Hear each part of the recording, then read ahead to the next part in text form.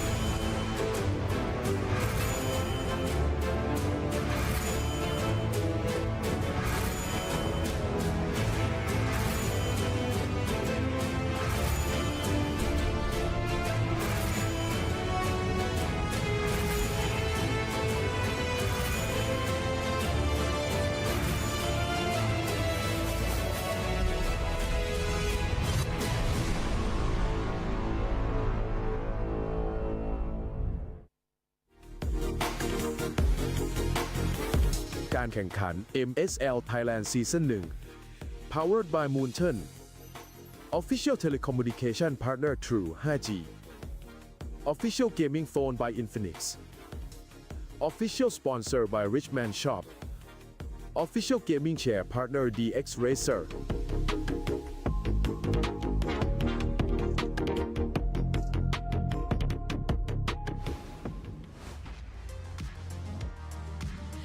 สวัสดีค่ะ ยินดีต้อนรับเข้าสู่การแข่งขัน Mobile Legends รายการ MSL Thailand Season 1 ค่ะ Welcome to Mobile Legends MSL Thailand Season 1 Assalamualaikum Tuan-tuan dan puan-puan Selamat datang ke MSL Thailand Season 1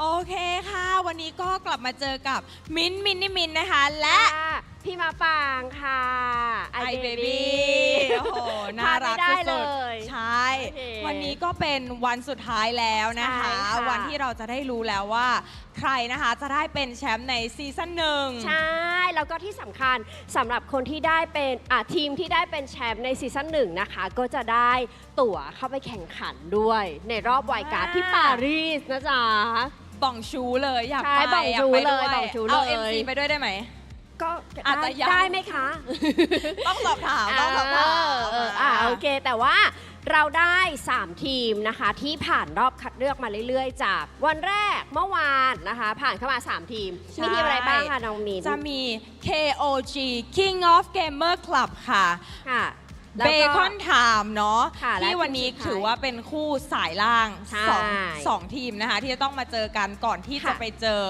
ACT ใช่ Esport Club นะคะ ที่ตอนนี้เนี่ยรออยู่แล้วนะคะในแกรนด์ไฟนอล ใช่แล้วนะคะสำหรับคู่แรกในการแข่งขันในวันนี้นะคะ ก็เป็นการพบกันของ King of Gamer Clubs ค่ะ พบกับ Bacon Time สำหรับทีมที่แพ้ก็คือการันตีว่าเป็นที่ 3 อัตโนมัติ ใช่อัตโนมัติเลย ส่วนทีมที่ชนะนะคะก็เข้าสู่รอบแกรนด์ไฟนอลนะคะไปเจอกับ ACT นั่นเอง ใช่แล้วค่ะก็คือที่1เนาะอย่างที่บอกไปก็ พูด จะ ถึ ได้ ง ไป รางวัลกันบ้าง ได้ค่ะ รางวัลที่จะได้เนาะที่ 1 ก็คือจะได้ไป MSC 2026 นะคะ รอบ ค่ะ ไวการ์ดที่ปารีสนะคะฝรั่งเศส ใช่แล้วนะคะ ส่วนที่ 2 นะคะก็จะได้ไปทำการแข่งขันต่อค่ะในรายการ MCCM ซีซั่นที่ 7 นั่นเองอุ้ยซีซั่นที่ 7 แล้วมา 7 ปีแล้วนะคะน้องมิน เยอะมากเลยนะ แบบยาวนานอยู่กันมาอย่างยาวนาน ของเรา จๆ เพิ่งจะซีซั่นหนึ่งแต่ว่าทุกทีมคือทำผลงานให้ได้ลุ้นระทึก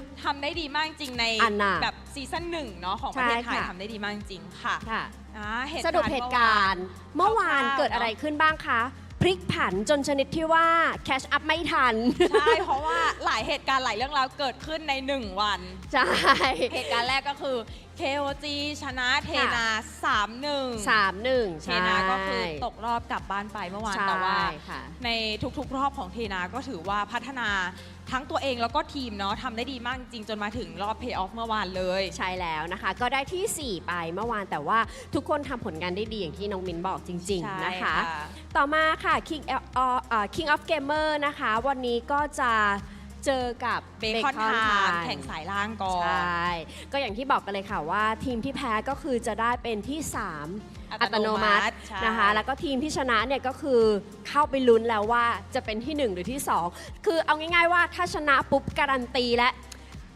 ต้องมีทีมใดทีมหนึ่งได้ไปปารีสกับทีมใดทีมหนึ่งเนี่ยได้ไปแข่งต่อใน MCCM ซีซั่น7 ใช่แล้ว ใช่ค่ะ ก็น่าจะอยากดูแข่งแล้วล่ะจริง ๆ แล้วเนาะเพราะว่า ใช่ ตอนนี้เนี่ยคนก็เริ่มเข้ามาเรื่อย ๆ แล้วเนาะ ใช่ ข้าง อุ๊ย ป ด้านหน้าคนเยอะเลยน้องมิน ค ด้านหน้า เยอะ เขามีกิจกรรม มีกิจกรรมถ้าใครมานะคะ ก็คือสามารถ ค่ะ มาเล่น 5v5 เพื่อเอา ใช่ โค้ดได้ด้วยแล้วก็มีอะไรนะคะพี่ปางแบบเป็น กระดาษ เป็นกระดาษเป็นเขาเรียกว่าการ์ดกำลังใจ ใช่แล้ว ก็คือเขียนการ์ดกำลังใจนะคะ แล้วก็สามารถนำการ์ดกำลังใจเนี่ยมาโชว์มาชูในฮอลล์ได้ แล้วก็ข้างในนะคะก็มีบูธกิจกรรมเนาะจากพาร์ทเนอร์ของเรานะคะ ใช่ ก็สามารถ ค่ะ มาร่วมเล่นกิจกรรมเอาของรางวัลของแจกได้เนาะ ใช่แล้วนะคะ ใครที่กำลังเดินทางมาตอนนี้ดูไลฟ์อยู่นะคะ ใกล้จะถึงแล้วใช่ไหมคะ ใช่ไหม ใกล้แล้วใกล้แล้วเพราะว่า มี เดิน บอก ทาง ทาง สะดวก โปรเจกต์ใช่นะคะ ก็คือสามารถตรงมาที่ BCC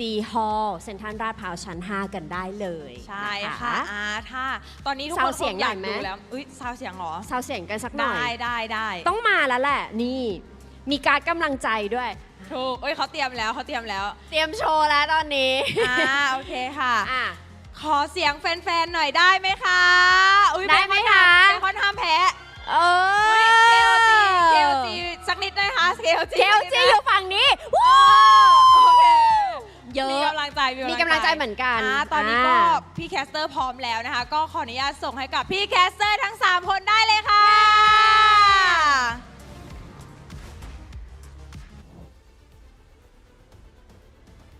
Lovely Minimint and of course the charming iBaby. At your service, my name is Leo here with Mirko, and we'll be at your service calling both the lower bracket finals and the grand finals in the last day of MSL Thailand Season 1. Dude, it's a pleasure. It's an honor being here, man, for the inaugural season playoffs, mind you, and the first ever lower bracket finals and grand finals in MSL Thailand history. Again, they said it, Leo, stakes are as high as ever. EWC is all the way in Paris. Everybody wants to go there, even the teams in Indo, the teams in the Philippines, everywhere in the world. You can feel the hype. I did not know you spoke Thai, but you know what? I'm learning a little bit about you every day. And they also mentioned that He also mentioned that the winner of, the grand finalists, whoever's there, is at least guaranteed to go to Paris or to compete in MCCM Season 7. So regardless, it's international experience, and who'd have thought that who would be sitting on top of the food chain this early on? A qualifiers team in ACT. They'll be in action later on tonight, but for now, we have a best of 5 between two of the teams who everyone thought would be in the grand finals automatically. KOG and Bacon Time, but only one moves on. Hey, that's just the style right now, you know? The open qualifier team, we got ACT. Dude, I have had my eyes on them for as long as I've heard of the MSL Thailand series, right? I got the pleasure of casting the first week of MSL Thailand. Unfortunately, after that, I just had to sit and watch as a viewer. But ACT have always just been impressive, man. Every single time they play, it was very surprising to me, especially Leo, because after seeing so many of the global regions, even casting MSL Myanmar, there's definitely a gap that you see from the major regions into, you know, some of the MSL regions. But for ACT, they've learned through maybe watching their own VODs, maybe through, you know, figuring it out themselves, experimenting within themselves. But they have such a high level of play for a region that's in its first season. Well, it's not like they just figured it out on their own. They have had interactions with the best of the best. They traveled to the Philippines in late 2025. They have been scrimming with teams internationally. Again, to play like the best, you gotta be with the best. And ACT right now are the best team in MSL Thailand. That is undoubtedly true. Despite KOG's dominant run, undefeated in the regular season, they are floundering now in the lower brackets. One last chance to make it through alongside Bacon Time, who has been such a wild card. Did you see yesterday's matches? Did you expect Matilda and Estes to come back? Hey, I did not expect it to come back, Leo. I'll be honest with you again. I mean, we've heard kind of like, I think many analysts here and there talk about, okay, we're in like a crazy initiation meta. Maybe some of these healers can come back into the meta, but it really feels like opening up the map, getting vision, getting someone that can screen around with mobility, with, you know, tankiness, so that he can actually just walk up and check these bushes, takes prio over these healers. But hey, somehow they're able to make it work. Utility jungles are coming back as well, so maybe that's the way. That's the signature, I would say, playstyle for Spider Miles as well. So going back to comfort instead of playing through meta, forcing the team to play meta, that's always been, I think, a lot of the weaknesses for teams coming into the playoffs, right? Rely on your strengths and leave the weaknesses out the door. Because right now, there's no space for any weaknesses, man. It's a best of 5. We've seen many best of 7s in the lower brackets, a little bit more forgiving.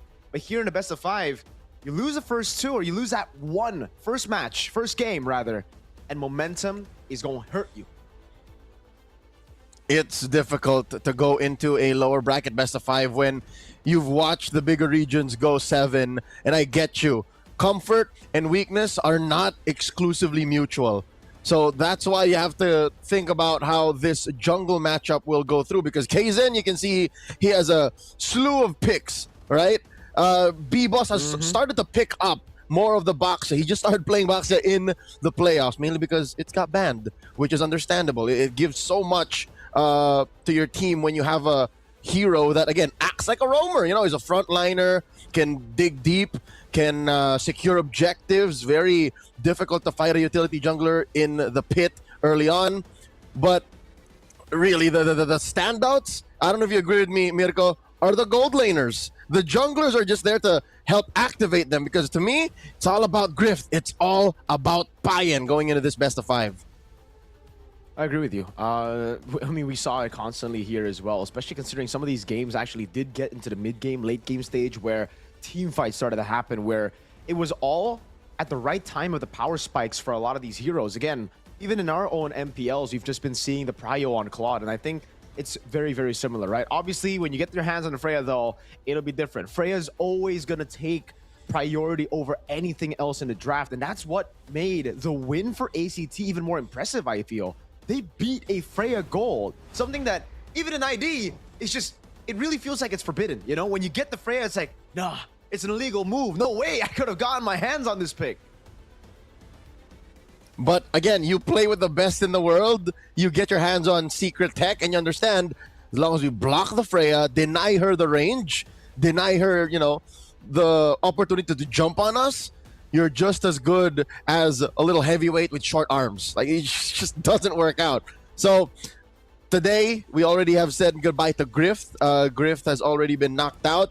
It starts out with a battle between Guns and Payen, and then you got Floqueo just waiting. Floqueo is an amazing athlete, 4 regular season MVPs, 2 playoffs MVPs already. That's why I believe it's all about the gold laners, whoever can take advantage of that. And even against ACT, you mentioned, sure, get your hands on the Freya. We don't care. Here, though, in the original matchup we're starting out with, KOG versus Bacon Time, I think it's the Harith.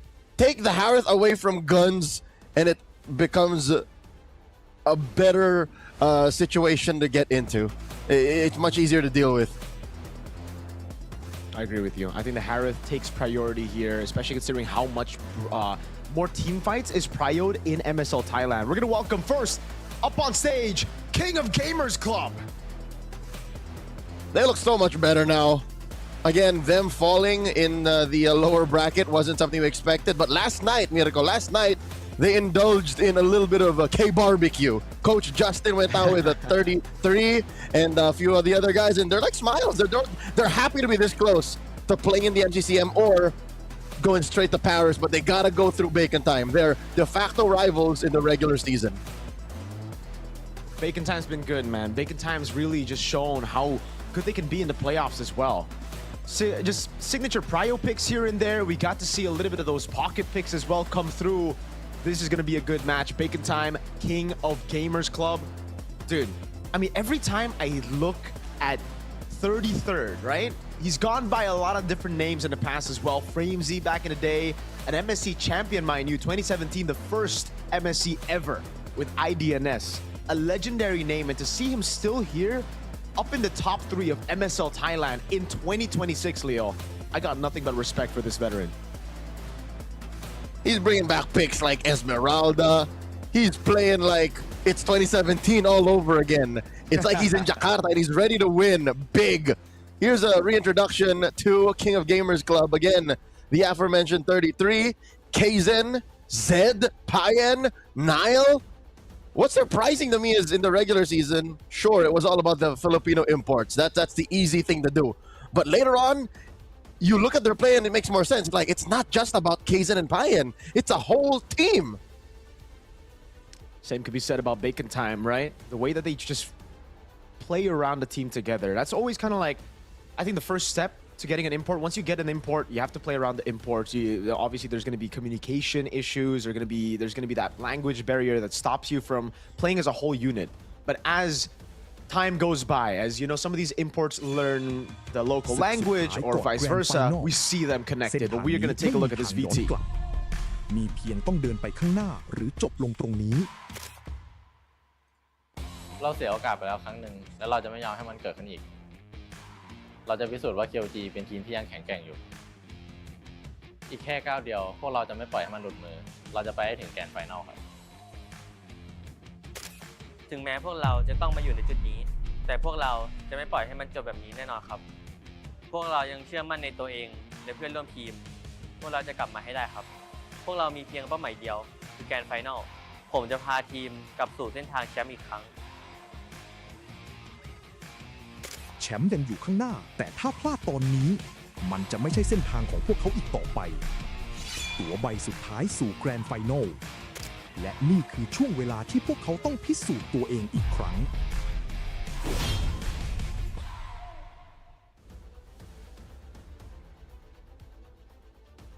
Let's take a look at the head-to-head for KOG and Bacon Time.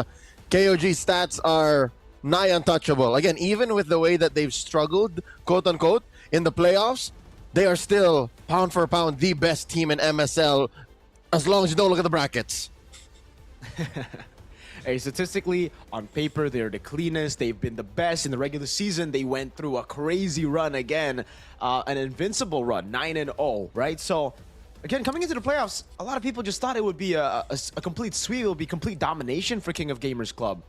But as, you know, reality unfolded. It is a lot of times weirder than fiction. An open qualifier team stands in the grand finals, and Bacon Time have a chance now at getting yet another upset against King of Gamers Club. You can't make this up, Mirko. You can't make it up. The fact that a lot of our even talents in Thailand, they would know best. They would know best. Did not expect for this to be the reality we live in. In that little video, Zed from KOG mentioned, we lost already once. We are going to prove that KOG is the strongest. This is not the end of the road. We will make it to the grand finals. A statement, a message sent, not just to their opponents, but to the MSL Thailand community and the world as a whole. Shout outs to Facepalm for helping with the translations of that VT. Going into the map draw, let's see where we play the first game. It's Dangerous Grass. What a way to set the momentum. Hey, this is a map that's just, dude, I don't know about Bacon Time here, but I think I'm going to have to lean towards KOG just with their playstyle, right? They're really clean with it. They love going for those ambushes a little bit more, team fights as well, and that's why we can already see Bacon Time take the Guinevere out of play on Dangerous Grass, man. You don't want to have those ambush heroes ready for KOG. And it's weird to see the Freya ban on blue rather than red, but as you said, we are going to be seeing more of those marksmen, more of those even, you know, mages, technically the Harith, the traditional gold laners over the fighter golds here in this specific matchup. I think Coach Justin has just accepted the fact that, hey, it's either we deal with the Freya or we coin flip our way to fighting it, and they choose not to. And again, you mentioned how MSL Thailand is a very fighty-centric server. That's why the Valier is always such a prio ban. Even with Memarks out of the picture, even with Lord Guns out of the picture, Valier is still a strong hero when you just think of how often fights happen in MSL Thailand. The Baksha ban as well. Again, Bacon Time, they have been utilizing those utility junglers. I guess it's both ways here. The Akai in the first phase is definitely a weird one for me, man. But that's crazy. Again, once we get into the lower bracket finals, you want to throw ego out the door, right? The usual meta bans, you don't expect it anymore. You just expect respect. That's what you expect here. Bacon Time are going into this fully respecting KOG, but also doing so that they open up a lot of picks as they are on red side. We've been seeing, you know, this debate as well in Indonesia. Which is better, blue or red? Do you want to just secure that one broken pick? Or do you want to let everything go and just get the better trade with two? The Juicing gets left open, KOG pick it up, and now there's so much on the board. This is dangerous.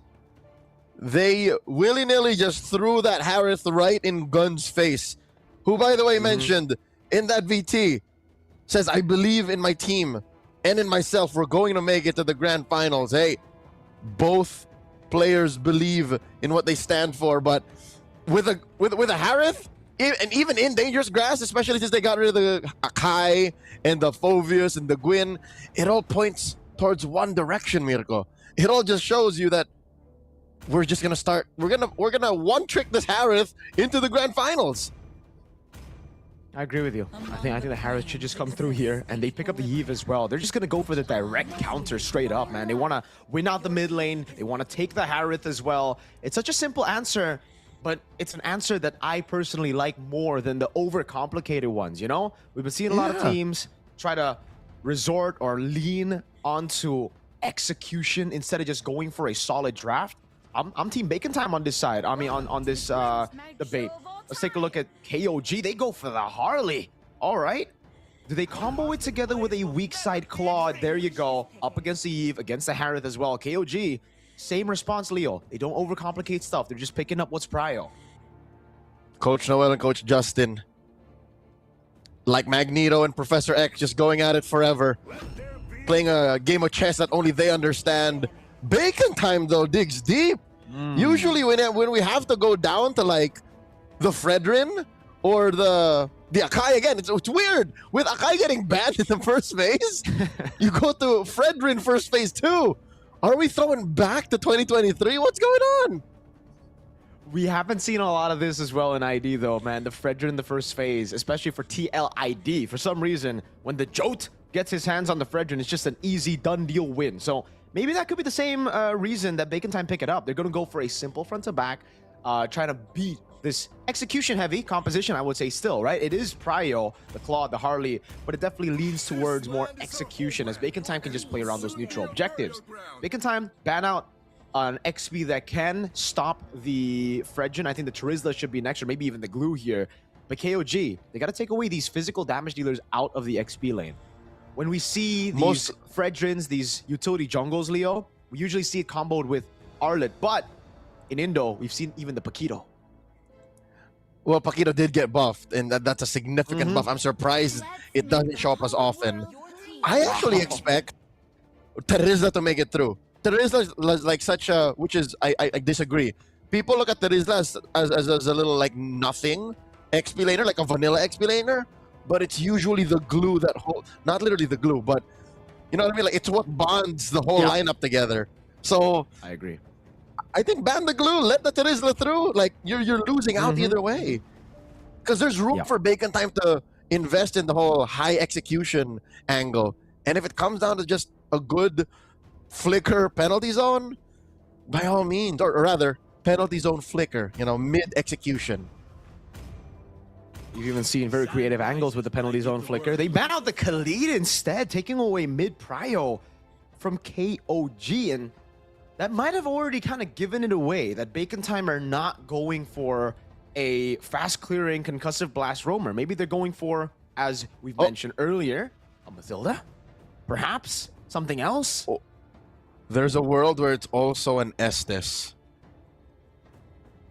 I think they can, since they did the combo of utility jungler Eve.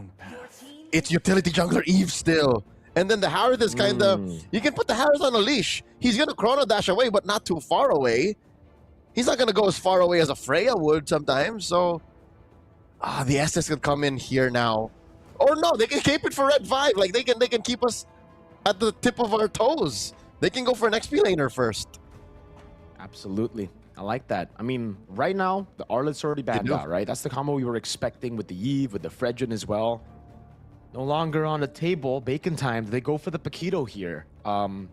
Usually in Indo, we still see it Red 5. Again, we did see those buffs, but teams are still not comfortable picking it up Red 4. They want to still save for something else, or they would want to save the Paquito for the last pick. So if they do want to save it, they go for a traditional XP laner. Oh, damage. I guess the Benedetta comes through for Bacon Time. Kang feeling it in this lower bracket final. And it's, as you mentioned, as you predicted, Mr. Mystic Leo, I think we're going to see the Estes. I think we're going to see at least a healer, right? If it's not the Estes, it's a healer. And hey, shout outs to Blacklist International, that prime era. This really just looks like that kind of composition, you know? Oheb on the Haji on the, Oheb on the Harith, Haji on the Eve. Yes. From break the code to bake the code. Oh, let's see. KOG got 2 more picks here, a roamer and an XP laner. They need some peel. They need 2 solid ones. Do they go for a revitalized roamer? That sounds like a good idea to me. Yeah, but Hylos are got the catch. I think just go for the Hylos here, right? And the Esmeralda. Okay. They got 4 out of the 5 picks they started off with yesterday against Tenacity. So they won that. And again, jaws were ajar when 33rd brought back the Esmeralda, but I guess it answers the Eve and the Harith. But still, when you put an Estes into the formula, kind of gets wonky. There it is! Oh!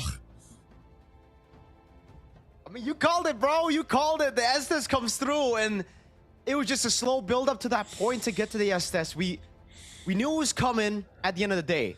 KOG, I feel, knew it was coming as well. That's why they banned out the Flora, and something that could have been a bit more troublesome.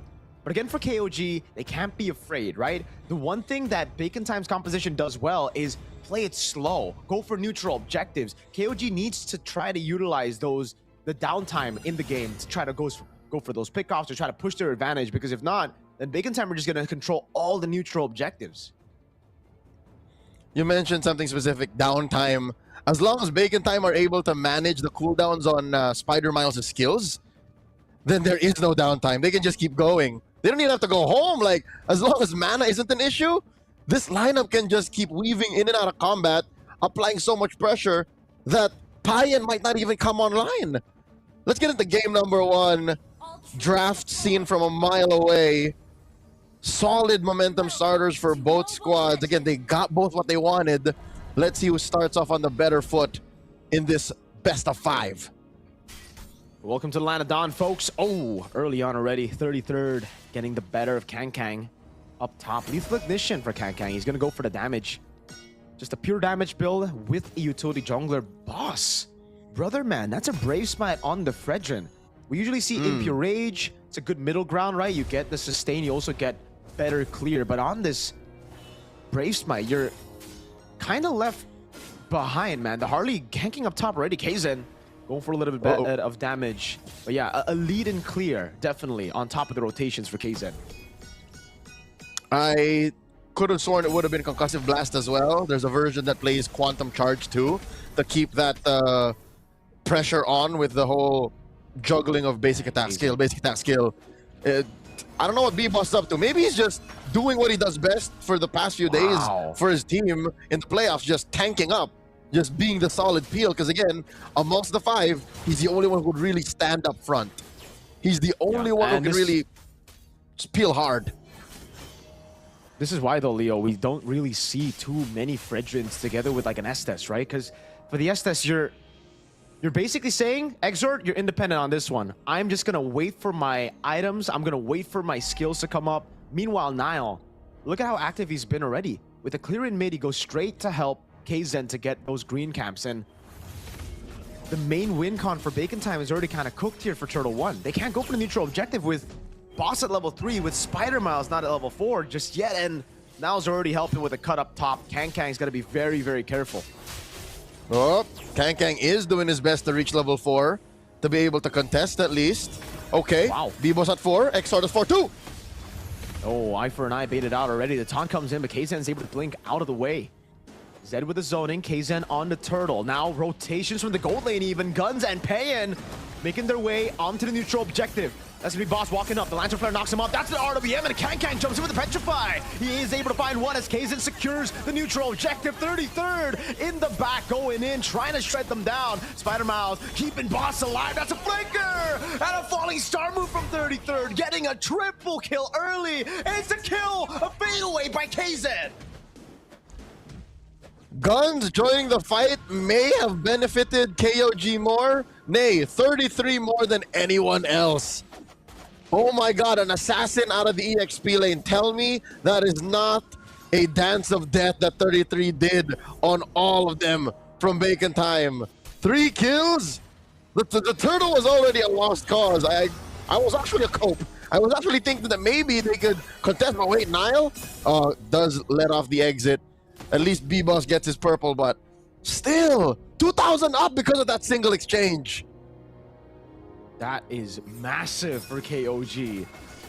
Kaizen walks up, Deadly Magic, not enough to kill him. Spider Miles able to get him back to full HP, but as you mentioned, Leo, dude, it really comes down to KOG being more creative with it, right? Having tempo as well. They rotate to the neutral objective first. They don't let Bacon Time hold. 33 up top. It's got to be careful on the Esmeralda. No flicker. Boss walks up, and at the end of the day, they're just wasting these rotations. Another thing about the Ube, the Fredrin on the Brave Smite, his clear is abysmal. So if you don't get Turtle 1, KOG has a chance to just snowball out of control through farm, and that takes away the comeback potential of Bacon Time. If there are no bounties, Leo, luckily now there is a bounty on one of the frontliners, but if there is no bounty on everyone else, comebacks get a little tough.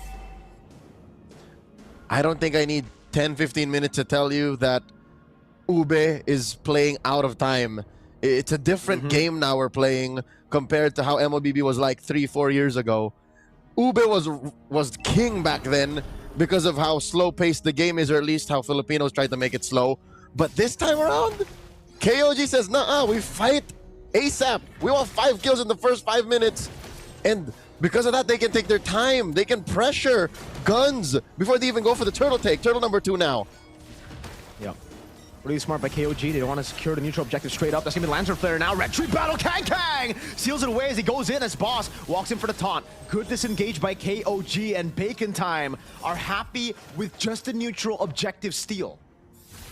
Kang that retry battle wasn't won by a jungler, it was won by an XP laner. Okay, if 33 is all about them kills, Kang is all about cutting right through, breaking the formation, and denying takes. Well, that's a two-step plan, actually. The way that was so excellent for Kang is he pressured Kaizen, hence why he can't sit in the pit, and then he then sat and changed targets. Like that's amazing game IQ and instinct from Kang. So that XP lane isn't so dead after all. Maybe Bacon Time can now rotate down bottom. They can start the pressure now Payan.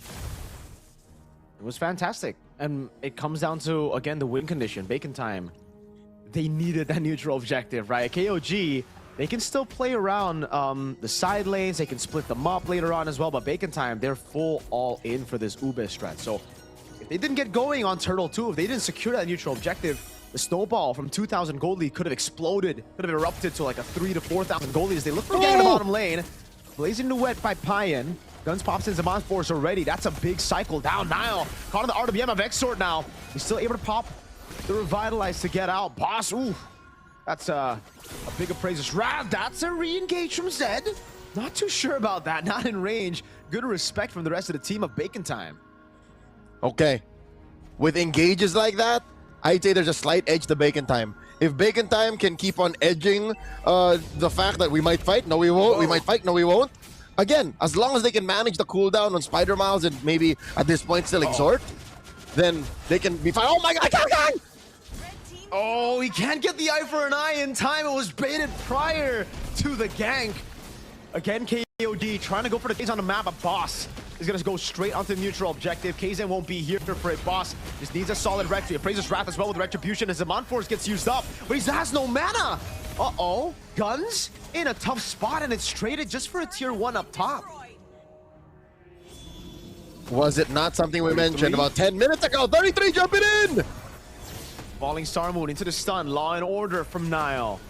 But Bacon Time's got too much healing for them to just burst down. Meanwhile, Kang, he just got back and he's bullied again by the Magic Boy. Okay. Besides cooldowns, mana is something Bacon Time needs. Unmasked to be able to proceed. B-Boss, 2v1! Yeah. This ain't gonna end well for any of them. They should just get back. Don't force it. So far, again, I think even with 3k down, I think Bacon Time's comeback is still a very possibility. Looking at KOG, their only real source of scaling is on Payan.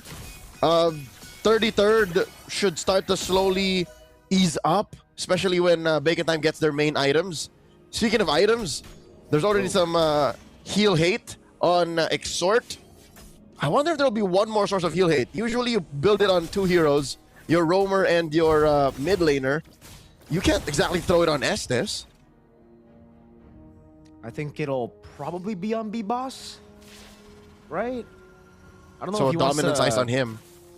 Yeah, or you just rely on Exhort. Whoa! Dang, that damage! Kang actually trying to dash in forward there.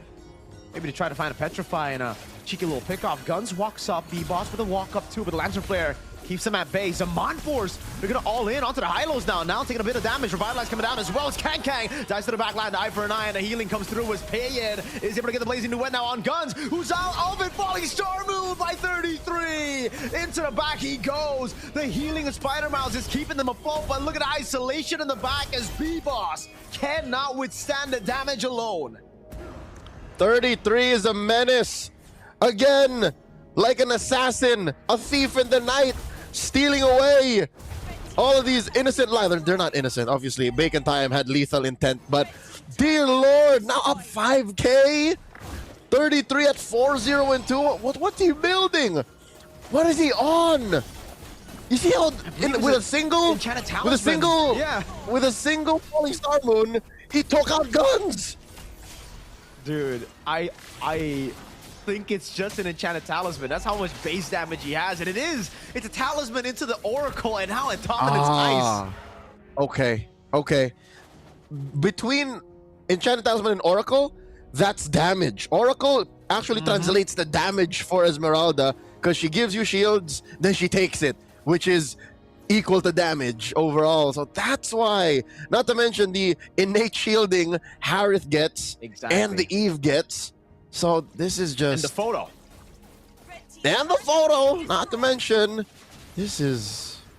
Oh my God. Yeah. They're already up to Really? tier 3. Bottom is gonna pop. There's no way KOG lets this go. They're up to 8K. It's an amazing, amazing pick for KOG, man. That Esmeralda, it plays into everything. Again, like you said, the Harith, the Eve, the built-in photo as well now. Holy Shield in the bottom lane and the mid lane popped as well. The Lord is going to come in and it's dead already, but it got a charge. And KOG are happy with it. They're not going to try to go for too much. They know that Bacon Time still have a very, very good hold inside of their base. So now it's all about suffocating them inside of that base, right? Pain will continuously scale. He'll take all of the jungles. Jungle creeps invade, and this will all be denied off of Bacon Time, who already had to share gold as they have to group up together. Now they're going to be even further behind. This is what the pros call Hunger Games. They are literally just denying them the nutrients, the gold and EXP that they so desperately need. Oh, this is brutal. Payan, don't pretend, Payan. Oh, wow, he's even going to take the baby. Oh, usually you just leave that so it doesn't spawn, but every bit counts to deny. Hey, may the odds be ever in your favor. They don't even want the whole not respawning thing. If it doesn't respawn, they're denying themselves of extra resources. At this point, Bacon Time's jungle belongs to KOG. There's no reason for Bacon Time to walk up. If they do, they're dead. They have conquered it. The king of gamers have conquered your jungle. 30 seconds till the Lord spawns lower quarter. At this point, everywhere outside your base is no man's land for Bacon Time. They have nowhere near enough items to fight back. That's a 2,700 gold lead on KZ, brother. Nothing. Okay, here's why it's bad, but also it's understandable. You're a utility jungler. Your items are just significantly cheaper, but still, you don't want to be soft. Miles will not always be there for you. Oh, B-Boss engages. Wait a second. RWM as well. Oh my goodness. KZ almost with a bad play, a blunder. Walks up, tries to deal damage to B-Boss. I know of the gold lead there, but now, whoa, it's given the chance to Bacon Time to actually walk up. No revitalize on Nile. KZ's still on it. He's still able to get it down. Luckily, Zed puts the Lantern Flare on him. With a Blazing Duet in the back line, but look at the healing. Blessing the Moon Goddess, and a big burst through with a Petrifier and a final blow. Now 33 in the back line, holding 4 members at bay. B-Boss trying to survive as the Monforce gets placed down again, and Bacon Time have found a second win. KZ looking for the flank again, has to blink away. B-Boss on now with a taunt. Now KZ walks up and it gets caught by the Void Blast. And I think this Lord will be for nothing. I think Bacon Time can just clear it out. It happened. At 13 minutes, it happened. Bacon Time are not able to bait out forced engages. 33 is no longer the final boss that he was in the first 12 minutes of the game. Bacon Time may have figured out how to tango with 33 here.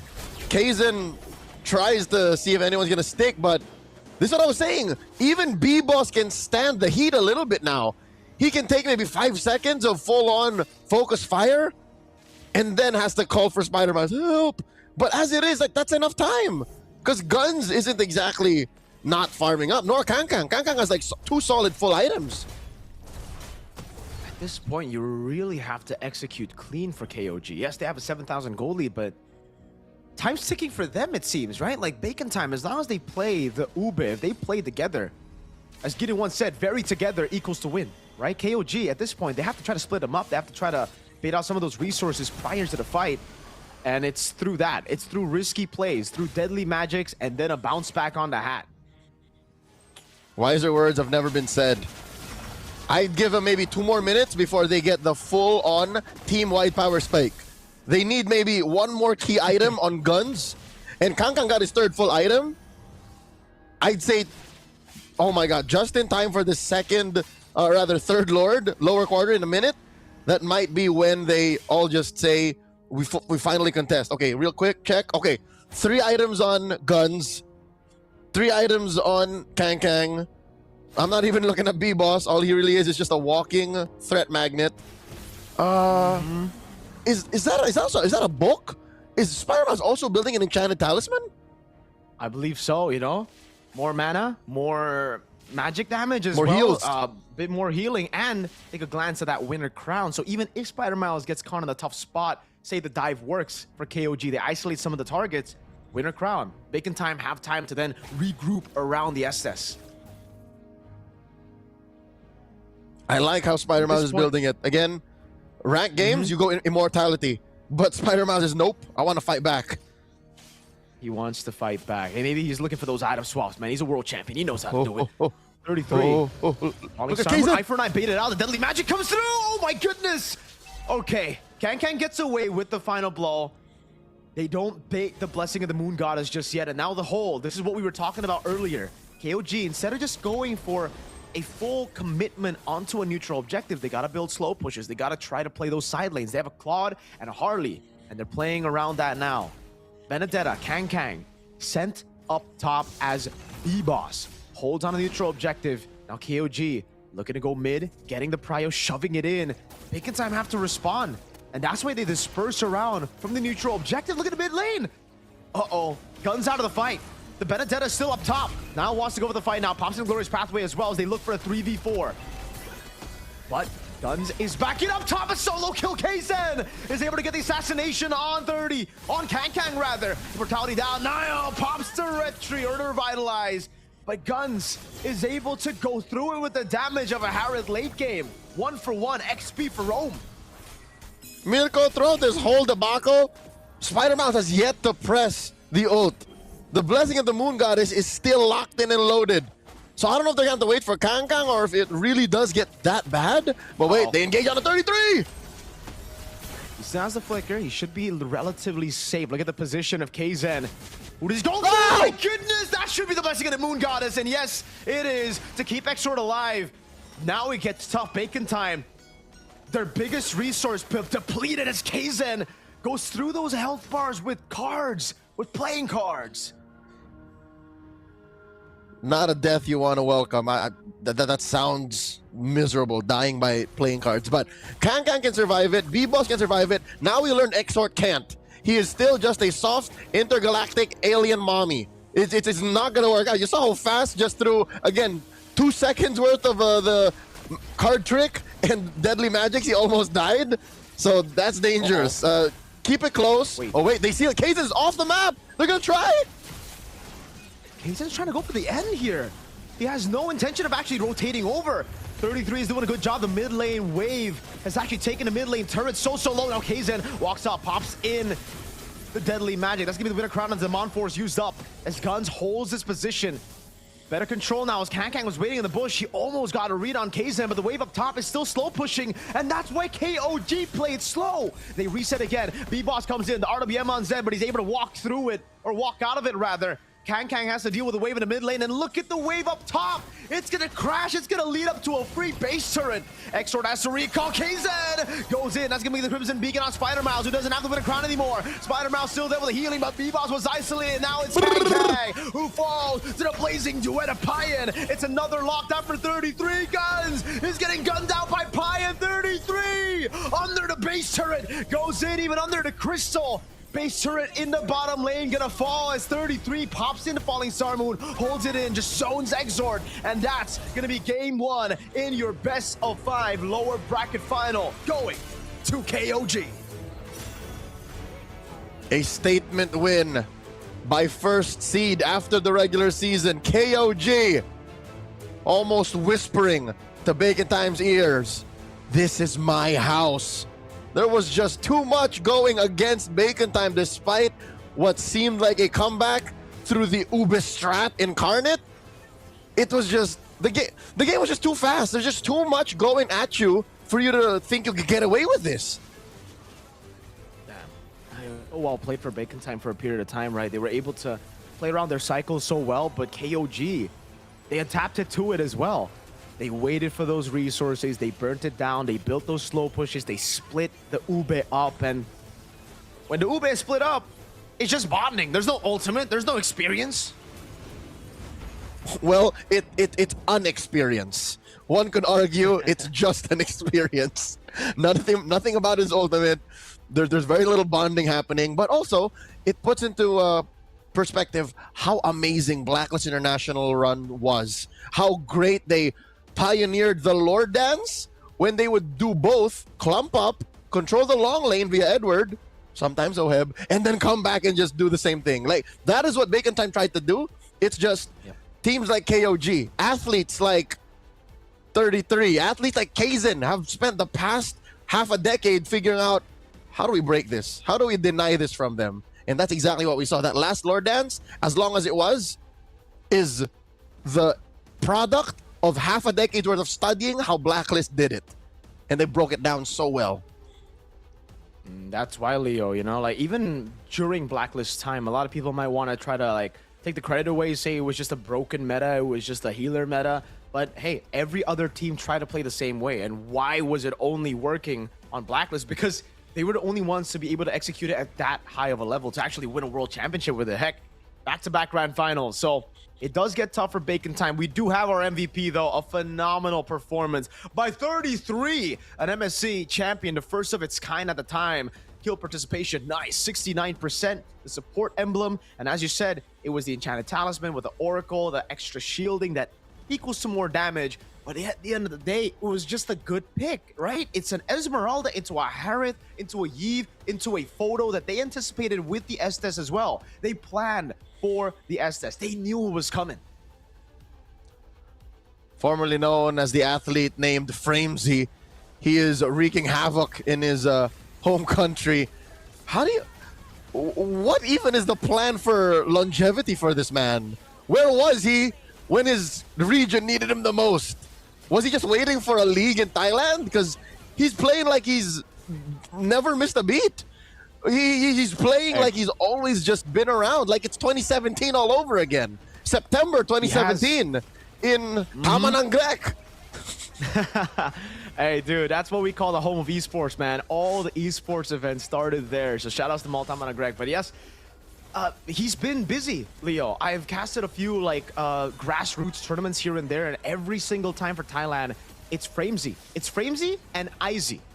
Izzy of Buriram, who's always just been there together. They've been there together. So I was very surprised with the first season of MSL Thailand, seeing 33 and Izzy go their separate ways. But obviously, that's just the way esports are, man. You know, sometimes teams want just one or the other.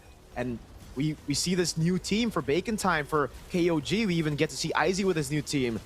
And that's why it doesn't really look like 33 is taking a step back. He's never taken a step back. Even through the tough times of Thailand and MLBB esports, he stuck through with it. He's committed. And now we see that commitment pay off. He's back in the spotlight. And he is steps away, games away from flying out to either Paris or representing Thailand in a chance to go to Paris in MCCM Season 7. Let's take a look at the stats here. Again, 13-5 in just about under 20 minutes. And here's, again, a reminder of how the olden days were. 19 minutes is just about the average in the age of Ube. Those were long games. So this ending here is just a statement from KG saying we're long past those days of 25-minute bouts. Man. And that's why I love the high-lows, you know. Such a good way to deal with everything the Bacon Time are doing, right? I mean, the Estes needs to use those resources, needs to... his whole kit is healing. For Niall, it's just a battle spell. So he has so many more ways to deal with it, right? Like, initially, when Bacon Time tried to engage on him, all he needs to do is walk away, press the Law and Order. If that's not enough, the Glorious Pathway. And then there's that re-engage potential. There's obviously how tanky you are, the DOT in the early game as well to get Prio to open up the map that led to Kaizen to get a lead early on. And again, that's why we don't see too many healers nowadays. It's all about building the small leads from the start all the way to the late game, right? It's no longer just about that one, okay, neutral objective. We only play for the big boys. Now it's about the individual gaps that you have. And yes, on a utility jungle, the individual gap isn't as big as per se like an assassin versus assassin, but it still hurts a lot when you aren't able to out-retro your opponents on a utility jungle. When you're 3 levels down, 4 levels down, even on a Fredgen with skill 1 Retri, the Harley can still win out in those battles. And at the end of the day, they needed to still execute it perfectly, Leo, for it to work. They needed the Benedetta to be able to get a Petrify, a clean one, on towards Kaizen in one of those big fights to steal the Lord.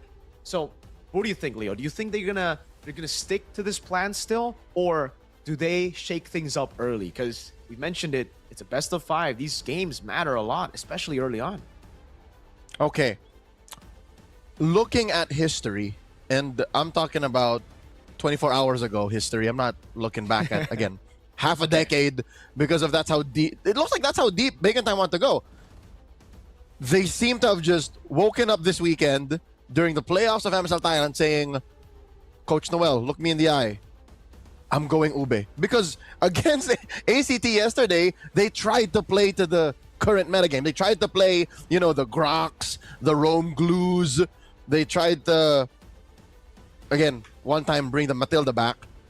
And it seems like either way, it's a coin flip, but they look more comfortable and confident with Ube. So, I'd say play what you planned for. Don't play to whatever KOG is forcing you to do. If you decided this weekend that we're going to go and play and win MSL Thailand with Ube, then just force Ube into the wall until it works.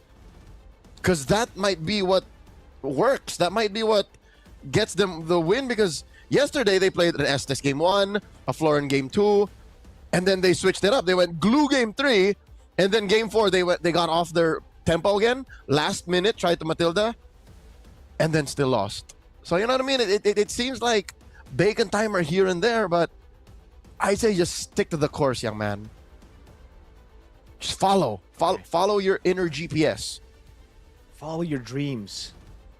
Make your dreams come true. You can fly with this kind of composition, and hopefully they do, you know? Maybe they get a flying hero, man. Maybe they get that in. Matilda comes in mind when you want to get movements around the map. I think the one thing that they lack when they have the Estes, and that's why I call it Matilda, is that rotation power. Dude, the Harley was rotating everywhere with the high-lows, the Juicin as well.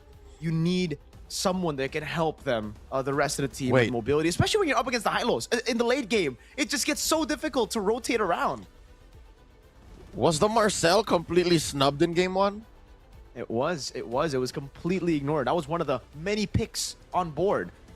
And that's the thing, Leo. Okay. Sometimes do you want to pick it up? In perspective, Marcel is kind of like the hybrid of a crowd control enchanter roamer. He provides shields. Sure. He stops fights, and then he runs through dudes, stuns them here and there, freezes them. But again, we're not sure if that's something Bacon Time put a lot of reps in, because again, you can also expect that it'll get banned, which it often is in the bigger regions. So, yeah, I agree with you.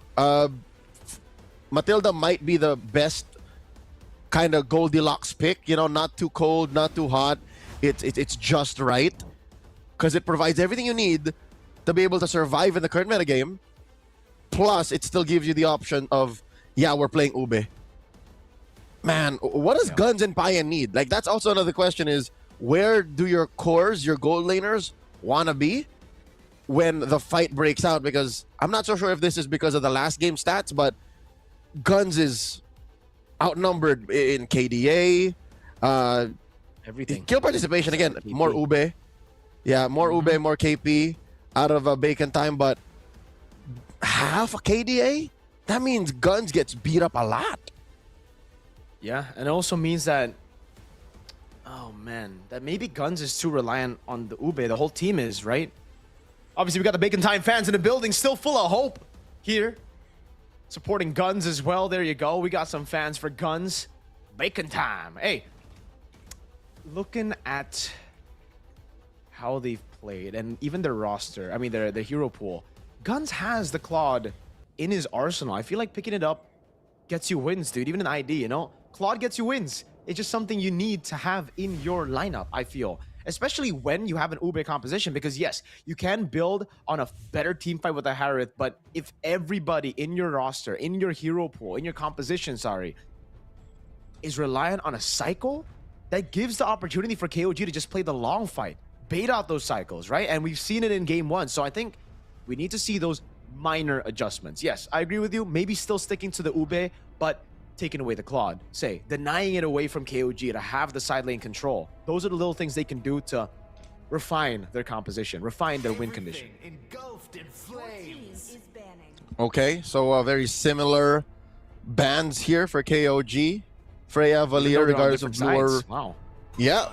Yep. Again, mirrored. Still mirrored. Still, it's like they just switched sides. Because again, that is KOG here on the red. Second pick, 2-pick swing. While Bacon Time, Jambabi are going for the first. I would not be weirded out if they just go Harith first pick 2. I need to see the Claude, Leo, for me to like nod in approval of a first pick. I need to see a Claude at this point, right? I mean, so Claude 1, let's see what like KOG Liquid? Yeah, I think Claude 1.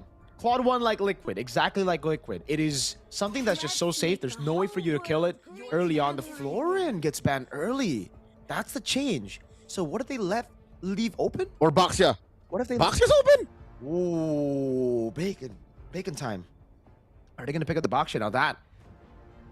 That's the big question. I think for Bacon Time, they gotta play the Claude first. Still, I prefer the Claude first. The Baxia or Fredgen, it can come later. You don't want to show and reveal your cards early, especially not to KOG on red, because they can pick up the glue later on and really just stop this utility jungle comp from working. Claude might be the right call, but the Bacon Time call might be Baxia. That is a newfound comfort for B-Boss, and there it is. The B-Boss, Baxia Boss. Man, I'm not a fan of that, man. Man. Oh, they steal the Harith and they pick up the Juicin. Man. Okay. All right, that's a Harith. It's their turn to go weak side Claude.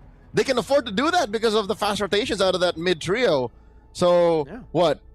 Pick a solid mid like what? Valentina, Claude, do we? I think it should be the Claude. It should be the Eve as well for Bacon Time. They're gonna play around Claude. it. Then later, yeah, Eve Claude. I think it's Eve Claude. The Claude's great against the Harith. The Eve is great against the Juicin. The thing is though, well, actually, you already have a Baxia built-in anti-regen to deal with the Juicin and the Harith sustain, so it's all good, right? Yeah, I think those should just be the picks. And you're not as afraid of the Esmeralda anymore. Okay. Oh. So Hylos They are leaving the Ube out of the way, right? Okay. Like there's no, unless it's Hylos XP. This Hylos, Wow. this Hylos kind of makes me feel like that loss to 33 on the Esmeralda kind of stings. Because Hylos is like a good neutralizer to the Esmeralda in any case. But it's not going to happen anyways. 33 is going to be on a CC. They ban Kang's Benedetta. At this point, you start taking out, the other Revitalize Roamer? So you don't have a solid mid, yeah? Yeah, and KOG should ban the Arlet. They still need damage right now. Bacon Time lacking in damage. Or they might just get rid of the E first, right? KOG? Alright, so Bacon Time, I agree with you. Take away the Gata Kacha. It's a very, very good pick right now, considering it does look like it's going to be more physical on the side of Bacon Time. What else do they ban aside from that jungle? Jungle comes to mind. Marcel! There you go. Finally, we see it respected. Okay. So Eve here. Oh, no. There you go. Yeah. I I think like the Yarla- Arlet ban more. It's very difficult for the CC to lane against the Arlet as well. You know, a high skill ceiling, especially if Bacon Times Kang and get those crazy resets now- with the Hylos, with the Baxia. Do they ban the Gatot? If not the Yeah, Gatot, should be the what? Gatot. Khalid? Yeah, Klee is a pretty good ban as well. If they want to just take away the mid prio out of KOG, that could really guarantee mid prio over. Actually, this is a good Kalea game, is it not? For KOG. Oh, that's why Bacon Time leave the Gatot open so that they can react to it in case KOG goes for the Kalea Red 4. It's a risky game though.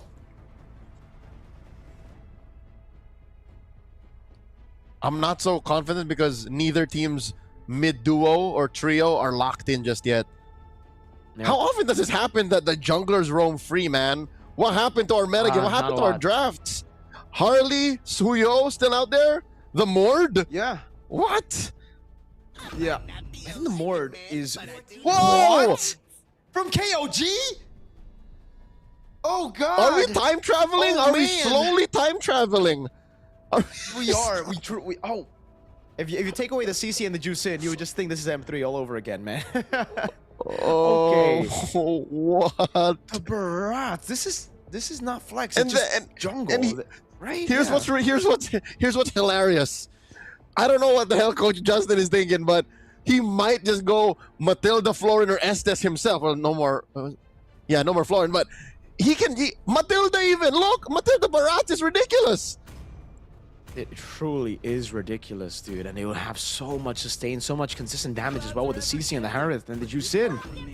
The Sora comes in with the Lilia. I like the Lilia. I like it a lot there. Up against the Barats, up against the CC. Even the Juice in the mid lane. If KOG don't go for fast clear, Spider-Mouse and Extra are gonna win this duo mid hard. Bring it in, Matthew Hilda. It's gotta be. Or Rafaela, because Barats ain't mobile enough. He needs a little bit of oomph. He needs a push. Okay. Give him wheels. I agree. I think it should just be the Matilda, man. They kind of put themselves in this spot. There's no way they go for just a Khalid or a traditional roam, right? I mean, I guess the Kalea is a good middle ground. You can initiate, you can also heal, but yeah, then the mobility on the map is just horrible. I think it is. I think they've kind of like picked themselves into a Matilda corner. Yeah. Always on the way. There it is. Oh my God. Matilda Barats in the big 2026, Leo. I mean, I had a lot of expectations for MSL Thailand, but this was not in my... at least it was for Bacon Time, not for KOG. This is like finding out that your spouse of 15 years is a spy. We did not cast 2 months of MSL Thailand to find out that in the playoffs, in the final day, we would go full Ube. What is going on? There's no pink-haired daughter to tell you that can read minds here. No telepathy. But hey, purifies for Harith and for Payan and Guns. Man, it's just... I'm still kind of... It's surreal. It's surreal to see. It's surreal. Still, though, the Lilia is so good in the early stages with the Matilda. I don't really think this mid is going to go well for KOG, dude. So that's one thing they're going to have to try to play around. Because there was very little examples of a metagame where Matilda and Zushin were together. So this is a duo that doesn't have many reps. Like, I can't tell you with confidence that this is a duo that has priority. So we'll see. Again, early rotations, you see KOG crossing over quick. So Nile is checking in, but he'll see that, oh, B-Boss swerved. B-Boss went the orange. Interesting. I think it's just pathing towards the Lethal Wanderer, the first one. Shield Unity already used up now, trying to go on Zed as able to land it now. Spider-Mouse with a stun as well as Exort. Puts down the damage, the Guiding Wind gets him back to safety, and as expected, mid-prio goes to the hands of Bacon Time with a free lethal pickup as well for B-Boss. Okay, I have a theory. Possibly the reason why KOG just said, you know what? Just for the SNGs, right? Just for the SNGs, we're gonna go Barats. It's broken walls. In the heyday of Barats, his mobility was always an issue. But wait, 33? Oh, he should be fine. All right. Okay, in the heyday of Barats, the walls were solid, but now he can kind of walk through them. Even Deathless Welcome through them. Okay. This is slow build. Nothing crazy. I think this is what we expected, though, with the healers. This is, oh, never mind. They're gonna go for the fight. Guiding Wind. No tap of the button for KZen. He just still plays it slow. I'm looking at the emblems again, and both of the utility jungles have gone for the concussive blast. They've gone for faster clear instead of looking for, again, the sustain that we saw earlier, Brave Smite, right? So, yeah, I think now it's just a big fight here. Oh, calm before the storm. This is a wiser choice. Again, as a utility jungler specialist myself, I prefer Quantum Charge or Concussive Blast. Not much of a Brave Smite user. Turtle at half health. Yep. Mount in the back, going for a KZen. Gonna be looking for the retreat. That's gonna be the Shifting Skies. Zetsuna's welcoming the retreat from KZen, but he's left all alone, and there's no Guiding Wind to save him this time around. 1 kill for Bacon Time, a turtle for KOG. So in a perfect world, Kaizen would have survived and he would have provided the extra damage, but this will lead to a steal like unlike any other in the early game. Oh my god, they take it. Yep, purple buff take, B-Boss able to get the shield unity. They're trying to body block and they do. What a Crimson Beacon and the Lantern Flare to throw him back. There you go. It's a kill over to Zed and just a purple buff take that was secured by Payan, right? Yes. So it went from great to good. At least it didn't go over to B-Boss. He gets punished bad. So it's still, I think, a massive win for KOG regardless. Dang. So this is just so good for Payan, man, in this lane against Guns. He was already kind of struggling, and with the purple buff, Payan can just spam those skills over and over again. So lead still, I'd say, in favor of KOG. The early kill onto the utility jungle was on the utility jungle. Like, it was B-Boss who got the kill. Meanwhile, the other kill for KOG went to the hands of Zed, who most probably will be going for the Sky Piercer this game. And more important now than ever, that is something that they have to do. We've seen maybe 1 in 5, 1 in 8 Zushins let go of the Sky Piercer, but here with a lineup like this that has only one real source of damage, the Harith, you need a Sky Piercer. So Zed has to build its stat. I'd say no later than 8 minutes. That's what they need if they want to be able to snowball with this kind of lineup in 2026. So please, please, I hope he starts buying those gloves now. He needs those gloves, man. It's getting cold out here in the broken walls.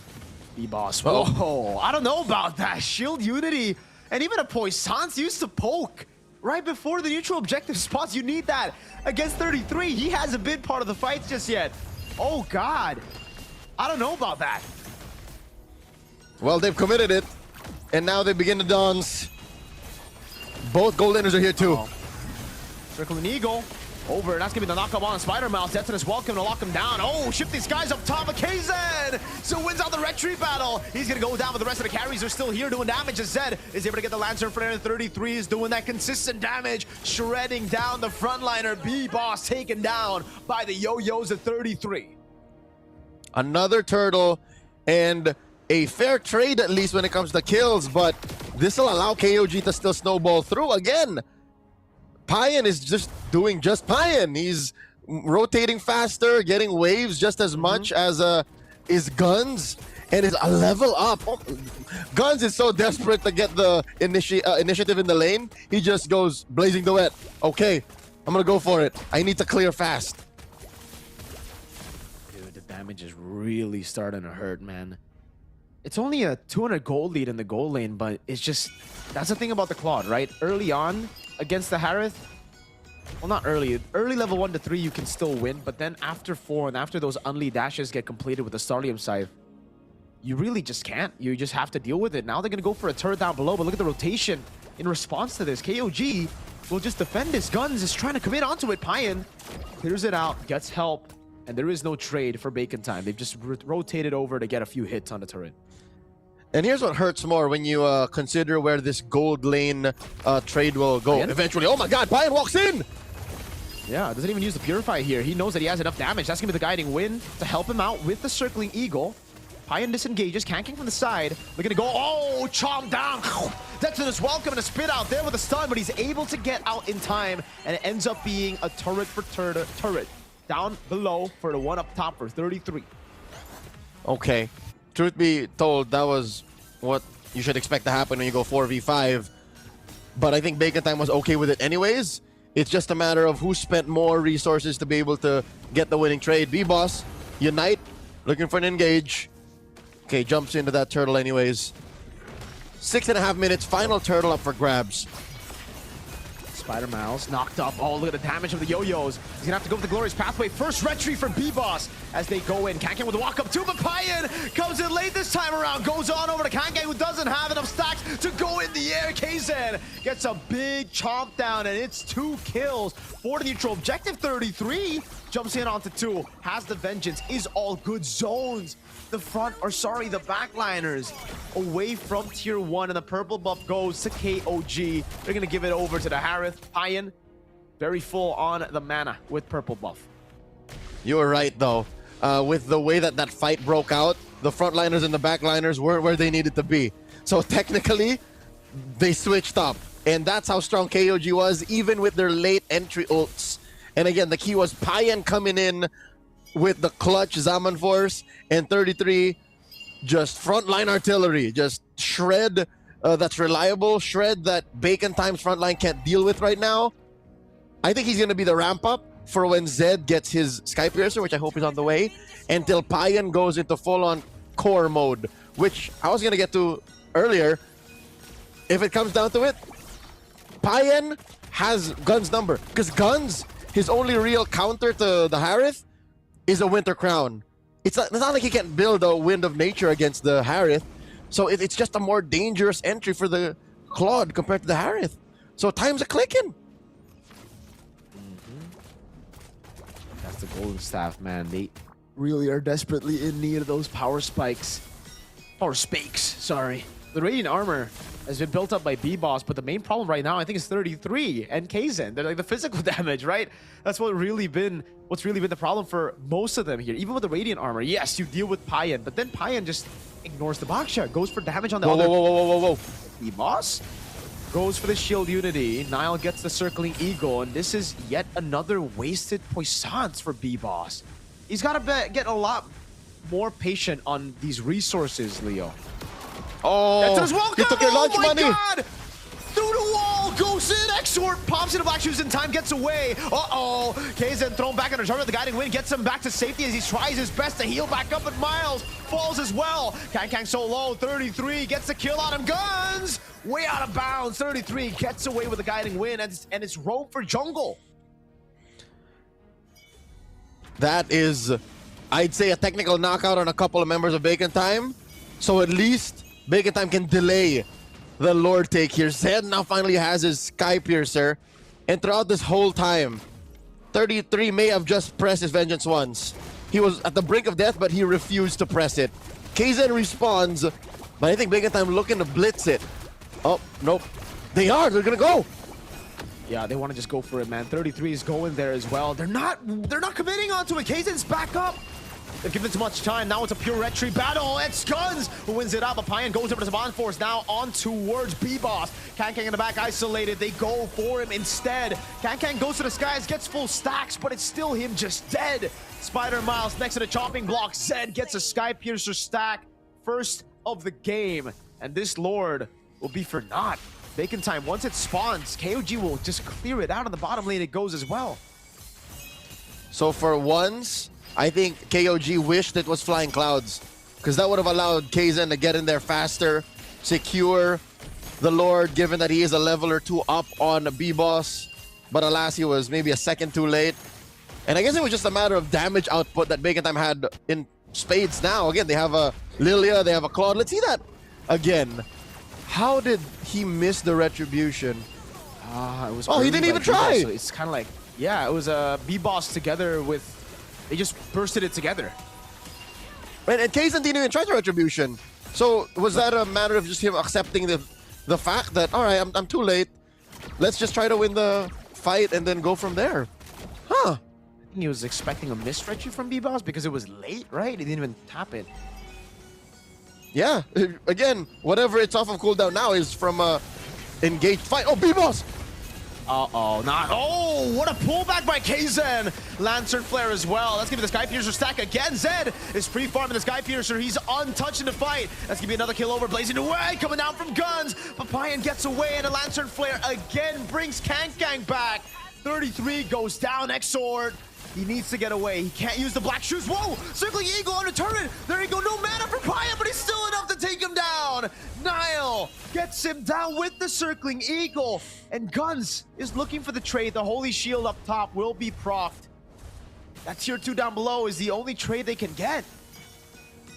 And it might not even pop, because that wave is going to deal with the minions. Nope.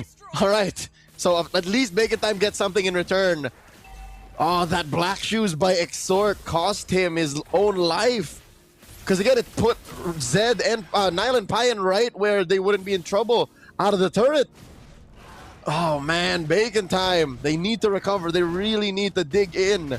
Yes, they got the Lord, but after an instant replay, KOG melted it quick. And KOG still have their tier 1s up top and in mid with a 3,000 gold lead. priority is still with KOG, and this is how you do an ube. They're ubeing better than the ube team out of MSL Thailand. This is clean by KOG, dude. It's just clean. Crazy heals, the way they play around the utility jungle as well in Bacon time. Oh, Maybe they're just so... Oh, items? gross. Malefic Roar. How often do you see a Malefic Roar on a CC? That's how ahead KOG is, or at least that's how much they want to end this soon. Oh, my lord. They try to go on a case and gets a big chomp down, and he's so tanky. They're using everything on him, and he's only just now feeling the heat. He goes down, but the resources have all been depleted. What Guns? Walks in with a blazing duet straight into the burst of the Chrono Dash. Spider Miles thrown back, and Zed gets his 30th Sky Piercer stack. Yes, you can get the jungle. They'll take 2 members down, and that's a free Lord without the jungler. All right. 30 is the number. Zed had 1 kill prior, building that Sky Piercer. And this is what I was saying. Again, even when it comes to the late game, count up all your power spikes. That Claude will still hurt, even with all the lifesteal you're getting from a Blazing Duet. The only answer to a Harith, an angry Harith at this point, is a Winter Crown. How far is Guns from that? And even that won't save him. It'll save him for 2 seconds. And then he has to go think of something else. I don't know. It's just so tough now. It's all on they him. have those power spikes. There you go to Winter Crown. But the thing is, KOG just have crazy healing. So even with the Blazing Duet, as long as the fight is an all-in, right? Like, I don't see a way for Bacon Time to win. Like, Bacon Time, they need to do what KOG did. Split them up, bait those resources, but they don't have a composition to do that. They have a composition to go and just play front to back. Guns can try to wait all he wants, but by the time he waits and, you know, he gets those resources down, a few of his members would have already died. Pine just going through these turrets like a hot knife through butter. It's counterproductive. If ever they wanted to split, it would be off of Guns, maybe off of B-Boss, but they're both needed in team fights. They're both who start and end fights, so they can't split it with them. It's a non-starter. Where's he going with this Detonus Welcome? Oh my lord, they burst B-Boss down to half HP. They're doing a good job with the waves as well, though. Wave in the bottom lane coming down, and the Lord up top as well at the same time. Gone. They get the turret, top's gone. And it seems like they want more. They don't want to just end the siege here. They're going to clear out mid, they're going to wait for that next wave, and then they're going to try their best to go in again. Maybe this time with a Detonus Welcome that lands. It is off of cooldown, so again, that is a mechanic of the ult. If you cancel it, its cooldown is significantly reduced. They will just continue to play the Hunger Games, and I think the safest route to victory is still a Lord in a minute. Same spot it spawns. They'll have to start pressuring long lane, which I can say KOG are built to do. They can do it off of 33. He's very chunky, he's very sustainable, and also deals a good amount of damage, so that means you have to send like 2-3 dudes to take him down, and then the rest of them can just start dancing. But also, Nile can pull 33 out of there. He can like run through the jungle, get him with a guiding winds, and then, you know, re-engage. The map just belongs to KOG. It's inevitable. It is. In-game equipment check again. Wow, that's a Legion sword. They feel like they are lacking damage, so Kang's gonna have to build even more damage, it seems. Is that a Malefic Roar? It has to be, right? Malefic Roar or Halberd. Which makes sense because, again, so many shields, so much healing. There's a photo on that Matilda. One Exactly. that's So, it. uh-oh, conceal. Again, they go on KZ, but that's not the right target, man. Every time you go on the utility jungle, it's just an auto lose. Exort gets picked up there, is able to pop in the black shoes, or rather he just flickers out of the way. A safer choice. And now, oh man, Lord's taking a half HP. Spider Miles tries to brute force it, but he gets shredded down. The Shifting Skies comes down, but that's his welcome is right there. Now it gets the chop down. Sky Piercer on immortality. Kang goes down. The shred's too much for them to handle. Zed is unstoppable. Pion's going through, and it's Zed who also secures a neutral objective. everything going right for KOG, and it's crumbling down for Bacon Time. Only Exort and Guns. He pops into BMI. He still gets shredded down, and that's a base turret that falls. KOG don't want to wait for the Lord. They want to go straight for the end. Match point for KOG. Undefeated in the regular season, dominant as anyone could be. One game away from the best of 7 in the grand finals. Bacon Time are running out of time. 2-0 so far. And they did it, Mirko. They did it with a lineup that you could have sworn was drafted by their opponents. Yikes. When your opponents play your draft better than you, that's a big question mark, Leo, right? Like, this is a very similar composition to that game 1 for Bacon Time. And at this point, Bacon Time tried to just all in on team fights again instead of playing towards those side lanes, trying to build it up.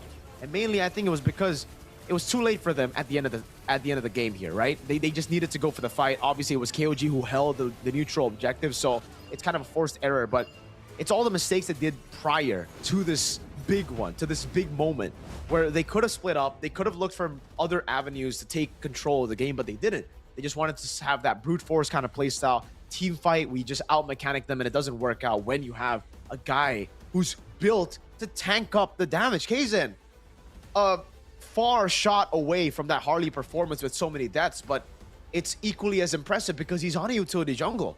That's his job. For a lot of people who have not been familiar with Kaizen before his debut and again, Renaissance run in MSL Thailand, he played amongst the greatest utility junglers that you could ever play with in MPLPH. So in his time, he's been on the receiving end of a Barats, an angry Barats. He's been on the receiving end of a Baxia, of a Fredrin. So he knows how this works through the, of course, leadership of Coach Justin, who is also a big fan of you know, that heyday of that kind of LBB. We should have seen this coming. It shouldn't come as a surprise. So there it is, our MVP, Payen.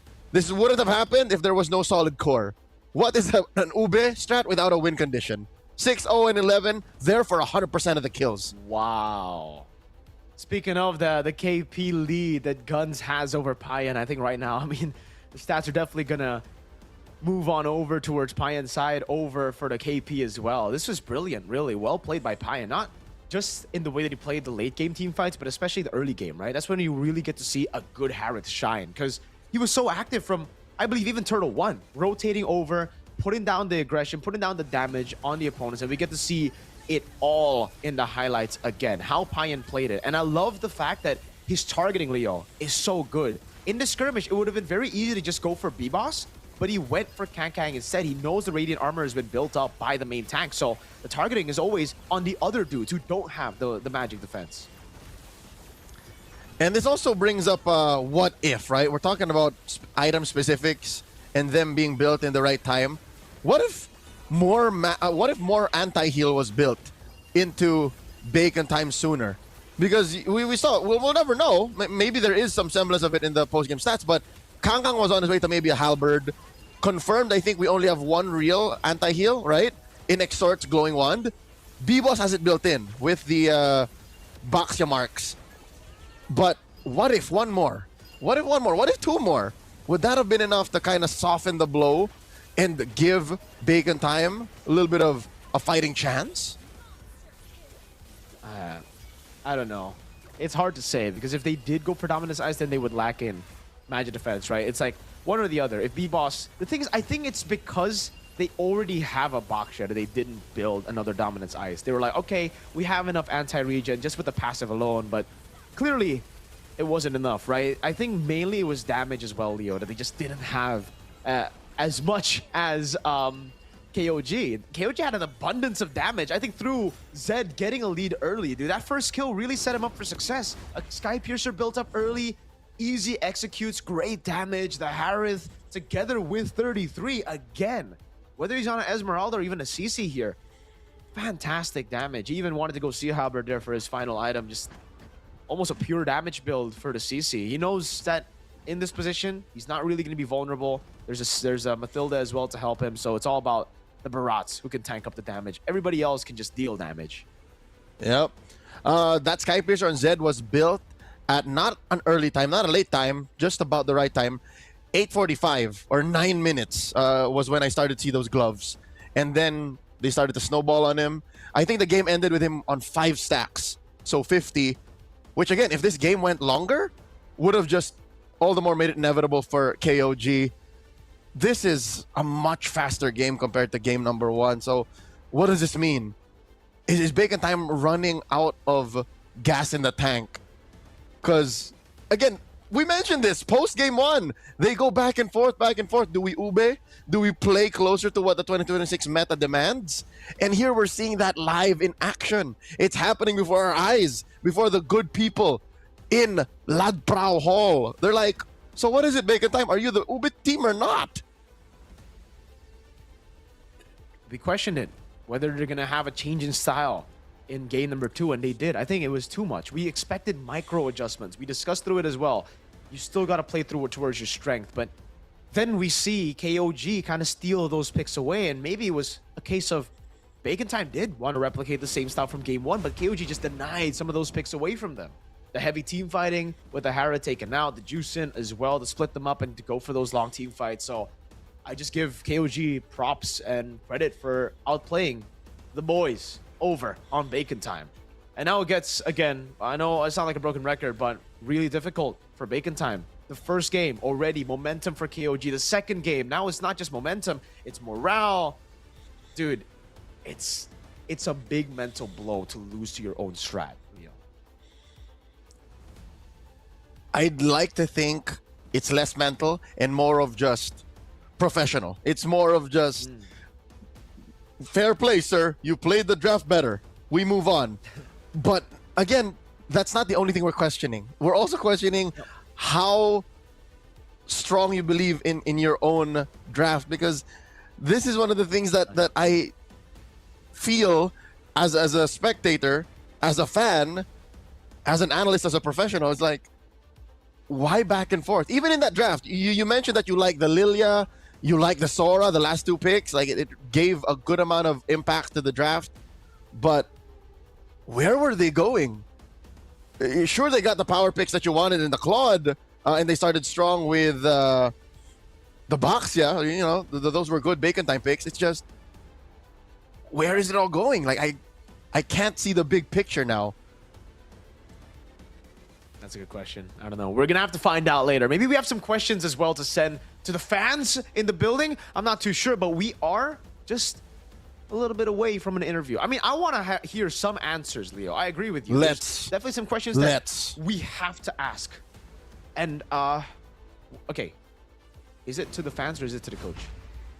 พันค่ะและใช่เฉพาะแบบนักเรียนนักศึกษาเต็มไปหมดเลยนะคะสำหรับโปรนี้แล้วก็ที่สำคัญนะคะก็มีโปรโมชั่นของซิมอินเทอร์เน็ตด้วยใช่วันนี้แค่เดินมาที่บูธของเรานะคะรับซิมฟรีเลยอุ้ยตายแล้วอันนี้ไม่ต้องเป็นนักเรียนนักศึกษาก็ได้ใช่ไหมคะทั่วไปค่ะบุคคลทั่วไปก็ได้ก็สามารถรับเสื้อไปเลยซึ่งปกติแล้วเนี่ยเสื้อจะมีมูลค่าที่690 บาทแต่วันนี้เราจัดโปรโมชั่นพิเศษเลยเดินเข้ามายื่นสมัครที่บูธของเราก็รับเสื้อไปเลยค่ะการสมัครนี้ต้องมีเอกสารอะไรไหมคะแค่ยื่นบัตรประชาชนใบเดียวก็ได้แล้วค่ะง่ายๆแบบนี้เลยเป็นซิมใช่ไหมคะใช่ค่ะเป็นซิมแบบเติมเงินค่ะแล้วก็อินเทอร์เน็ตไม่อั้นไม่ลดสปีดเลยได้นะคะสำหรับท่านไหนที่สนใจนะคะอย่าลืมว่าเวลาเราเล่นเกมหรือสตรีมนะคะหรือว่าทำงานอะไรต่างๆเนี่ยนอกจากที่จะมีอุปกรณ์ที่ดีแล้วนะคะอินเทอร์เน็ตก็ต้องรวดเร็วด้วยเนาะใช่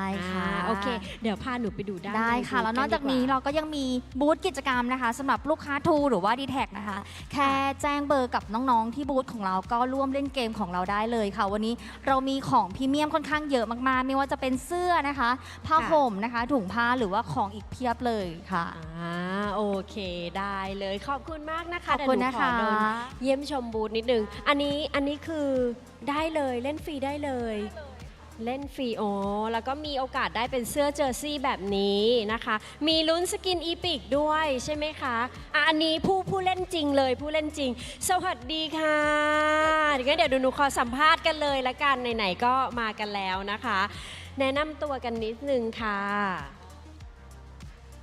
ชื่อปอนค่ะ ค่ะ วันนี้มาเชียร์ทีมแน่นอน อ๋อ วันนี้มาเชียร์ ACT ค่ะ ดูจากเสื้อก็รู้ สีชมพู เอ้ยเดี๋ยวก่อนเดี๋ยว เล่น ก่อ ค่ะ น มาเชียร์เบคอนค่ะ มาเชียร์ไปเขามีใครมาเชียร์ใครเป็นพิเศษไหมคะ ไม่ค่ะ เบคอนก็คือ เบคอน ชียร์ทุก ทั้ง ใช่ ทีมและทั้งใจ แต่ว่าช่วงนี้ก็จะเน้นนิดนึงพูดอยู่คำเดียว ก็คือบอส อย่าเหลืองอย่าเหลือง บอสอย่าเหลือง เออ ประมาณนี้ค่ะ ได้ค่ะอีกท่านหนึ่งค่ะ แนะนำตัวกันนิดหนึ่ง ค่ะ ชื่อมิ้นท์ค่ะ มิ้นท์ ค่ะ อ๋อจริงๆแล้วไม่ที่นั่งคุยกันอยู่เมื่อกี้ไม่ใช่ อ๋อ มิ้นท์มาอยู่นี่แล้ว cover ค่ะ พยายาม cover ให้เหมือนอยู่ อ๋อ cover นะ อันนี้มาเชียร์ทีมอะไรคะมิ้นท์ แน่นอนค่ะ KOG นะ ทั้งใจเหมือนกันค่ะ มิ้นท์นั่นก็ขวัญใจ KOG นะ แล้วอันนี้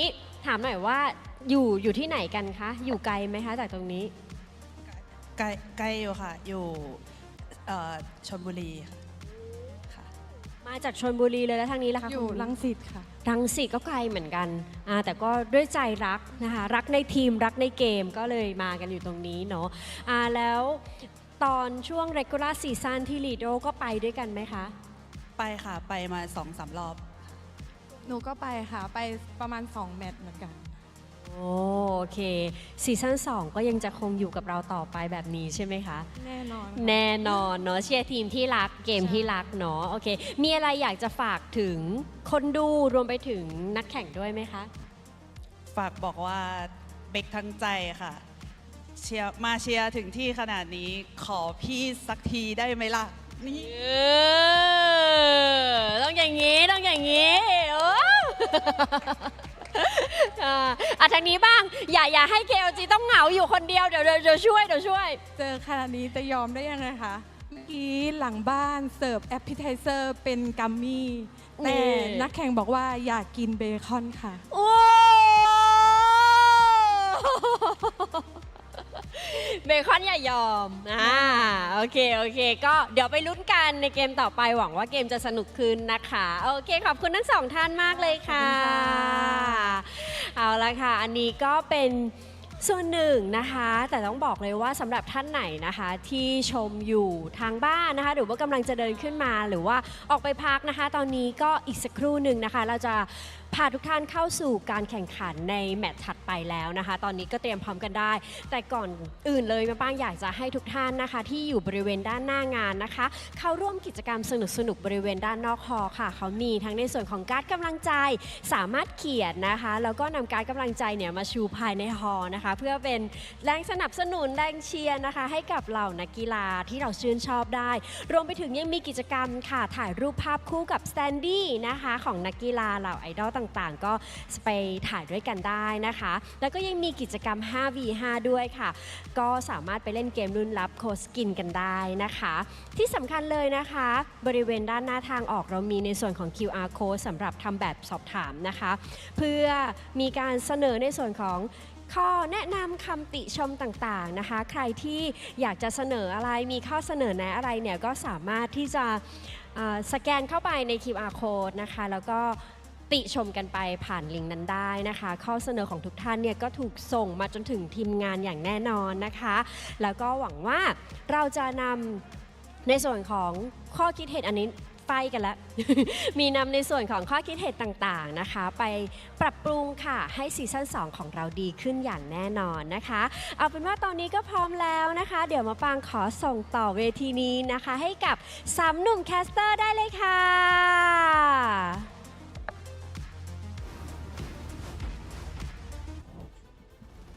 Kapkun, hi baby. Of course, talking to our very good friends at True. Again, thank you for making all of this possible here in MSL Thailand. And of course, getting a few words out of two very loyal fans. Ladies who drove out and traveled from very far places in Thailand just to make it to Ladprao to support their favorite teams, KOG and Bacon Time. Welcome back to the desk. My name is Leo. This right here is Mirko, and we are at the cusp of ending this best of 5 match point for King of Gamers. Hey, the King of Gamers have done everything right? In game number 1, they literally just outplayed that Ube style. They played their best compositions. KOG got their split, full mechanical style for Kaizen, and obviously they outplayed the full Ube style that we saw from Bacon Time. Bacon Time tried their best as well. Gotta give props for them in game number 1. They made a snowball game with an 8,000 gold lead very, very difficult to end. But in game 2, then they made too many adjustments. We expected micro adjustments, but they made a full adjustment over to their draft. Like it was just completely different. If you covered the names of both the teams, you would expect Bacon Time to have KOG's lineup, right? It was a Mathilda Barats for the side of KOG. And with that win, this sets them up for a sweep. Ladies and gentlemen, can Bacon Time call in the Bacons? The Bacons. Well, The Bacons. Here's what's, Is that the fan base? Here's what's tough. Is that what they're called? We'll look it up. We'll work on that. They're dealing with so much more than being called the right community, all right? Because their team is literally one game away from getting eliminated, and a lot of people thought, wait, I want to get this right. Not a lot of people. Wait, I want to name the names of those who said Bacon Time would take it all home. Not to put them on blast, but because that's what they said. Be crazy. Be crazy. An MSL Thailand talent said, he loco. Well, that's his name. He said Bacon Time would be champion. So he's sweating bullets right now. He is the one who's like, of the 1, 2, 3, 4, 5 MSL Thailand talents who was asked, he said Bacon Time. Bird 5-star, Porpon, and Wawa said KOG. None of them said ACT. That's us. We say ACT. We're team ACT Yes. all the way. We're team twins, Our right? Our predictions say it. You don't see the sheet. You don't see the document, but we said ACT. Let's jump back into it. Game number 3. This could be it. We've gone to walls. We've gone to grass. And we're going to walls again. Hey, let's see it. Broken walls coming into it. And hey, maybe if you want to see the sheet, we can send the link over later, right? You guys can give us your own prediction as well. So KOG back on blue side. It's the Harley first pick. I think it's still going to be the same thing here. Not going to be too crazy. They're not going to try to change anything. Again, they also have the momentum coming into game number 3, right? I think for KOG, it's the best advice I could give for them would be keep it simple. Keep it just like in game 1. They try to go for something crazy with the Barras Mathilda game 2. I think it's enough. Now, go for the throat of the Bacons. I'm pretty sure our producers would not appreciate it. We gave everyone the link to the sheet. So you can just send Mirko your predictions at @FrederickLaw_ on social media. Okay, so into the draft. It's the same. It's the same. No, wait. Actually, there's a little bit of a switch up here. The Zushin now finally goes for Bacon Time. And if we were to follow the old... No, this is new! Even Bacon Time don't want the Harris no more. Yikes. That means more prio to the Claude, but I think they just pick up the Harley first. No, oh god. Leo, KOG are just playing the... it really feels like they got a grudge against Bacon Time. It really feels like maybe something happened in the regular season, something happened before the playoffs, but they always want to replicate Bacon Time's draft. They want to beat Bacon Time with their own weapons. You know what this feels like? It feels like KOG got in their heads. Worse. It's like KOG skinned Bacon Time and then wore their skin and say, look, I'm Bacon Time. And everyone around them believed it. Everyone around them thought it really was them. This is... So here's the thing. In this series so far, 3 games in, we haven't seen Leo Mord nor Suyo. No. And the drafting sequence has gone out the door. All right. Usually the combo against the glue would be still like another sort of like AoE, like a Faramis Vexana, Leo, but for some reason, Claude. I mean, we've been seeing a lot of success for, I mean, the Claude could just come through, yes. But I'm thinking more over to the mid lane later on, right? I'm not trying to predict the 2 picks here. I'm trying to predict what they are going for later. Could it be a possible Kalea Kimi? Never mind. We got to scratch that. Zetian comes in instantly. All right. I guess they want to go for something different. I thought they would pick up the Kalea first, and finally, Leo, we get to see the Suyo. Even the Suyo feels like a an effort in futility because the Zushin has built-in peel. So good luck trying to mount her. Good luck trying to jump her with a charge surge. Yep. Oh, Zetian rather. Zetian. The Baxia almost undoes the Baxia only really scared the carry. But what if the carry never takes off? I don't really like the carry in this new meta anyways, you know? I think the Claude should have been the first pick there for Bacon Time, deny it away from Payan. We know how good Payan is, but maybe it's more of comfort as well for Guns. We didn't really see too good of a Claude game in game number 2, and then now they're already starting to nail down the comforts. The Badang taken out, the Lilia, a good answer could have been for Bacon Time to deal with the Baxia. So KOG, it just really seems like they're building for this comp really, really well, right? Again, the Kalea isn't banned out just yet. We've seen so many ways to deal with the glue just because nowadays we see more of a damage-built glue that Kaleas, Chos, just these pick-off heroes can be a really good option to deal with the glue. He's so squishy. You get caught once and it's cooked. Most used heroes, though, I'm pretty surprised that 33 didn't get his hands on the Phoveus, and it's still not banned. There you go, the Khalid. So we're going to see a Phoveus here, folks, for game number 3, possibly on the hands of 33. This is the first time in the series that Phoveus was not touched. Because again, teams are focused on the Harith, so they wanted to get that out there. Now it's open. Because Harith was chopped off the block too, so this could be another solid mid laner. Valentina, maybe. Or Valir's out. Eve, close that range gap. Yeah, carry Eve Valentina is a good. better band though, right? With the... Or neither. They just go for... Okay. They expect the glue to still be going roam. And you know what? Speaking on the Phoveus, now that I see it again, the glue pick actually is very, very good. They can just save the roam/XP pick for last pick because the glue can be flexed all the way. They pick up a roam... they pick up a mid lane first. I really think the Valentina should come through. It's good for Peel. Right now. It's good against the Zetian in lane. And with whatever combo you set it up with, it will be good. Yeah. Yeah. And it gives you priority. If mid trio is winning, that's all the more room for Guns to farm up and get this carry off the ground. Instead, they reveal it. Is this fear? Could this be fear of 33 picking it up? So they just jump the gun and pick it up already, reveal where this glue is going. And again, it makes sense because at least they can make sure that mid lane wins. They can pick whatever the best combo for the glue is, but I don't know. I would have stuck with the flex red 5. I agree with you. But this gives... I mean, this is a... There's a lot of confusion within KOG now. They wanted to get the Phoveus. They still wanted to get it despite the losing matchup against the glue, I feel. Just because it's a comfort pick for 33, but now they don't really have too many picks. I still think the Kalea can make it through. A really good Alice. And no Kalea, rather, it's a Cho. So instead of the healing, you get more range. You're faster. You rotate around the map faster. You have better gap closer as well.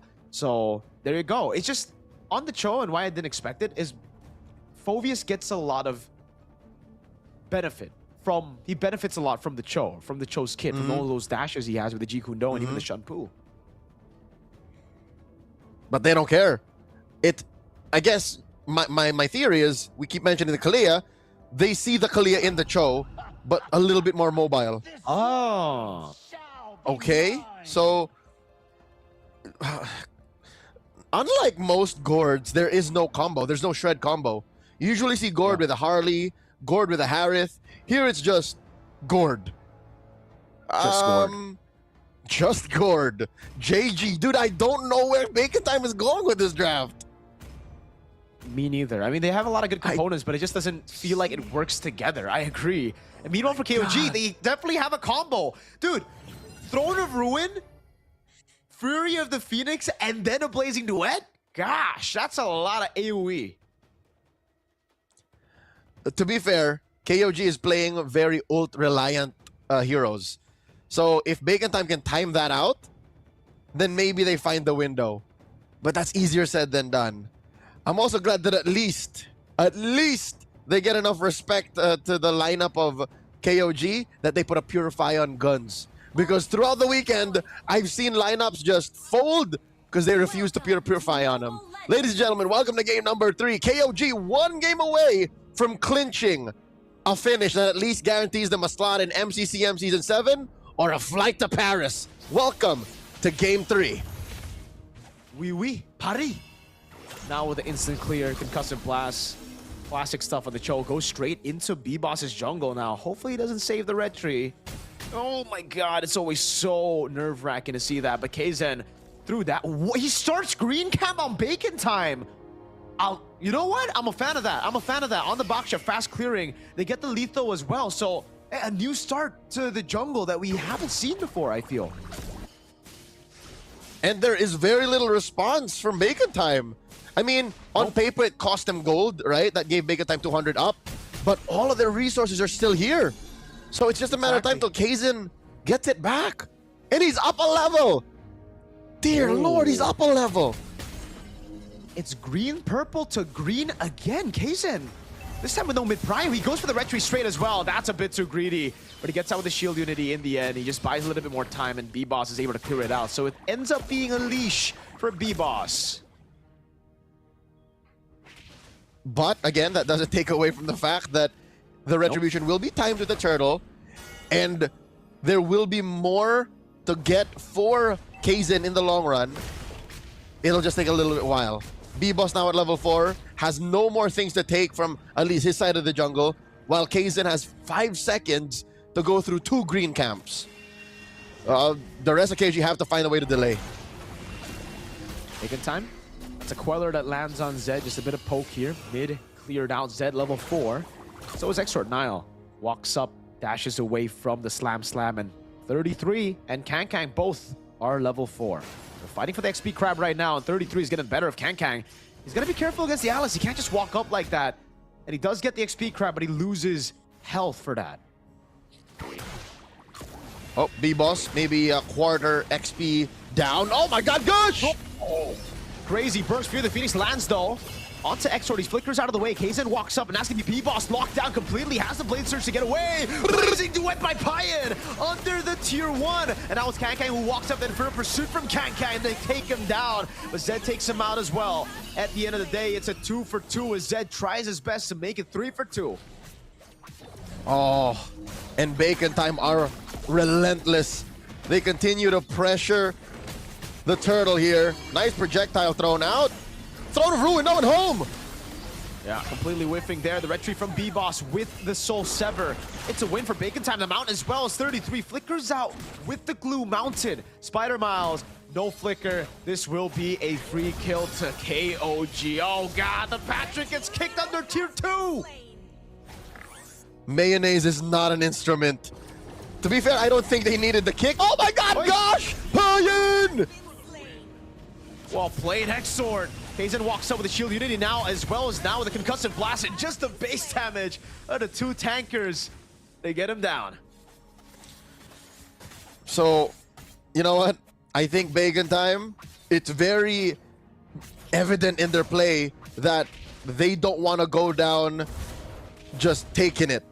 This is what it looks like when they go down with a fight. KOG, though, they are welcoming this kind of response. They're saying, all right, the gloves are off, pal. Let's play hardball. And that is what's letting this game go to 4 kills a piece at 4 minutes. This is the most violent game we've seen in this series so far.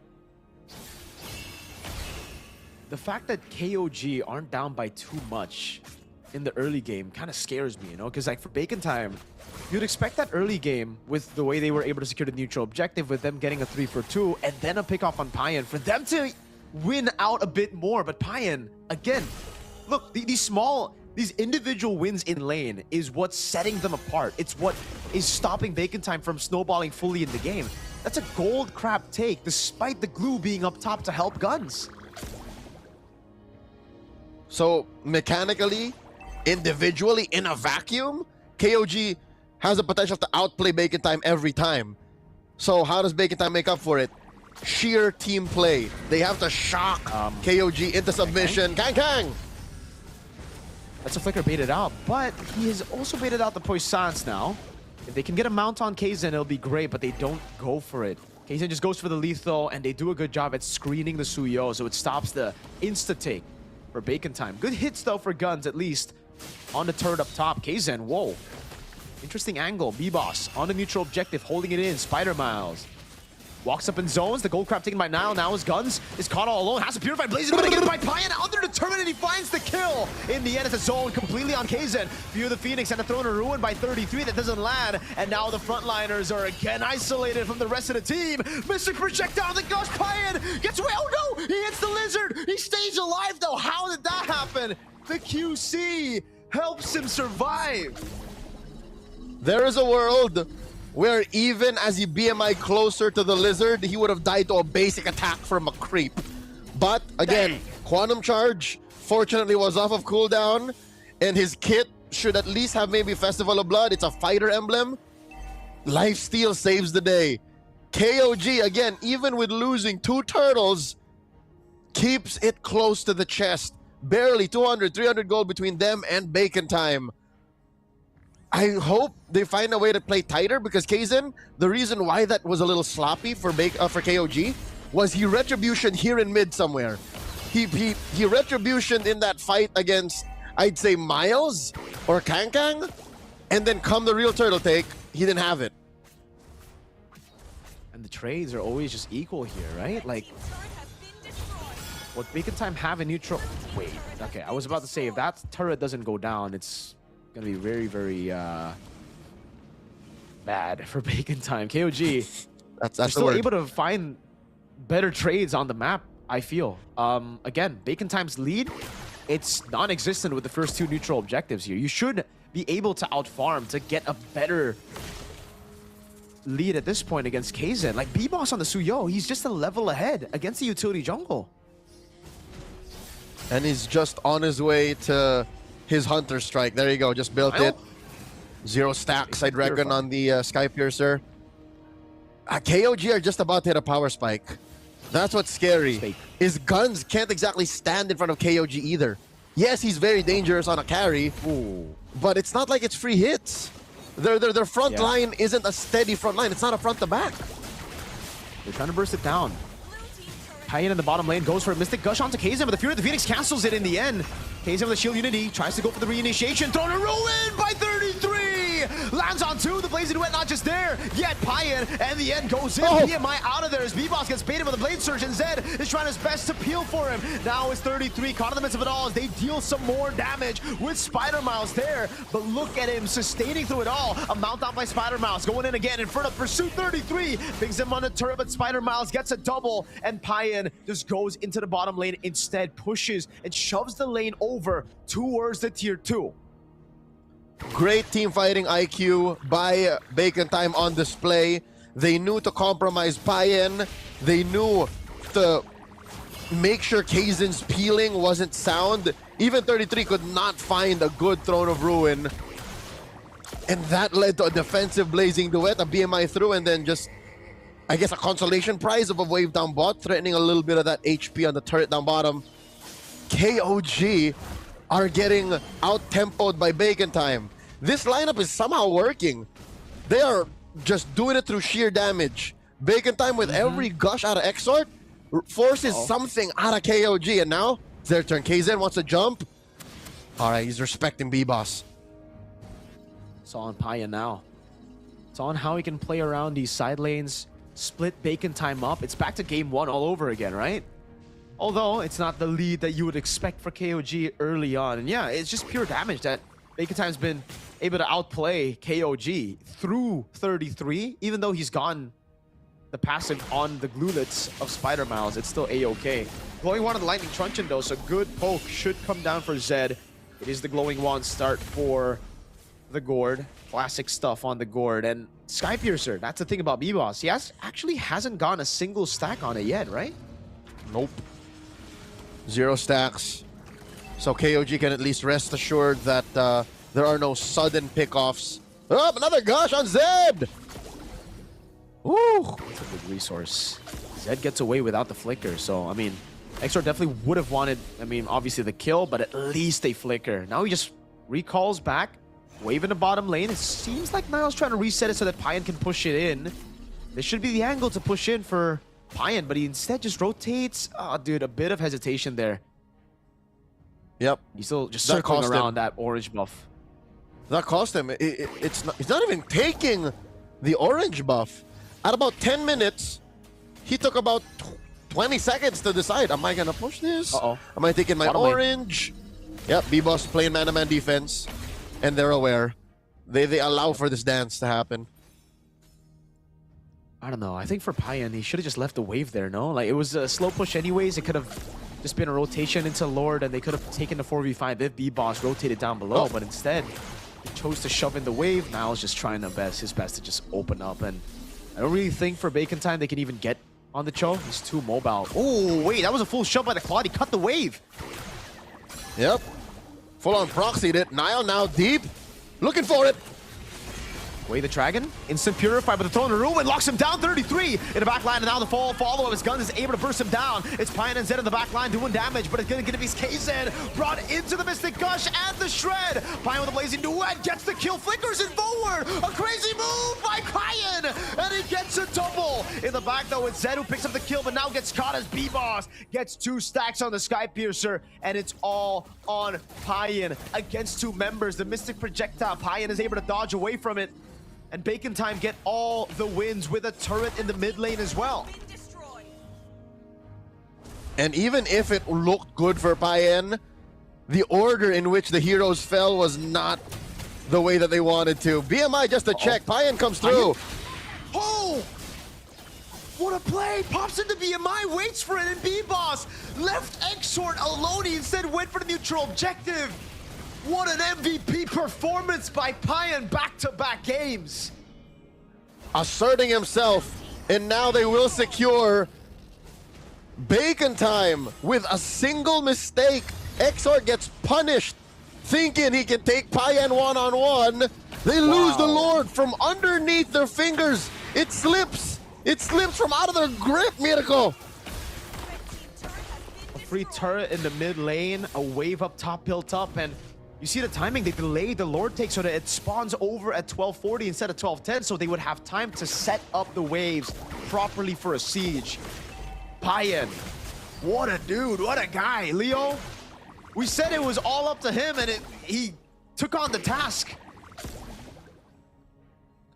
I mean, the way that the team fight started, it was all on Payan, and it ended on Payan too. So he saw an image of it in his head. All he had to do was wait for it, and he did. Exort was where he needed to be. Exort knew what was going to happen. And it was just all basic attacks. That's what's ridiculous. There were no duets involved in that pickoff. And that scared the bejesus out of B-Boss. Without Exort, there was no way he was going to do that against Payan. He knew he was going to lose the 1v1 too. So now they're staring down the barrel of a 3-lane push. They might lose even an inhibitor or 2. This is painful. Lord shoves in the bottom lane. They have really good clear. Now try to go in there, but wow, even just with the Lord, they burst it down. A bit of hesitation from Bacon Time to actually clear that out. Guns save the ultimate for quite a while, and they lose out on far lane, so massive win for KOG.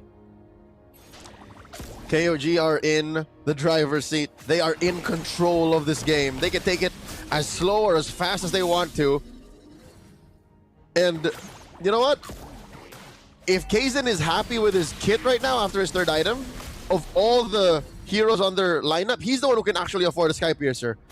Call it random pub stompy RG build, but he could build a Sky Piercer and that would help end this immediately. And he will just go in with, what is that, a Holy Crystal or a Blood Wings? Either way, they don't have to actually get risky and spend 1,500 on a Sky Piercer. They can just slowly ramp up to this Lord in 30. Yeah, it should just be a Blood Wings, man. The winner crown for 33 is going to be great, too. He's been taken out in most of the team fights here, despite being the Alice. Just goes in with the Throne of Ruin, but gets bursted down by the carry, so the winner crown will certainly help him. The Immortalities as well for Kaizen and Niall. Very, very good to cycle through that spinning light wheel. As long as Guns only uses that cycle of ultimate to get 1, it's a win for KOG. And if they're able to cycle through these frontliners, then Guns won't even get a single person. And I don't know, dude. This is the thing about this kind of composition, right? If you snowball, you're in for a treat. You're in for a great game. But if KOG are able to keep it even, and if they get the far lane and split you up, this is what happens. You're just gonna get caught in the lore dance. Yep. In MMA fighting terms, Bacon Time gave guard to KOG. KOG are now in full guard. They passed guard. After this Lord take, they would be on full mount. And that means it's close to ending. Because I'm looking at Bacon Time's defense. Their only real safe clear is off of Exhort. And it's not even that safe. Because he has to stay put for the gush to clear a wave. Guns can't, you know, one-on-one hit every single minion. There's no AoE there. It's not a sound clearing plan. Beautiful slow push down below. There you go. B-Boss is the one sent down. Oh, but KOG reset it. Instead, they go for the fight. Niall with the conceal now jumps into the back line. Is able to get the G Kundo, but no way the Dragon. He just gets away with the Shun Pu, and now it's an all-in onto him. Lord bursted down by Payan and the folks. Spider Mouse in the midst of it all right now, going to be taken very low and taken out, thrown to ruin. Only to the front. Zed playing the front up by Payan again with a blazing duet. Goes through guns. An all-in now as that's a double kill picked up, and it's all on to Payan again. A flick around on the BMI forward. Exor going to be taken down by Payan. A full-on chase for Payan as 33 is able to hold him down. Payan going to be walking up against the Spider Mouse, puts in the slam slam and a pass over, and that's 33 walking up, and it's a full-on fight, a big skirmish. Oh my God, Payan! It's a big win. Payan takes down Miles. Patrick is splayed out underneath tier 3, and they're still going. Kang is gonna go down, blazing the wet in the face, and Payan takes him out. B-Boss left to defend. B-Boss down! Guns! He can't do this! There's still a Lord! B-Boss is still up! Oh my God! Exhort spoons! Oh. Base left! It's over. It's all over, Leo. It's a full-on clean sweep for KOG!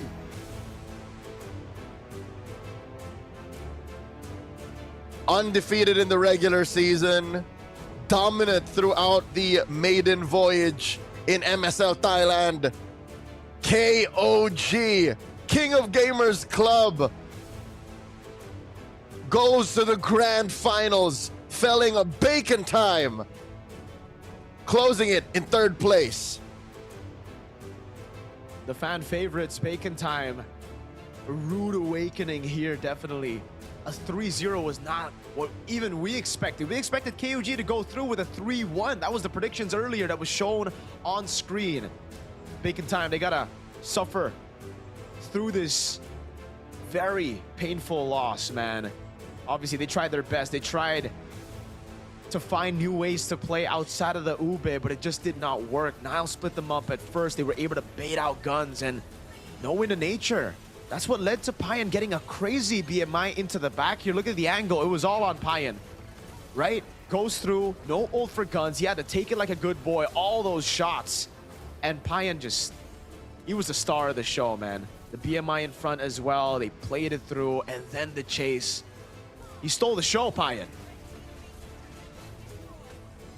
Whether it be a blazing duet, an art of thievery into a few basic attacks, Payan is a lethal weapon. Dear God. Payan was the key to open the door to make it to the best of 7. He's got to be the MVP. No way. He has to be. Nothing against the 4 others. It's just Payan was a gift from the gods in Game 3. He's player of the match for sure. There's no way anyone else takes it over him, dude. He had a phenomenal job at turning things around. Every single turn was on Payan, right? The turnover Lord, the outplay on to 2 against Exort, against B-Boss. It was on Payan. And in the final fight, again, the team looked like they were in shambles. It looked like a winning fight for B-Boss and the boys on Bacon Time. But then the turn happened again. Exort was left alone. They isolated themselves, and it gave the Claude so much space to do what he wanted to do. 3-0 at the end of the day. We're going to see an interview later on, and I would love to hear some answers, right? Because at this point, we saw how they played. We want explanations as to how it happened, Leo. How the heck was Payan able to take control on the Claude in Game 3 and in Game 2 on the Harith? I think it's less a matter of what hero he gets. Because if you ban out both, then that means the rest of the draft opens up for KOG. So this just shows that between 33 and Payen, and I'd say maybe even every one of them, this is just how most super teams work, right? Every single player on the team is a superstar. And it's just a matter of who you activate at the time that leads to these big dubs. So KOG, there's what, an hour or two before they play in their grand finals? Who's going to be the star in that best of 7? Because ACT are watching closely. ACT are putting them under a microscope. ความสนุกคอนเทนต์นะคะแล้วก็การเล่นฟอร์มการเล่นต่างๆของน้องๆตั้งแต่รอบ regular season นี้จนถึง pay off ในวันนี้เลยนะคะทุกเรื่องราวเนาะทั้งแพ้แล้วก็ชนะตลอดการเข้าร่วมการแข่งขัน MSL Thailand Season 1 ที่ผ่านมาค่ะและนี่คือทีมเบคอนไทม์ให้น้องๆนะคะได้โค้งขอบคุณแฟนคลับและขอเสียงปรบมือให้กับเบคอนไทม์เดี๋ยวก่อนลูก อย่าเพิ่งไปค่ะอย่าเพิ่งไปมานี่ก่อน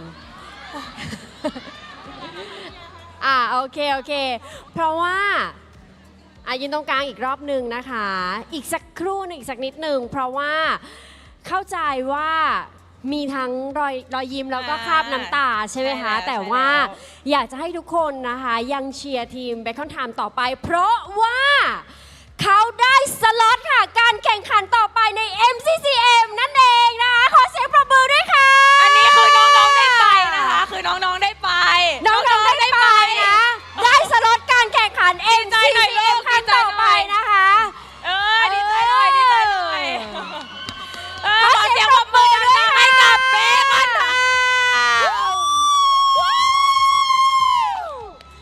ช็อกเลยช็อกขอบคุณนะคะสำหรับความสนุกเดี๋ยวตอนนี้ให้น้องๆไปพักก่อนนะคะขอบคุณมากเลยค่ะเบคอนไทม์ขอบคุณมากค่ะคราวนี้ลงได้แล้วลูกอันนี้ของจริงแล้วโอเคขอบคุณนะคะได้สล็อตเพิ่ม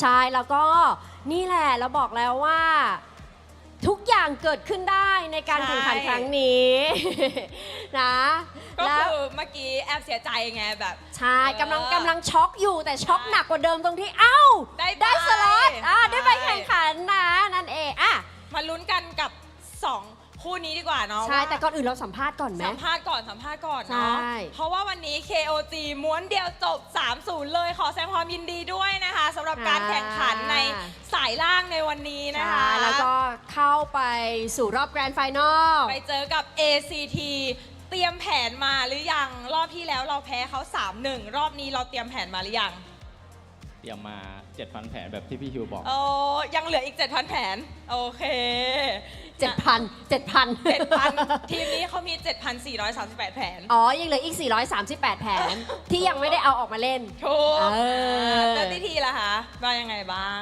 จริงๆผสมมาหมดแล้วครับเหลืออีก2เป็นบุ๊กอยากถามว่าวันนี้คิดว่าจุดไหนที่ทำให้ทีมเราเนี่ยกลับมาชนะได้แบบม้วนเดียวจบเลยผมคิดว่าน่าจะเป็นเรื่องของความเชื่อใจกันนะครับผมแล้วก็การพูดคุยในทีมกันว่าเราอย่าโฟกัสที่ชนะให้โฟกัสเกมเพลย์ของเรามากกว่าครับเซธค่ะคะก็ให้เราโฟกัสเหมือนที่เราทำตอนใน regular season ครับทุกคนทำตามหน้าที่ของตัวเองให้ดีที่สุดครับผมทำให้ดีที่สุดในหน้าที่ของตัวเองในแต่ละตำแหน่งใจเย็นดีใจอยู่อันนี้แอบเห็นว่าถือไม่แล้วสั่นอยู่เลยยังดีใจอยู่เจอกันครั้งนี้เนี่ยแตกต่างจากรอบเก็บคะแนนไหมคะกับเบคอนในครั้งเนี้ยค่อนข้างแตกต่างครับเพราะว่าเบคอนทำแผนมาเยอะครับแล้วก็เปลี่ยนสไตล์การเล่นครับผมก็คือเปลี่ยนบีบอสไปเล่นแทงแล้วให้2เลนข้างแบกครับก็เขาค่อนข้างทำแผนมาหลากหลายครับซึ่งผมเลสเปคน้องบอสมากนะครับที่แบบระยะเวลาแค่นี้แต่ทำให้ได้มาถึงขนาดนี้ครับแล้วก็ผมยินดีด้วยที่ได้ไป MCCM นะครับได้สล็อตหนึ่งเป็นข่าวที่ดีมากเลยครับใช่ถือว่าเป็นข่าวดีเนาะแล้วก็เป็นข่าวดีกับทีมเราด้วยที่จะไปลุ้นต่อถึงแม้ว่าตอนนี้ก็คือต่อให้ได้ที่1หรือที่2ก็ได้ไปเหมือนกันเนาะใช่ค่ะอันนี้ก็คือเพิ่งรู้กันเมื่อกี้เลยตอนแรกเราเก็บความลับกันเอาไว้แบบว่า ไม่ไหวแล้วอยากจะบอก รู้กันอยู่ อยากจะบอกให้ทุกคนรู้แต่ว่าเรารู้พร้อมกันดีกว่า ใช่ลุ้นอ่าสุดท้ายค่ะ ถึงในเกมเนี่ยเราจะเป็นคู่แข่งกันเนาะแต่ว่านอกเกมเราก็ยังเป็นเพื่อนกันเป็นแบบเป็นพี่เป็นน้องกันนะคะในการเล่นเกม มีอะไรอยากจะฝากบอกถึงน้องๆเบคอนไทม์ไหมคะไม่ต้องแย่งกันไม่ต้องแย่งกันได้พูดทุกคน อ๋อเขาสัมภาษณ์ฉันเองอ๋อไม่ใช่ ก็อยากให้น้องๆเบคอนพัฒนาตัวเองต่อไป เพราะผมเชื่อว่าในอนาคตเรายังมีโอกาสอีกมากมาย ก็สู้ๆครับเบคอนเป็นกำลังใจให้ครับผม นี่ สำหรับผมก็อย่างที่บอกครับว่าค่อนข้าง respect บีบอสนะครับแล้วตำแหน่งอื่นๆด้วยรวมถึงน้องที่เล่นตำแหน่งเดียวกับผมคังๆนะครับคือรอบเลกูล่าเนี่ยน้องค่อนข้างฮีโร่พูลน้อยมาก แต่พอมาเพย์ออฟเพียงเวลาแค่วีคเดียว น้องเพิ่มเบเนเดต้าซึ่งเป็นฮีโร่ที่ค่อนข้างจำกัด ในไทยนี่น่าจะเล่นได้แค่แบบไม่เยอะมากในระดับโปรครับผมซึ่งนั่นแหละครับก็อยากจะบอกว่าสู้ๆครับผมแล้วก็ไปเจอกันที่ไวการ์ดให้ได้ครับ ขอบคุณนะคะขอบคุณ KOG มากเลยนะคะก็ ค่ะ ตอนนี้เดี๋ยวให้นักแข่งไปพักก่อนเนาะไป ใช่ ดีใจ ค่ะ กับทีมอีกสักนิดนึง ค่ะ เพราะฉะนั้นเดี๋ยวขออนุญาตส่งต่อให้กับพี่แคสเตอร์ทั้ง 3 คนได้เลยค่ะ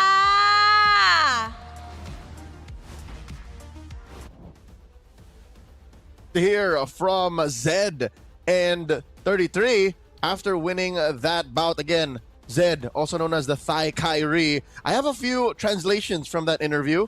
Our host asked them, "Are you prepared for ACT?" Zed mentioned we saved up about 7,000 plans for them. I don't know if that's an actual figure.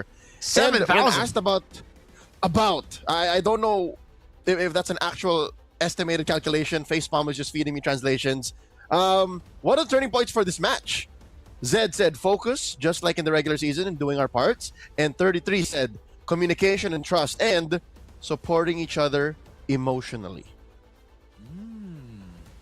Man, that's a very important part, you know, the bonding between the team, right? Having the chemistry, having the synergy built up, it's through bonding. It's through helping each other emotionally, physically, and getting there mentally as well, right? And I think they were ready in all those aspects, Rio. Especially, I guess, emotionally. They were ready for that lower bracket final. And should be ready for grand finals too, emotionally. If we're ready emotionally, you know? Yep. Also, 33 was asked about the difference between facing Bacon Time now and in the regular season. He mentioned how he gave a lot of respect to B-Boss. B-Boss definitely improved so much over the regular season. So kudos, even if they did get swept. At least he got his hands on heroes like the Baxia and the Fred. Definitely power picks in the right situations, but KOG was just ready for it. And now, the question is this enough time? However much time we have between now and the finals, can they switch up between Bacon Time and ACT? Because ACT are a different beast. ACT are monsters in the playoffs. If we see their run, they are monsters, right? They've been monsters from the open qualifiers, even from the start of the regular season. But then they found a slope a bit. But obviously, we gotta stay in the spotlight a bit longer. And there is no other candidate for MVP that deserves it more than our one and only Payan on the Master Assassin. Because the fights were so isolated, Leo, it actually worked out so well. Because I'm always against the Master Assassin nowadays. I'm more of a Festival of Blood, maybe even a Bargain Hunter to get the items quicker over the Master Assassin. Because really, in most games, you'd only be using the Master Assassins a total of 4 minutes at the start of the game in the laning phase. After that, you're sticking with your team, you're going for fights, you're going and playing together with even dive heroes. But in this case, it actually worked wonders for Payan. Yep, not only did he get to bully guns in the first 4 or 5 minutes, but also, even in later moments, you saw that he was himself finding ways to use the Master Assassin to take out Spider Miles, to take out Exhort, and even put the fear of God into B-Boss. Because again, B-Boss knew that I can't 1v1 Payan. Not maybe only because of the Master Assassin, but because he knew that it was too late. The Claude had already spiked up to its final form. So again, not just MVP of Game 3, but I'd say even of the whole match. This is a Payan match. Yeah.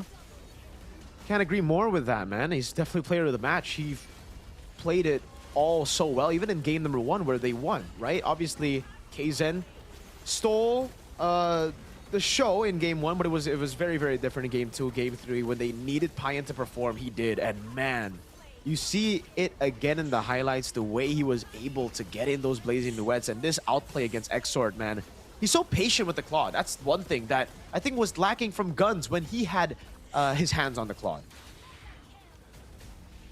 And when you play in ranked and you have all of your items as the Claude, again, just to relate this to everyone watching, patience is one of your key weapons.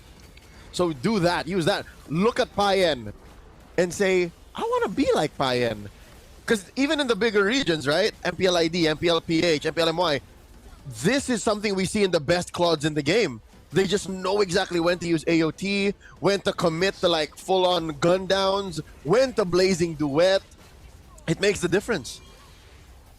It's all the small things, the small wins. It's a hero that gives people advantages through just, again, being patient, playing it slow, playing it smart.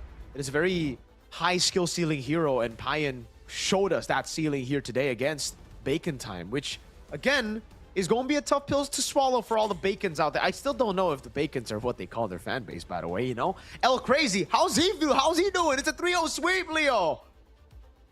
That's it. El Crazy is El Sad right now. Loco.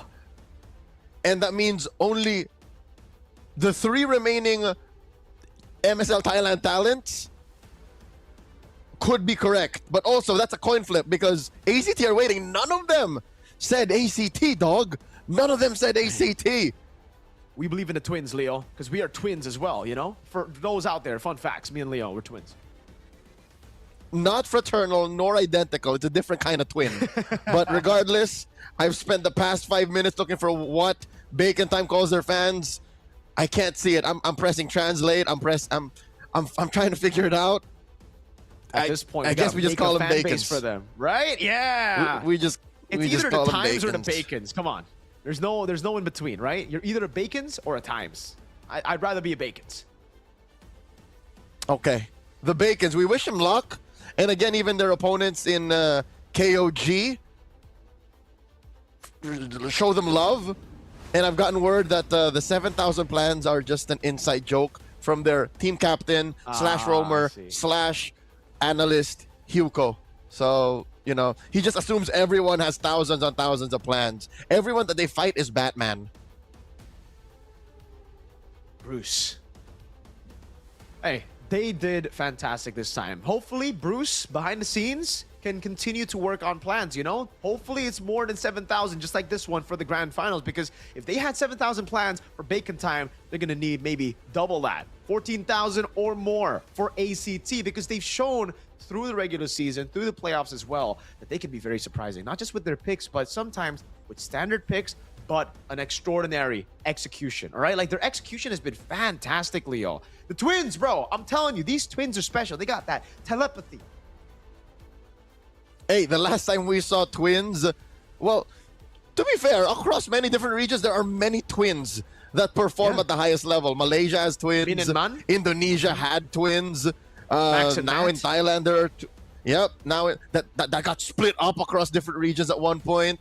There's a pair of twins in the grand finals. It's a pair of twins calling the grand finals. And this is a good point of comparison as well, because it is the... let me double check. I don't want to call this wrong. Okay, confirmed. It's an all-Thai lineup in ACT versus the import experiment for KOG. So, again, there's this whole... Can it happen? Can you cultivate a culture of excellence amongst the small region and developing region on its own? That's something that we're all looking forward to get the answers out of this best of 7. You know, I'm rooting for the full Thai. I want to see the first ever, the inaugural season go to a full Thai lineup. And not just that, but the incredible story of these 5 members with their coaching staff to get through the open qualifiers. A team coming into the season who had no trust. Most people didn't expect them to be here. Most people thought, all right, they're doing good in the regular season. They did good in the first few weeks, but they'll fall in the playoffs. These are a bunch of rookies. These are a bunch of nobodies. Imagine that happening again. It's something that we've seen throughout different MPLs, Leo. one that comes to mind that just happened recently was the MPL ID run with TLID. Another one will be the Ultra Legends lineup of MPL MENA. It never gets old, these type of stories. From total randoms to playing on the world stage. I wish that we were writing this. I wish we were making this up, but no, this is real. A pair of twins, a bunch of their friends, no big, supported by the Thailand Esports Federation. This is what dreams are made of. This is esports. This is MLBB. This is MSL Thailand Season 1. The grand finals is just around the corner. We're going to go on a quick break. When we come back, better watch out for the best 7. My name is Leo. That's Mirko. Don't go anywhere.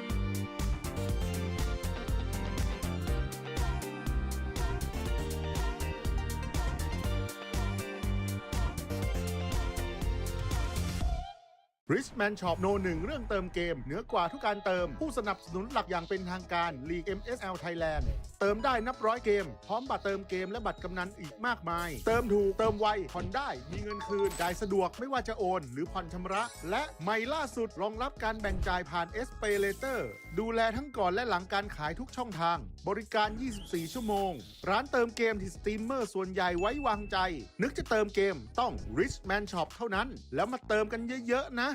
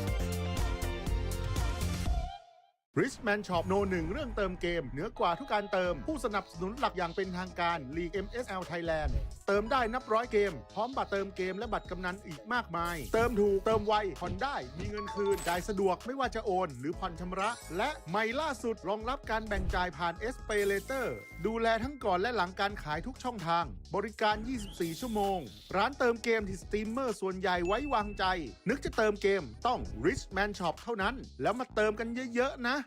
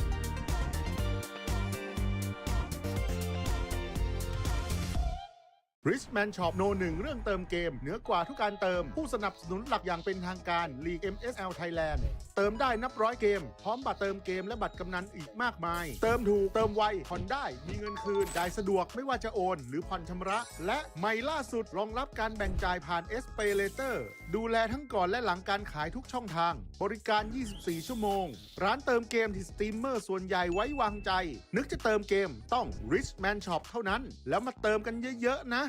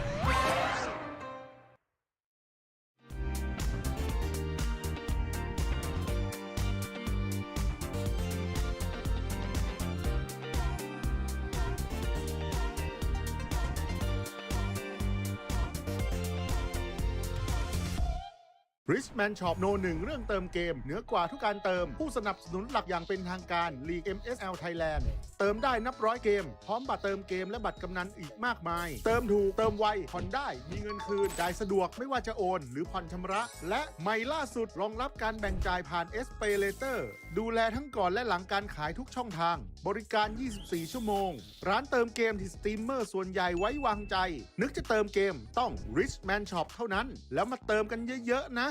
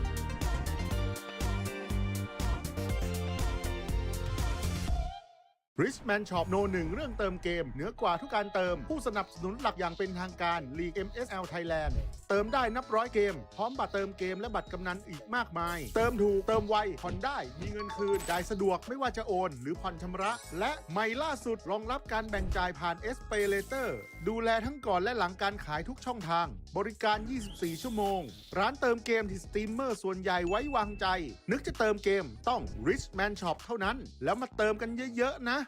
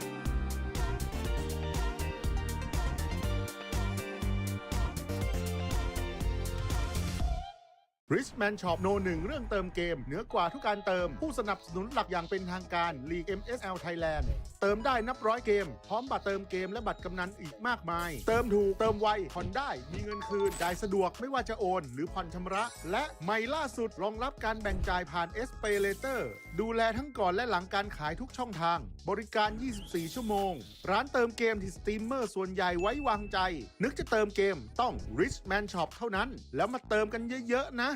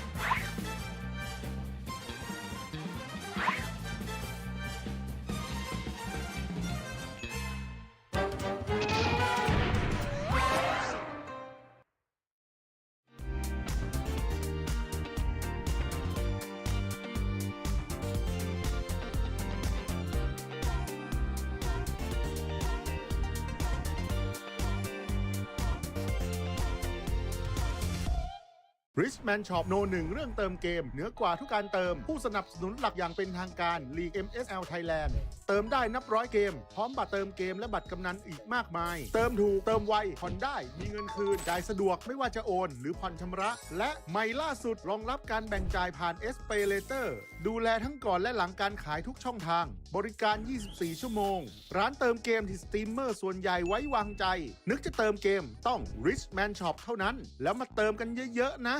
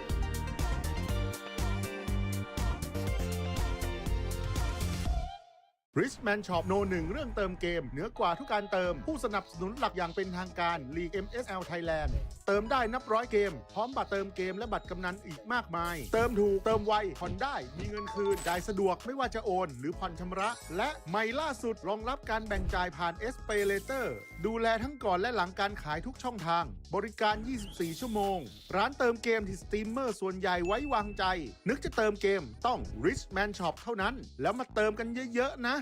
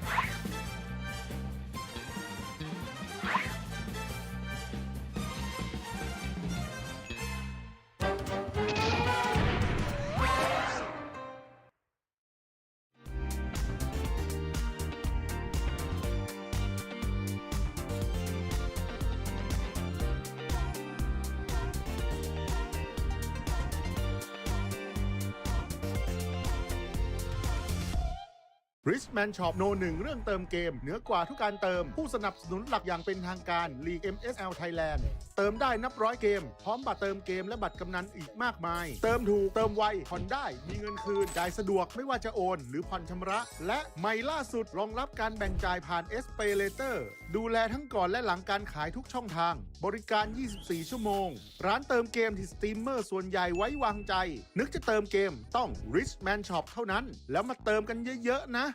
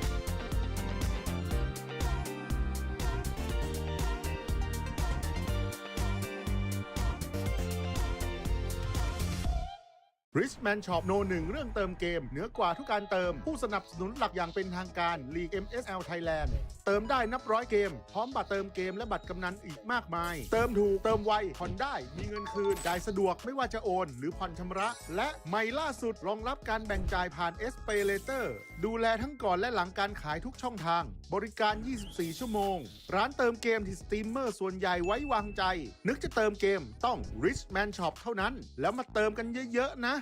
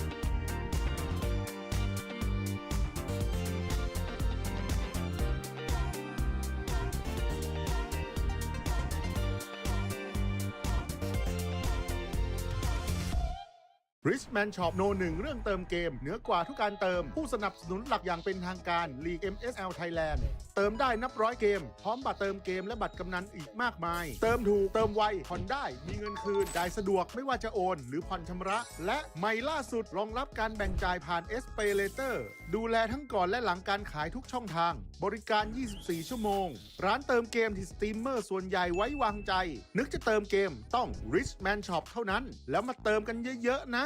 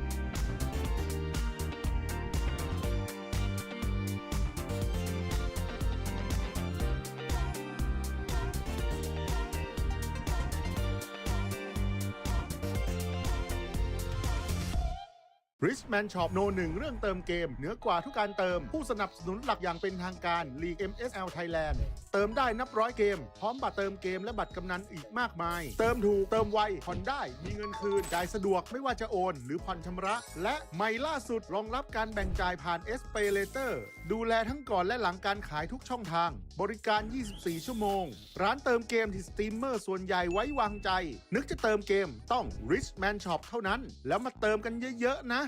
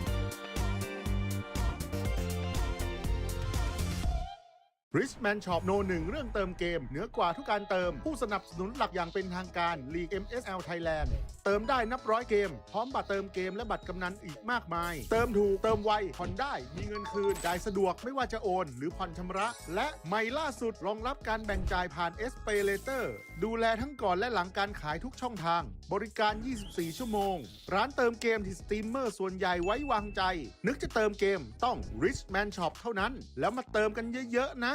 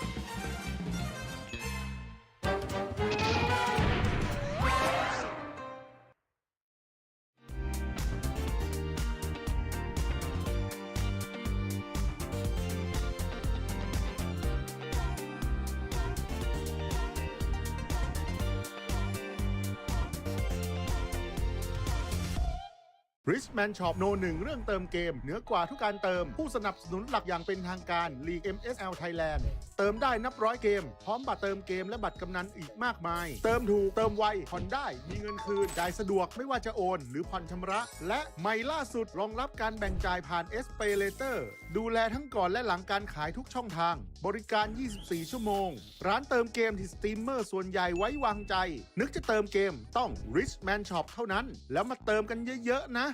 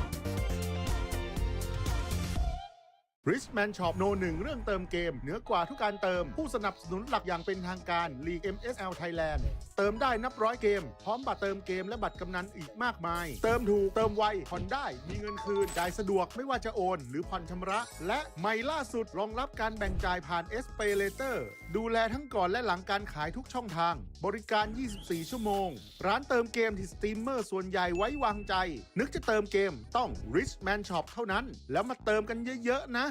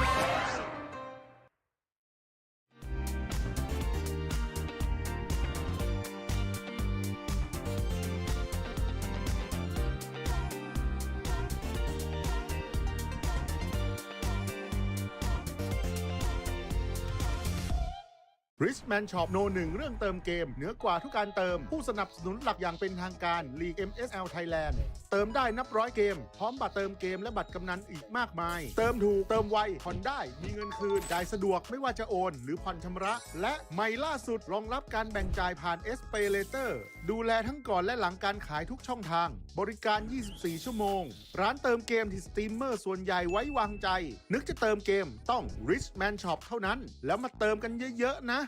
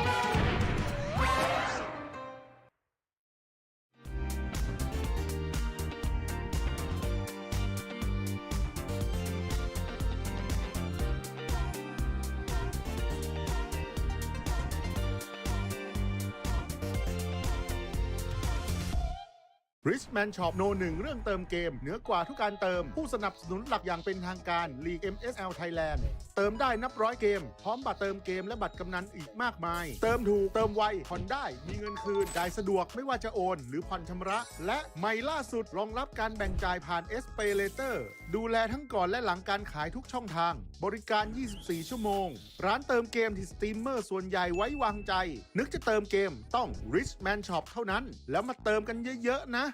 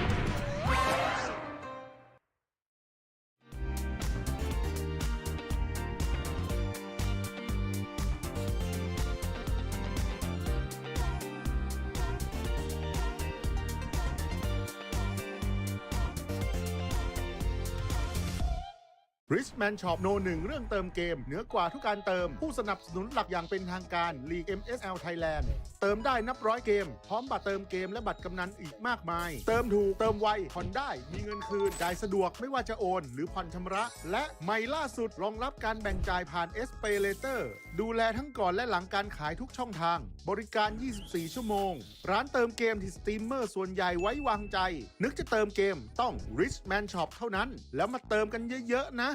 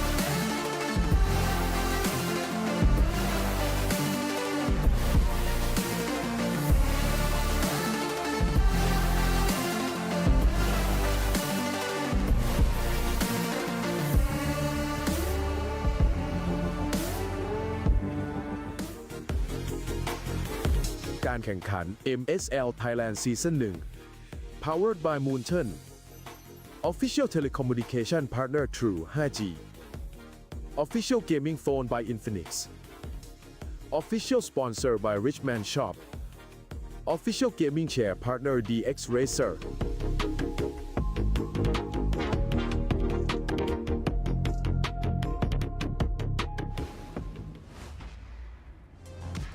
สวัสดีค่ะ โอ้โห พี่ปางตอนนี้นะคะ ก็ใกล้จะถึงเวลาสำคัญนาทีประวัติศาสตร์ของ MSL Thailand Season 1 แล้ว ใช่ค่ะเพราะว่าอีกสักครู่หนึ่งเนี่ยเราก็จะได้รู้แล้วนะคะว่าใครจะได้เป็นแชมเปี้ยนในซีซั่นนี้ ใช่ คือลุ้น คือบอกเลยว่าเกมเนี้ยมันต้องเดือดมากแน่ ๆ เลยนะคะ ใช่ค่ะ เพราะว่าผู้ที่ได้เป็นแชมป์นะคะในซีซั่น1รายการนี้นะคะก็จะได้ตั๋วไป MSC 2026 ค่ะ รอบไวล์การ์ดนะคะที่ปารีสประเทศฝรั่งเศสนั่นเอง ใช่ค่ะ และสำหรับที่ 2 และที่ 3 นะคะ ก็จะได้ไปกันต่อที่ MCCM นะคะ ใช่นะคะก็ไปตามลุ้นกันนะคะ เรารู้เบคอนได้ไปแล้ว ใช่ คือเบคอนได้ไปแล้วนะคะ แต่ทีนี้เราก็มาลุ้นกันเนาะว่าใครจะได้ไปไวล์การ์ดใช่ค่ะพูดถึง ACT สักนิดหนึ่งเพราะว่าตอนนี้ก็คือ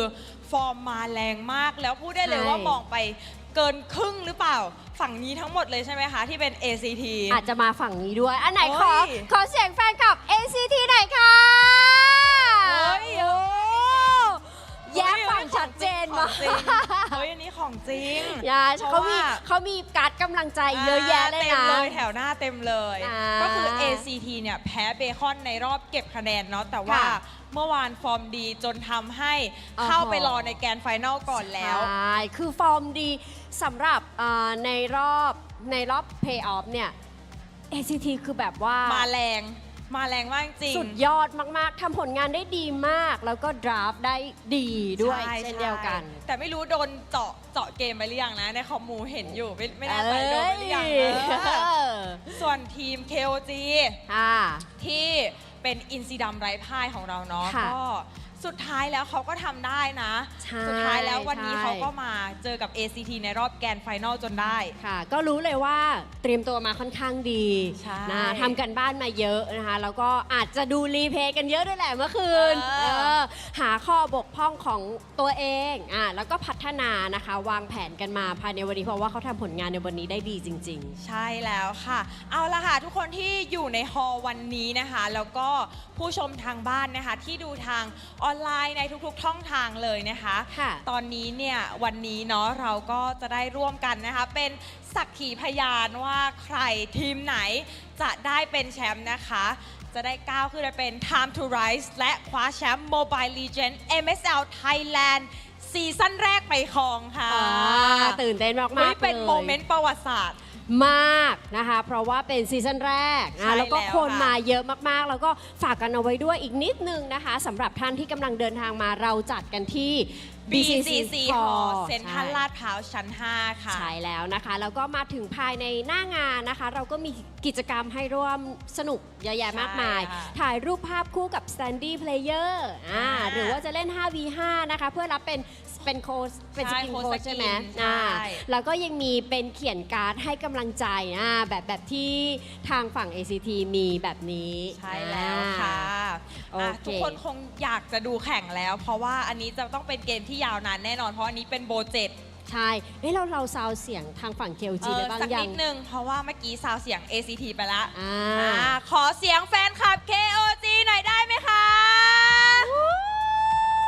ฝั่งนู้น นี่ เขารอ มี ปร ป้าย บ ไม่ มืออยู่ แพ้กัน เอ๊ะ ตอนนี้ไม่มีใครยอมใครแล้ว เพราะว่าศึกนี้คือศึกตัดสินแล้ว สุดท้าย ใช่ จริง ๆ แล้วนะคะ ในวันนี้ ใช่ ทุกคนคงไม่อยากเห็นหน้าพิธีกรละ ใช่บอกแล้วว่าเริ่มเบื่อแล้ว ไม่อยาก เริ่ม เจอ เจือด แล้ แล้ว โอเค ถ้าอย่างนั้นนะคะ เดี๋ยวเราสองคนขอส่งต่อเวทีนี้นะคะ ให้กับ3หนุ่มแคสเตอร์ค่ะ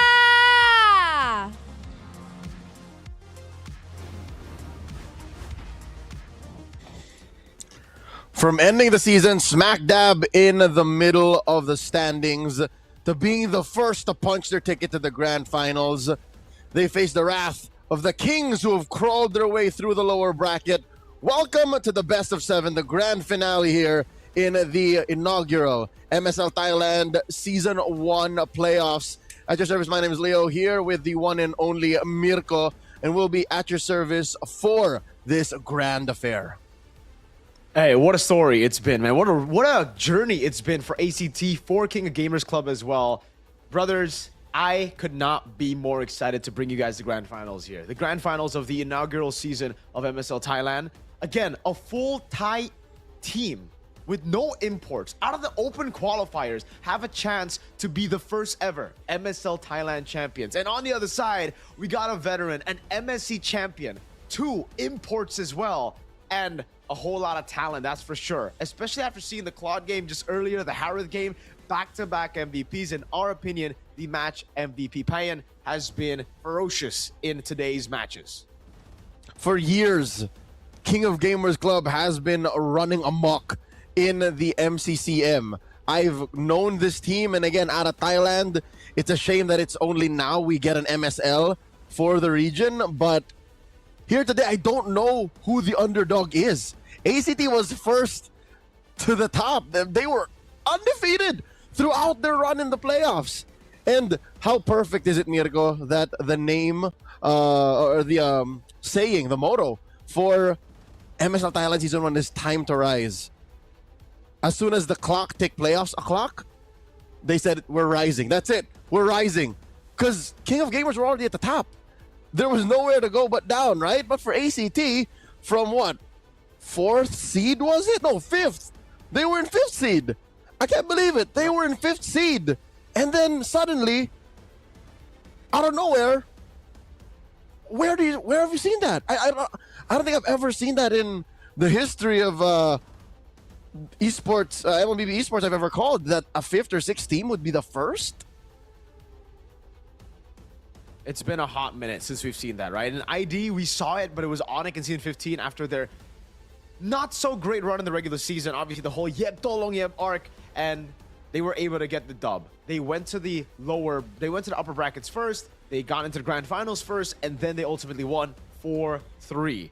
So maybe we get to see that, right? I mean, if we were to crown a champion today, and if it were to be all the way for 7 games, I'd love to see it here in MSL Thailand, dude. KOG have been great. In the regular season, they were spotless, 9-0. And today, we saw more of that version of KOG, Leo. They were able to get a 3-0 victory, finally. Their first sweep of the entire playoffs against ACT. Obviously, they lost. It was a 3-1. Against Tenacity, they won, but it was 3-1. So it's finally them getting back to form up against now ACT, who have had the time to rest, to maybe even watch those games and read out some of the strategies that KOG displayed. It's going to be a close one for sure. It's time to go king mode for KOG. ACT, the main challenge for them is to get into the heat of things. Because KOG have already played a best of 5. They've won 3 games straight, so they are just all stretched out, warmed up, if you will. ACT still need to find their rhythm. How does this best of 7 start? Who is first to the board? I think that'll definitely prove a lot, given that we just learned how KOG is just as crazy. KOG is just as crazy in drafting. Who'd have thought that they would rock the Baxia? Who'd have thought that they would rock the Ube strat, or the utility jungler centric strat? But here in the final showdown, the winner goes to MSC 2026. They punched their ticket to fly out to the land of croissants in Paris, France, while the runner-up gets a ticket to fight for that in the MCCM Season 7, which I also got confirmation. All of the bacons watching confirmed all around the world, MCCM Season 7 gets another slot for MSL Thailand. So that's second and third. That's great. I mean, great news, obviously, for just Bacon Time. Earlier, they did lose, but they will be able to participate again for the Grand Finals, though. We get to look at, again, how they've been able to make their journey into the Grand Finals, right? How are they first into the Grand Finals? And it's been through, I think, simple drafts. And I'm not trying to say that to disrespect them, but it's mainly front-to-back compositions, playing around Fukeo on the Obsidia. Once he's on an Obsidia or a hyper carry, just a hyper carry in general, the composition just builds around him. And here we get to see KOG with their signature playstyle as well. And I can't really pinpoint their playstyle because it's been so mixed, especially here today, Leo. Up against Bacon Time, they played Bacon Time strat. Up against Tenacity, they just beat Tenacity flat out with the signature Claudipayan, but also the Moscovs and then the Joys, the Assassins for KZen. So again, we've seen such a good mix of heroes for KOG, and for ACT, it's mainly that. It's mainly through playing through the meta or hyper carry gold and a full front-to-back comp. I expect this to be Flokeo versus Payen all the way. Oh, yeah. Again, as long as Flokeo gets, as you mentioned, a hyper carry, a Claude, a Obsidia, which is a little bit more of an exotic flavor still, even for me today. And of course, a Harith. Like, that's where it all begins. But also, what if you run this new KOG Ube into ACT? How do you reckon they'll take that? Because that's something that none of us had on our bingo cards. Like, who'd have thought you would see Nile on a Matilda this morning? Where'd that come from? Not me. I don't know. It was just like, I think obviously they planned for it, but it looked impromptu, right? It looked like something they just took out of their basket right as they were up after they got the win game number 1, because game number 1 was a hard-fought victory, especially considering how long Bacon Time were able to prolong, bring the game out. So here against ACT, I agree. I think there is room for them to go for, those bombastic picks again for something that's kind of crazy, but I believe we are going to have a quick little cut here for a bit.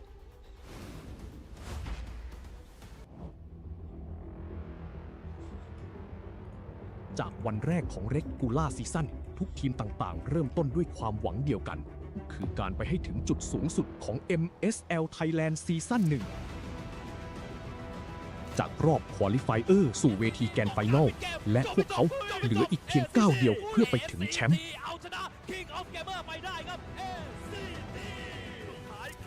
ด้านล่างสุดท้ายมีประเด็นเหมือนกันแต่ไฟนี้มันเดือดเกินไปและเป็นทริปเปิลคิลทีมที่เคยไร้พ่ายตลอด Regular Season ต ตอนนี้พวกเขากลับมาเพื่อทวงคืนทุกอย่าง พยายามที่จะสลับของกดแข็งมาแล้วเป็นเซตที่เก็บได้พร้อมกับพาเย็นได้ซอนจิโร่ โยกแค่วอเตอร์ครับแล้วโถมใส่เข้ามาโฟกัสที่ป้อมอย่างเดียวเลยครับไททันบอกว่าของไปก่อนนะ ใครจะเป็นแชมป์แรกแห่งประวัติศาสตร์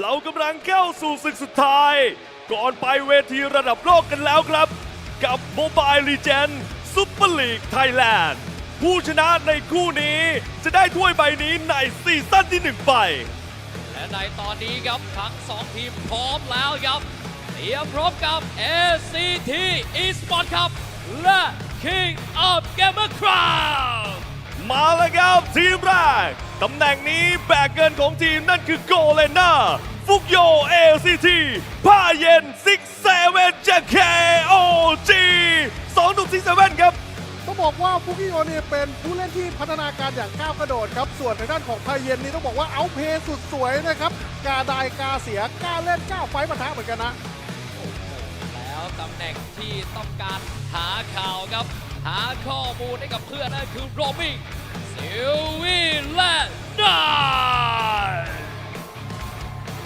ล้มมากประสบการณ์ครับอย่างนายครับการหาข้อมูลการหาข่าวนะครับส่วนทางด้านของซิลวี่เนี่ยทีมไฟท์ปะทะพาเพื่อนไฟท์พาเพื่อนบวกอย่างดุเดือดเหมือนกันนะ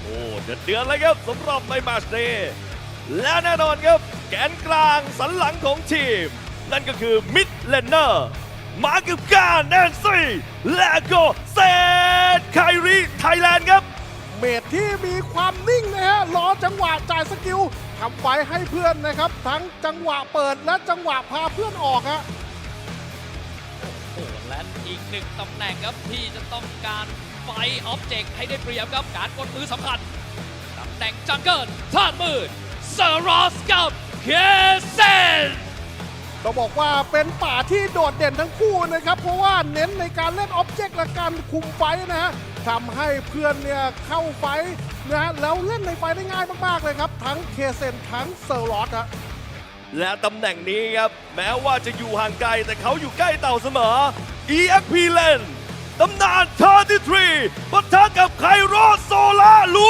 ฟี่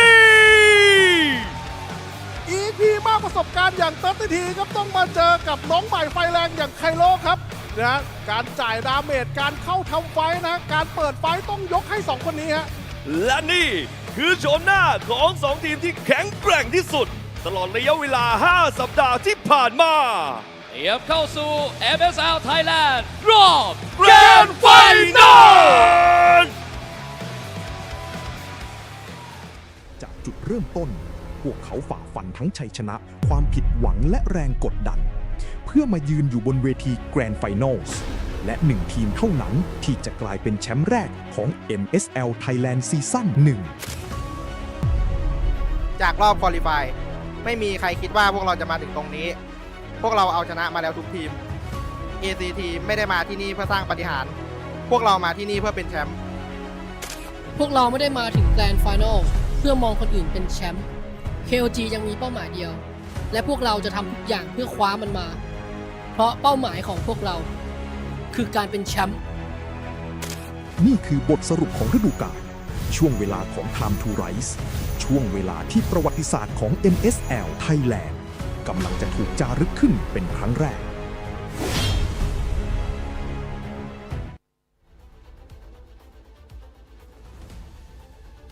ACT Esports Club, a product of Thailand's esports green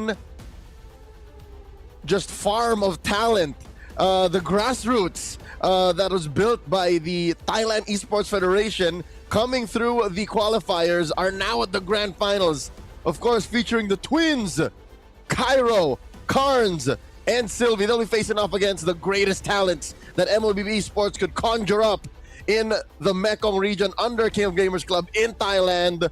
Of course, with 2 imports, Nile, 33, and the Thai Kyrie Z.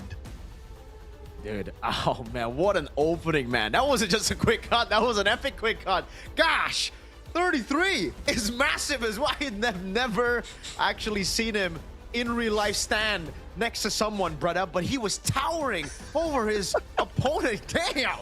Is that foreshadowing for what we're gonna see next, Leo? In the lane against Cairo, I don't know. Cairo plays a big game. And look at their stats. This is KOG. This is #1 seed. ACT has a better KDA. ACT has better GPM, and they fight better, tighter than KOG. I don't think size is what matters here, man. It's all about performance. It's all about what you bring to the land of Dawn. Oh, man. Big missed opportunity for ACT, dude. I don't know if I heard it properly, but they were doing the 6-7 during the intro. Imagine if they did all that, and then the KDA was 6.7, bro. I mean, come on. ACT, again, they've looked amazing. They've looked fantastic. KOG are coming off of a 3-0 sweep, and it's always kind of a double-edged sword when we talk about playing a lower bracket final before a grand final, right, Leo? If it's a quick one, I think I'd give the advantage to the team that's coming from lower bracket finals. Just bringing that crazy 3-0 momentum into the grand finals is crazy. But if it's a crazy full game, long type of series, then that's where it gets really tough for them, because not only are they fatigued, but then the team in the grand final can actually just see those matches and come up with a plan. Watch all the cards being thrown out in the lower bracket finals. Now, in this case, then, I think I'm leaning towards KOG to actually secure the momentum. ACT, more pressure on them to break the momentum in game 1. That's what I'm saying, Twin. I'd hate to break the hearts of all those watching, but I don't think this will go all the way. The team that walks in a little hotter, a little more warmed up, has an advantage. People will say, oh, it's fatigue. No, it's momentum. These teams, I would, wager what? A bot or two that ACT have been screaming prior to the grand finals. Yes, they've been watching, but also they've been playing. You can't walk into BCC Hall in Ladprao Central cold. So yes, they've been watching, but also they've been playing. Look at this packed house. Oh my lord. What I would do to be in the middle of that room. Yeah, dude. For its first season ever, MSL Thailand is packed. And you can already see, I mean, how many fans, how many people showed up. Not just here. Leo, I'm looking at the English stream here. I'm looking at the Thai stream. People are showing up to support ACT and KOG. This is something that I don't think we've ever seen for a first season for a new league. MSL Thailand, let's get it going. We're going to take a look at the random map draw first. So earlier we saw a lot of walls, a lot of grass. This time we're opening up with walls again. We know how... This is like, what, 3 back-to-back walls? Was it? No, we opened with grass earlier. Yeah, so yes, this is the third. This is the third. Yeah. This is the third walls all day. We know how crafty KOG can get with walls. That's exactly why they played the Barats earlier. They banned out the Freya, and ACT banned out the Gwyn. Okay. Gwyn is such a high priority here in MSL. It really is. The Sora gets banned too in the first phase. We did see that earlier, but this is already a change of pace. And a best of 7 is a lot slower, right? Like, teams can get their way into the series again. And again, dude, the Akai bans just get me, bro. Like, what's going on here? Is it just a playoff MSL thing for Thailand, or because I don't remember seeing this prior to the regular season? You and me both. More often in the big regions, Sora isn't banned this early anymore, right? This was more of an M series kind of thing. This was more of a early 2026 thing. But Q2, Q3 moving forward, we usually just play for the Valentina. Usually the Valentina is enough of an answer, but how about another swerve? They're taking the Uranus away from Cairo. Huh. This was nary a threat. This was nary a threat yesterday. If anything, it was ACT who was banning the Uranus yesterday in their run for the grand finals. What's going on? They've left all the prior heroes open. The Phobius is open. The Jusin is open. The Gordon, the Kalea is open. The Harith, the Harley. All the H's as well. So KOG, they're going to go for Jusin. There you go. First pick Jusin, a safe pick. ACT, did he respond to this with a Claude and what, a Harley? I like that. I like the Claude and Harley. I think both those picks is very, very good. There you go. That's the Harley, but they go for the double H. Double H. Double H, a little rambunctious duo, little magical baby boys running amok in the land of Dawn. Someone's got to supervise them. Someone's got to babysit. There has to be order. There's the Claude. You're trading two of the best gold laners for each other again. The 6-7 rivalry between Flukeo and Payen. And what else? The Khalid. It's been a while since we've seen him. Still prio for mid. It's a very good amount of control between Zed and Nile. I'd be pretty surprised here if we don't get to see... I guess we just don't see Gord that much here in MSL Thailand. So you know what? Maybe not too surprised. But ACT here, did they just pick up a roamer?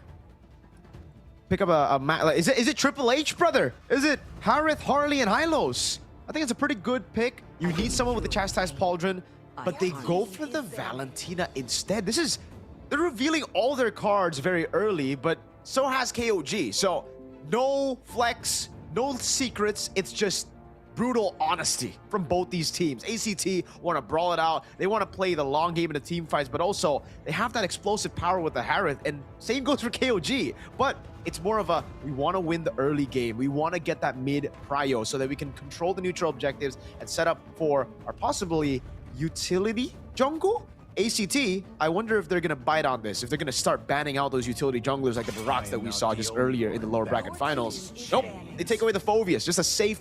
I can't believe that survived the first phase, Leo. They, of course, have to protect their, running for MVP, Harith, Flukeo. And then, that's the thing. They can't attack all the avenues against KOG. KOG, in my opinion, have drafted a more sound and complete first phase. They control the map. They control tempo in the mid. And they can, give Payen the space to be able to do Payen things. So, despite this trio of magic-dealing cores, again, that's a triple core setup for ACT, I'd say KOG just have a better ramp-up into the second phase, especially from Blue. I'd say Blue is still a stronger side overall, even in MSL Thailand. Yeah, I mean, that first pick, that dictates it, right? It's a very safe pick as well in the Juice In. You can build around the Juice In. You can also have the Juice In build around other picks. Meanwhile, on red, it's reactionary. Yes, you do get 2 picks, but at the end of the day, if it's... we'll see. We'll see how they actually, conclude the drafting phase. They do end up biting on the bait, or the utility jungle choice, perhaps, of Cog is the right way to put it. The Kalea gets banned out, and now another roamer. Do they get rid of the Hylos? I think it's a wise choice to get rid of the Hylos, or perhaps maybe the Gatot Kacha. Now that I'm looking at KOG's lineup, they only have the Juice In as magic damage so far. I would rather ban the Gatot. I think Gatot is just the better choice, but okay, this interesting is telegraphing they might still play an assassin. Yeah. We've seen the joy for KZen just against Tenacity as well, so maybe that could be the response up against the Harley. ACT, they're gonna have to ACT first here in the red side, second phase of picks. They picked up the Valentina. Now, I don't know how they do in Thailand. I don't know how crafty Cairo is, but in ID, we usually see Valentina as flex for Dewa United. They play the Valentina, they pick it up early, and it's flex towards mid or XP. So if they want to keep that alive, you can just pick up a roamer. To be fair, there's not much of a good ULT to steal. And how did this happen? How does the Marcel keep sneaking its way into the second half? Okay, I thought about it. KOG's JUG can still be a Leomord. I think that's a very, very good pick right now, but... Right? It's safe. I think it's safe, but against the Marcel, Leo, I've seen a lot of golden hours really stop that Phantom Steed, take away that duration of the one cycle ultimate. So KOG might want to rethink that. Maybe a safer pick would be Baksha, right? You have the movement, you're very quick, you can deal with the Harley as well. And with the tempo that you already have with the Khalid and the Juice In, I think it makes a lot of sense. Then you go damage XP. I'd like the Baksha too, but it's banned out. Oh, my bad.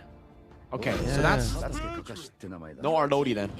Okay. Whoa! Hayabusa glue. Yeah, I guess we should have seen it coming again. This was foreshadowed by the Hilda ban, so they were gonna go for an assassin, which I think, yes, even as he does shadow kill, he still should stop inside golden hour. He just stops. Like whatever his first target is inside the zone, he just stops. And then we see an XP glue. This has to be XP glue. Yeah. And technically they can flex it, right? But yes, it should be the XP glue. Looking at the meta currently, ACT. Last pick of the game. This has to be an XP lane. What do you... Alice, right? I'm thinking Alice right now. If I look at this composition, up against the glue as well, you get a lot of benefits there in the matchup. But they go Yu Zhong. Something to chase. Okay. Aggressive. Brutally honest again, these drafts, man. KOG, they want to play it fast. They want to go for those pickoffs as well. They want to utilize their winning lanes. But ACT, they want to control neutral objectives. They really want to hunker down and fight. Wow. ACT, this is what tells us that they watched the first series today. And they've been keeping their eyes on, again, de facto #1 still in the league. They made it to the grand finals. Whatever happened in the earlier parts of the playoffs, that's behind us. They know that Payen is the linchpin of this lineup. One more quick look at the lineups between KOG and ACT. Flukeo with a Purify, and then of course you put a Petrify on that Yu Zhong. Its only real target is Payen. That's it, he's gonna hunt down even the little monkey. All right. Ladies and gentlemen, we're going to get into our first game into the Land of Dawn. Here we go. Grand Finals, first of its kind in MSL Thailand. KOG from the lower brackets or ACT from the upper brackets from the open qualifiers. Chat goes wild. Can I hear y'all? As we see an orange start. It's mirrored between both sides again. Both teams rocking assassins. This is a little bit more comfortable. I'm at home here because in the first series today, neither was going utility, neither were trying to ube, and then it ended with whoever could ube better. Here you see a switch. Mirko, where's it coming from? I thought you were asking for an all-the-way series. Hey man, you know what? My predictions have to always go against what I want because of the whole curse gimmick thing. You know, actually, it's real. It's very, very real. I've done it a lot. All right, trust me, Leo. It's gonna be a 4-3 now. Be good. Be good on it. Okay, twin. Okay. I made my predictions earlier today, prior to the best of 5. Sylvie from the back. Dang, Sylvie. Oh, still gonna be caught by the poker trick. That last hit. Zars with a walk up again with the hat now. Oh, plays around that passive. That's a risky game that he played around against Zed. Now Sylvie compromising Kaizen's take. Kaizen should be fine here. It's just Nile that got compromised, but it sucks that he had to spend his flicker there. Up top, Kairo's bullying. 33, did you see that? Like he's down on XP bars, even with that siege minion still up. Yeah, Kairo's doing a good job here playing around the XP lane. Very, very good in lane. Now, he doesn't, oh, he actually does have level 4. He also took the XP crab, Leo. This is tempo for ACT, not something we expected with a Khalid on the hands of KOG. Yep. Again, Sylvie is just keeping tabs on him. The man-to-man defense is just enough pressure from ACT to be able to get into a beneficial start to this turtle. Ceros wailing away at it. This is a 3v4. Hayabusa still in the bottom lane. Kaizen doesn't look like he wants to participate. The Yu Zhong here goes to the Black Dragon form. Free neutral objective over to ACT. Cairo going to be caught by the Slam Slam on the pass of 33, but he's not going to mount him just yet. Just a battle for the XP crab. Oh, he actually goes in, mounts him, and brings him back to the team. The all-in now with a quad channel and even the Crimson Beacon to get Cairo down. They hired an army to take down Cairo. And he didn't even try to petrify. He knew it was coming. So with that, KOG, even with the turtle taken by ACT, closed the gap. And not to mention, the gold lane situation, we haven't really checked in on them. How's Payen and Flukeo doing? As long as Payen, I think, does well into the mid game, he can still buy the game back from no matter where KOG is. Oh, great take by Kaizen there as well. A retreat on the Lethal Wanderer. And yeah, I agree with you. Really, it comes down to the gold laners later on. Payen...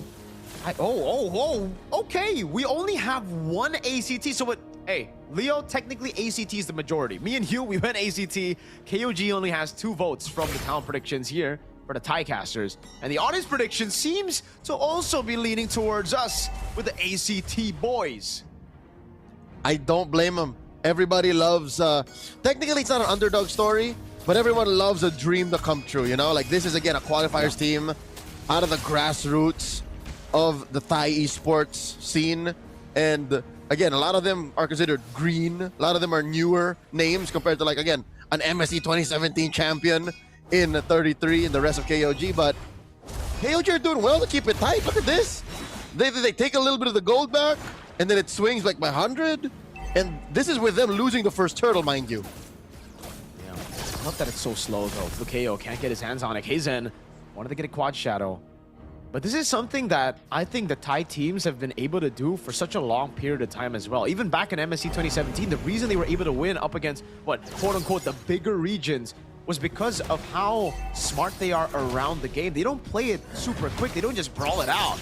They wait for the moment the golden hour catches the turtle, gives Zeros time necessary to make his way down. But look at the bottom lane. A quad shot on the shadow kill over. Oh, Flukeo was able to survive. That's giving the Raging Sandstorm by Carms. That's a flicker route as well. A stolen Raging Sandstorm now. Oh, a flicker to catch Zeros into the retribution. The Dragon's a bit late, but it is going to be the re-engage. No, Cairo stops and he walks back. It is a free neutral objective to KOG. That was a crafty approach to that turtle. Pressure Flukeo. Feign risk. Oh my god, Sylvie gets picked off! Dang! Kaizen! What an angle! You see Sylvie walk up way too aggressively, no golden hour, knows the flicker has already been burnt out, and what crazy timing. Unfortunate for Sylvie, fantastic for Kaizen. The shadow kills back up. Like a thief in the night. Kaizen with just killer instinct. Now he's gonna start taking camps. Oh wait, does anybody see this? Zeros is stealing the orange, and he might actually get away with it. Oh, at least some traves on the map here for ACT. 2-1 in the first 5 minutes. I love how slow it is. I keep on saying that, but I just want to keep on saying it again, you know? Double down on it. Payan in a battle against the Synchro Fission. Not really a battle he would win there. Good take. Starlium Scythe also already done. Hey, Flukeo's doing well for himself, you know? Even in this matchup, level 1 to 3, we expect Payan to do better, but it's still a 200 gold lead right now for Flukeo. He's still scaling, so that's why ACT haven't really committed on these fights just yet. They still want to wait for Flukeo to get those item power spikes. Sylvie. And I think that benefits them. Because again, when you come down to it, it's just so much easier for a Harith to win. Claude can't counter the damage output, the burst of a Harith. Like, there's no wind of nature in your way out of that. So, if anything, I think it's KOG who's on a clock. They're the ones who have to push the tempo here. Nile gets run through. Payan looks for the punish. Oh, jumping in! Yeah, Purify out by Flukeo. He's still able to get the gold crab while he was fighting there. But that's big info. No Purify on the Harith. I think he's going to have to sit this one out, as it might be a 4v4. But KOG are in no rush to actually get into the turtle. They go for the purple buff instead. What a steal. Oh, never mind. Zeros actually secured it. Uh-oh. He's on the quad shadow. Deadly Magic coming down now with the cards as well. But great body block from Payan, and Nile stops that assassination attempt. And I can't give a clear winner here. I can't say that it's Kaizen. I can't say it's Zeros. I can't say it's ACT. They're both at a deadlock because they both press the retribution. They're both jockeying for position in this final turtle, and neither gold laner can actually leave. Yes, we see Flukeo moving up, but it's just as quick for Payan to clear it and then move through the river. This is Zed scouting out these bushes, able to clear them. Turtle at half health. Black Dragon form, that should guarantee the neutral objective here, but they're not going for it. Instead, they're going to go for the fight in the mid lane. Zed gets caught even with the Crimson Beacon. The DOT of the passive, Flukeo doing crazy damage. A stolen Raging Sandstorm doesn't find its mark. Now the quad shadow lands on Carnes. Give her the dash away. Immobilization 33! Raging Sandstorm doesn't land, but Sylvie's going to be mounted on, but he's able to flicker out the safety. And 33's caught all alone, isolated over, and the turtle. It took them so long, it turned to a lord. Yep, again, at deadlock. Even with the pickoff on Zed. Oh my god, Kairo! Yeah, all in on their turret with the help of Nile. Kaizen gets the kill and the turret. That's a man advantage. 20 seconds on Cairo as they look to still play it slow. They don't want to commit to anything.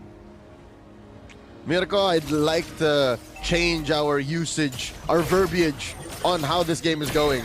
It's not slow, it's deliberate. They're just choosing the way they engage. Yeah, it's not like they're slowing it down on purpose. It's not like KOG aren't engaging. It's just ACT are responding in a way that makes KOG think twice. It's like those very well choreographed Chinese martial art films with dudes on ropes and strings just flying through the sky. All attacks perfectly parried and countered. That's what this is. That whole monologue was also deliberate.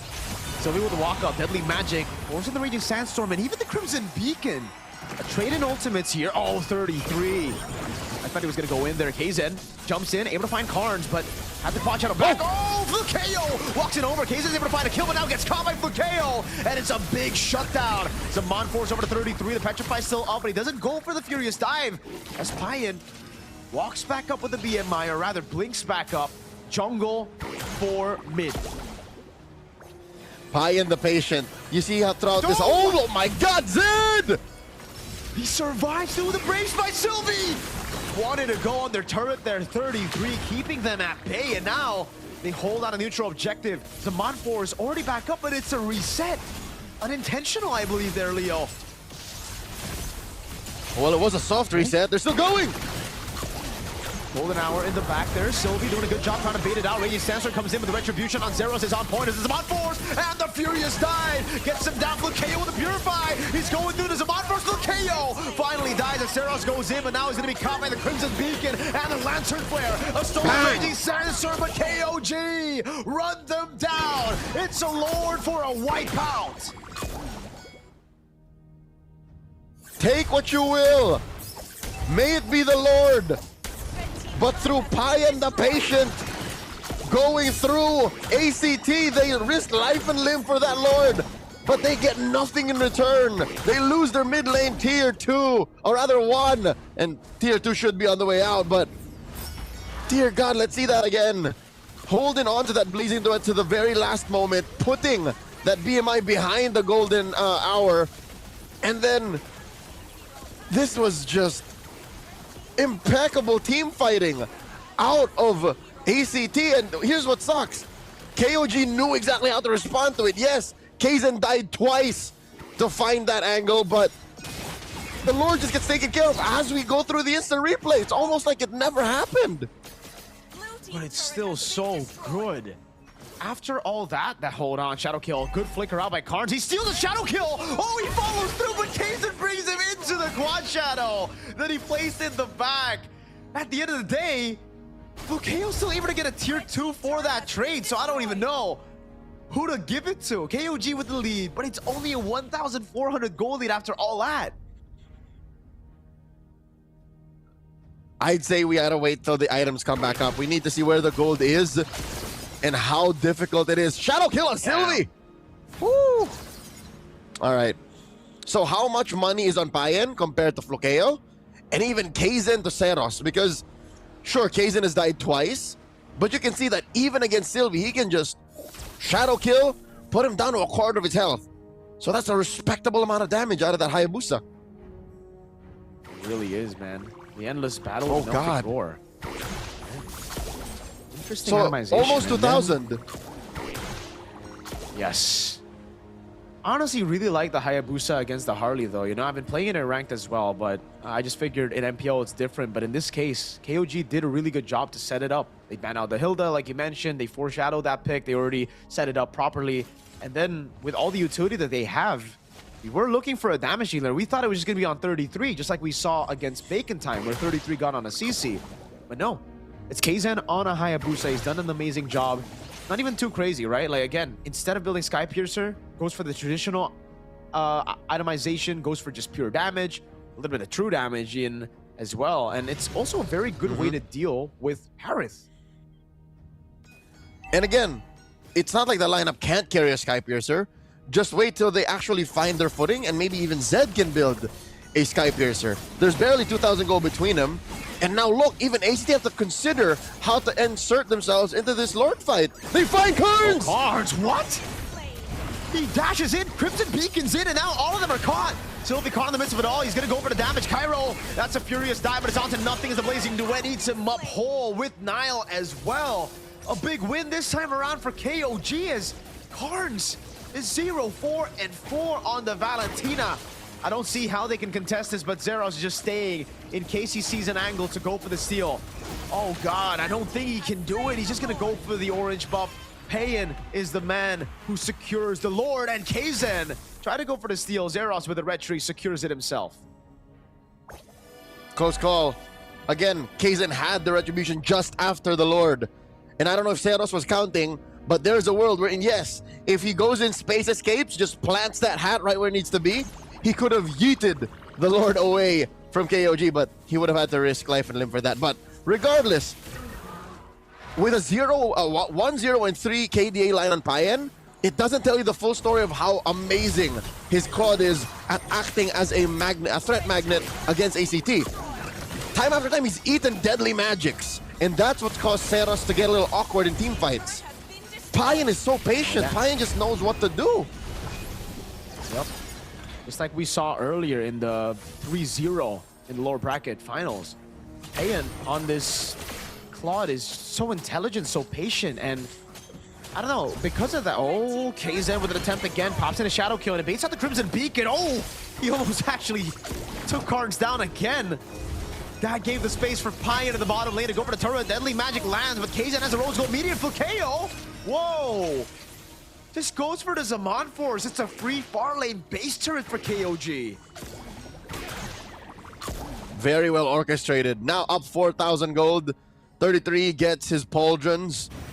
Now across the board, we see a lead for KOG. I mean, Nile is down by about 500 gold. And still, respect to Flukeo for keeping the farm tight, but it's clear that not just the items maketh a man. Even in execution, I'm not saying Flukeo is not any good, it's just Payan is working overtime. He's playing like he's worth two or three heroes. He's able to eat an ult, crawl back in, sustain, hold on to the Blazing Duet, use said Blazing Duet, and then win off of a losing objective. He's done all that in the past 15 minutes. Are you a fan of that Winter Crown purchase? Flukeo just built it, and I don't know, I guess to survive it's good, but usually you would just go for sustain items, right? Bloodwing, CE later on the Harrow, just because once you're down with a Zaman Force, that's it. Like, you'd want to just try to survive while you have the Zaman Force instead of Winter Crowning, because then it just kind of delays your own, or rather it just ruins your own duration on the Zaman Force. It cooks you. But that's why Zeros hasn't been doing damage, by the way. Like, he's only now completed the Genius Wand, Lightning, and Divine Glaive. Now he's building towards the Holy Crystal. Uh-oh. They jump Nile. Yeah, just a quick Raging Sandstorm out. That should be fine. Okay, is it? There it is. Shadow kill. Okay. I think Kaizen knows they're about to dance. So he knows that Shadow kill should come off cooldown by the time it actually matters.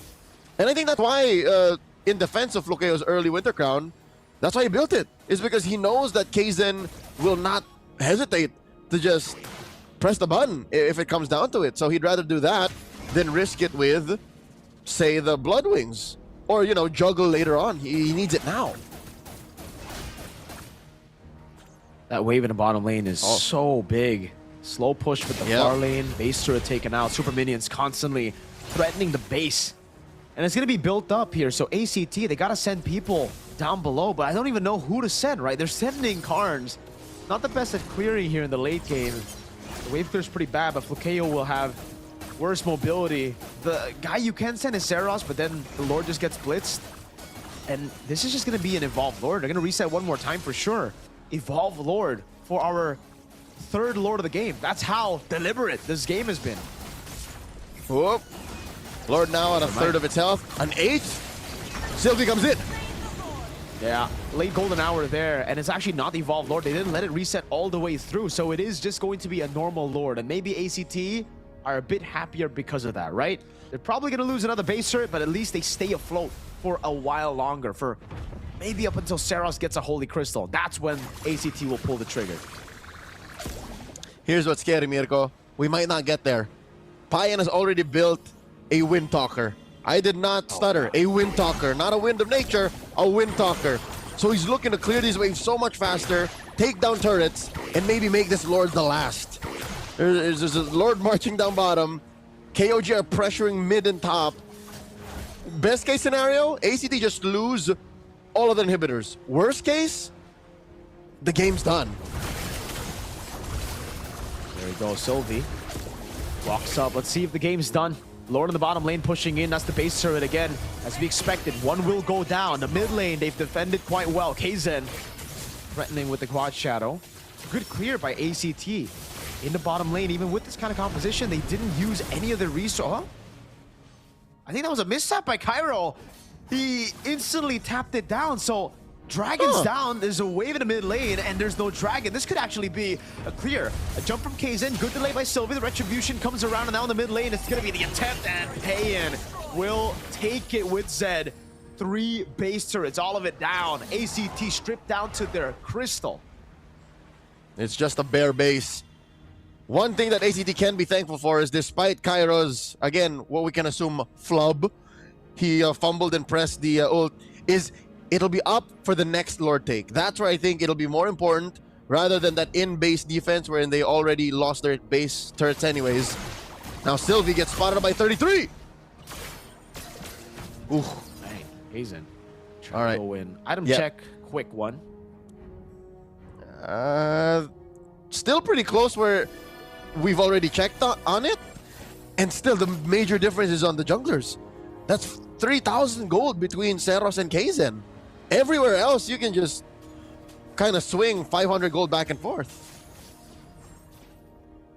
Yeah, the Chastised Pauldron also great pickup there on ACT, but oh, now also picked it up. I was about to say, why is there no Chastised Pauldron? That's actually a very, very good way to slow the Harrod down with the unlead dashes here. And Flukeo, man, he's getting a lot of shields there just with a Chrono Dash. Again, wave up top, gonna be slowly building for KOG. So for ACT, they gotta ACT, they gotta act. They gotta find a way to just 50-50 it, take the gamble, because at this point, it's just full Lord Dance for KOG until the end of the game. I'm not sure they're allowed to gamble, especially now. Black Dragon form coming through, Lord here at an 1/8 of its health, Nile to the back. Oh. Winter Crown, Raging Sandstorm comes in with Carnes as well. Zeros able to go for the jump onto the back, now jumps back in again, try to go for the Retribution. It's Carnes who secures it. Now Flukeo with no mana is still able to survive, pops into the crown in time and buys the immortality. But there's no Zaman Force, and Kaizen doesn't care about the neutral objective. He pushes it in. The Golden Hour is able to buy some time as Kaizen takes a turret aggro. But in the end, it's game 1 to KOG. Sylvie only delays the inevitable. Golden Hour does stop the minions from rushing in, does stop Kaizen from smacking that base. But after that elapses, everything else follows through anyways. KOG proving that going through the lower bracket was no hindrance to their dominance in MSL Thailand. An emphatic statement in game number 1. This is our house. Let's take a look at the replay. Dude, that was, well, this is one of the bad fights there where Carnes actually dashed in forward, opened up the bush, stole the Crimson Beacon, and then Crimson Beaconed in. And in this position, it's really hard to blame ACT. They try to go for the fight, and that's what they needed to do. There's no way that they would let KOG constantly just cycle through those waves and continue with the Lord Dance. So, hey, unfortunate, it was a forced error. Well played, though, to KOG. They knew exactly where their advantages lie. They don't force anything. They literally didn't force anything all the way to the very end. They just kept on adapting, kept on looking at what to play around. If they were going for the 50-50, there was no reason for KOG to take the 50-50, right? It's the desperate call by ACT. Just go mid, go top, go somewhere else. Kaizen was able to end the game. Almost a save by the Marcel's Golden Hour, but unfortunately too many minions, and he's already hit the crystal too many times. Now we ask an interesting question, again, at least for the short term. More on the post-match adjustment discussion later on. Who's the MVP? Do you give it to Payan still? Or is that last-minute clutch backdoor play all on Kaizen. Because that's the only way I think that could have elapsed. Because Payan died for the first time in a while. Payan got his immortality popped, and then he got compromised. But was that part of the plan? Was that all Kaizen's call? Or was ACT there to rely on Kaizen to say, we can do it?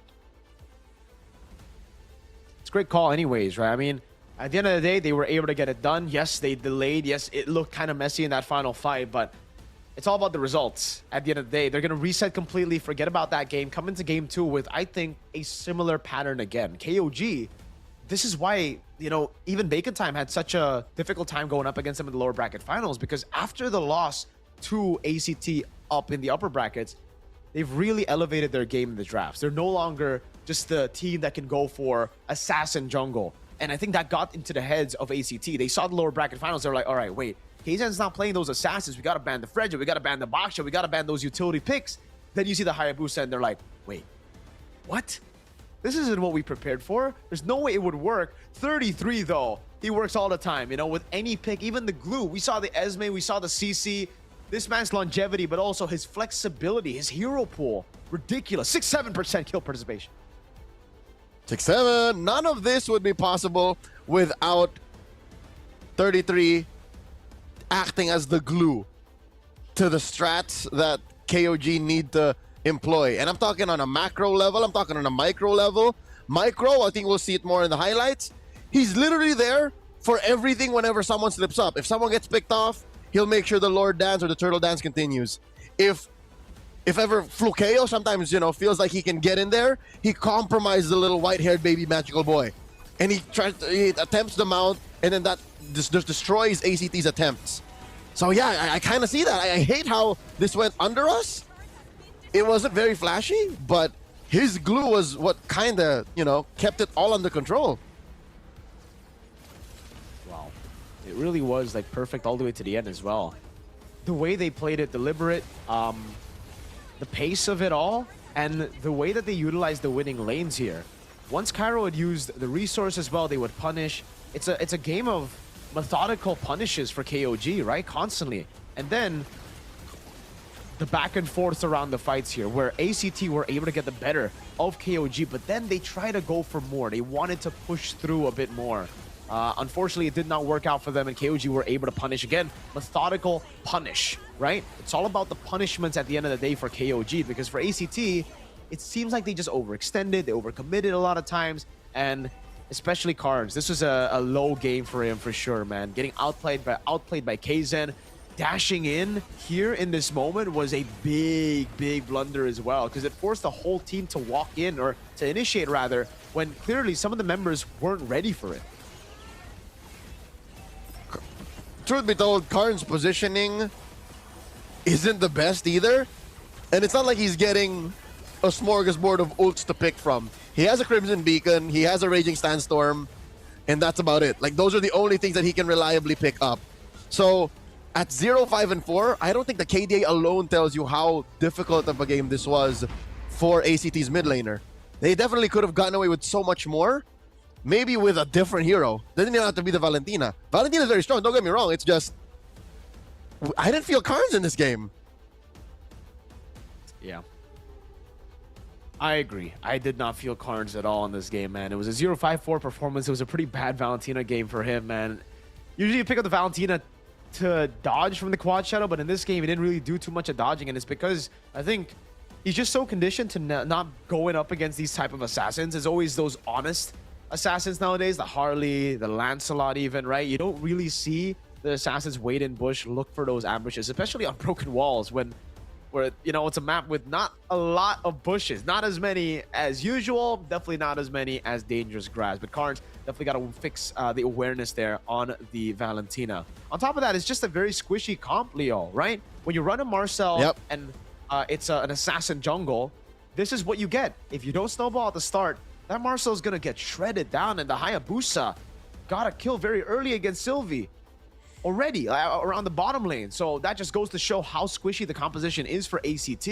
And Kaizen, Niall, well played to them, the carry and the sandbag with the best wingman. Flukeo still doing a phenomenal job farming with a Harith, mind you. Like, he out-farmed a Claude on a Harith. I think they got to go back to the fundamentals of drafting, because you're right. Despite these mechanical and micro movements, again, out farming a Claude on a Harith, the early aggression on these turtles, ACT just had a weird lineup overall. Like, it was just, we were blinded by how good they were moving, but look at it, there was no peel. You were just winning off of the fact that maybe you can win fights, and then you go from there. But at some point, 6-7 minutes, they weren't winning fights anymore. Again, the deliberate approach was what allowed for KOG to get into a position like this. They had such a good, I'm going to talk in MMA terms. They had such a good stand-up game that ACT blinked once, and then suddenly they're in full guard. It's like, what are you doing on top of me, 33? Stop. Full mount. That's a big dude in game, right? Especially on the glue, man. Slam, pass. He actually did get full mounts constantly as well, and it baited those resources. At the end of the day, we saw the Yuzong, and I really have to lean towards, I think the Alice still would have been better. Something to just honker down in the front, can take those slam, pass, can be mounted, but is A-okay, right? Because the sustain gets everybody else in the back to deal more damage at the end of the day. You're there for a longer period of time, especially considering there was only one frontline. And even then, I don't know, I don't want to call Yuzong a frontliner. He's a bruiser, right? Nah. He's meant to go fight, sustain, sure, but not tank. He's a backline hunter, if anything. He's the opposite of a front line. There ain't nobody who's going to hold the front line for you. Not a golden hour. The golden hour gives you, 2 seconds worth of a hold, but you can't even stand in front of that. So, you know what, Twin? I hate to say it, but we were in agreement. This was a weird draft for ACT, and KOG have him by the collar of their shirt. It's just like, what are you going to do? It took a while. Sure, it was a deliberate approach to eventual control, but something has to change for ACT. They watched KOG, yes, but they did not pay attention to where it mattered. And here's what makes it more difficult for our qualifier team, our underdog story that made it to the grand finals, is they don't have time. I don't think that they have time. The more the time they take to make these little mistakes that may cost them games, the more KOG just starts rolling through them. And here's the thing, KOG can win from red side. They chose to go blue in game 1, but go red side? I think KOG becomes more deadly in the draft. I agree, Twin. I think for ACT, right now, it's all about making it chaotic. You can't play this deliberate game against KOG. KOG are the veterans. They've been here before. You know, they have the experience with 2-3 imports as well in their roster. Compared to you, you're the open qualifier team. You got here through what? Through team fighting, through playing it quick, through playing around tempo. You got to bring that pace back into the grand finals, right? It's something we saw as well in their win against KOG. You have to bring in your style of play. I don't want to see another bacon time situation where they completely forgot about their win conditions, completely forgot about their own strength, and instead got outdrafted in the way where, again, it is a good draft in the meta, but it's just not their style. So ACT, I'm looking forward to those improvements in game 2. I'm expecting a 4-3 here, so we're here for the long run. We'll see again the adjustments. First, random map draw and the side selection. Where are they going to go? Expanding Rivers for our second map of the day in the grand finals. It's about to get wet and wild in game number 2. All day we haven't seen KOG play through Rivers. Yeah, ACT's blue side. Again, it's their turn to choose. They go blue. Again, blue is just a safer side to gain momentum and tempo from, especially in the draft. Dear Lord. Twin, do you see this? Triple utility jungler bans from ACT.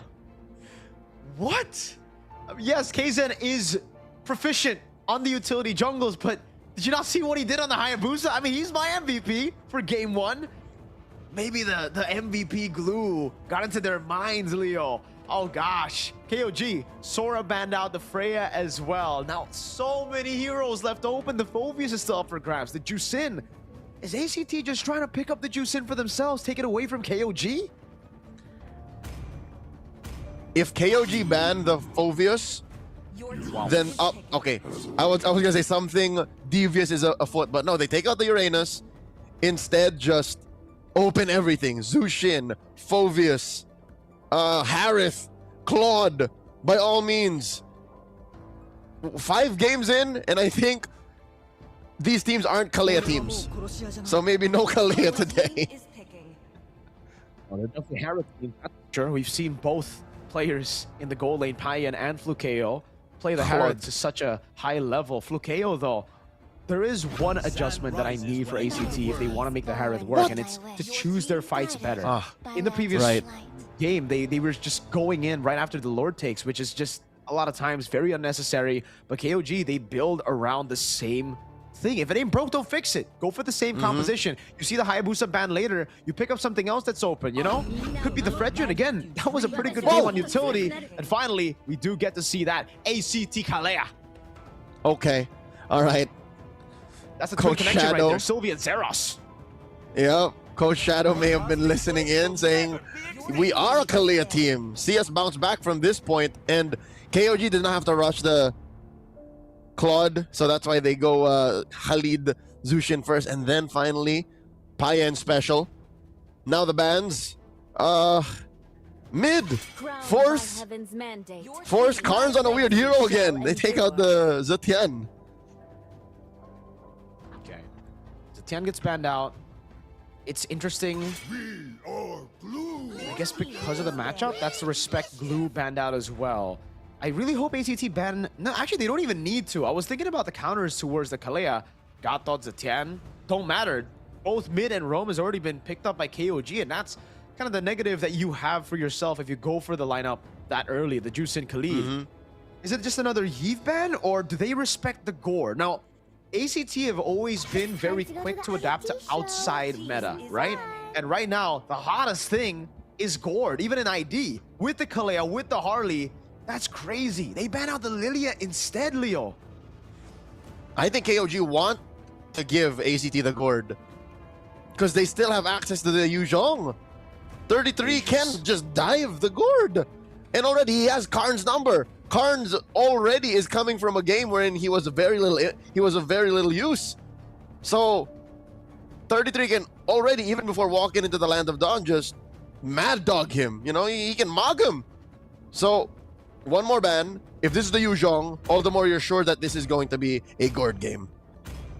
See value in me? Let's see it. There you go. It's the Fredrin ban. So it's a total of 4 bans targeted towards KZ. Oh, but no assassin. I'm guessing the Kalea is what they think is enough to deal with KOG's assassin. So, all right, we can see it red 5 again. There's no reason for them to show their cards this early. But what they do need to be careful of is Phoveus is open. Oh, they pick it up. Okay, against the Kalea. Now, what is the response by ACT? What is the winning matchup in XP? Do they go for the, again, Alice? So that they have a tank up front, someone that can hold them down? Is this going to be one of those weird games where the Phoveus actually uses Purify? I don't think so. I mean, I understand why you would think he'd go Purify, but losing the Flicker ability to Dark Wave and Flicker to gap those around him. These guys, these little magic boys, I think is a bit too much to ask for. Oh yeah, hey look! ACT ended up with the little magical babies again. Okay. So they got 2 picks now. Still needing a mid laner. It's not a Gourd. Oh my god. He says go again. Karn says go again. I will try, coach. Let me. And Cairo gets his hands on a Terizla. What is going into the jungle for KOG? I think, yeah, I mean, it's tough either way, right? If you go for the Hayabusa or the Lancelot, you are going to get cooked by the Kalea. Yep. But why not just play around it? You have a Khalid, you have a Phoveus that can bait out the Tsunami Slam before that even happens, and there's no one-shot power for ACT. That's the big problem right now for ACT. It's all magic too. Their only physical damage comes from their XP, who's gonna be building tank. So I think I'm all right if I'm KOG. I still pick up the same pick. And their only combo is like what? Tsunami Slam into a face full of magic from either Cairo or Sylvie.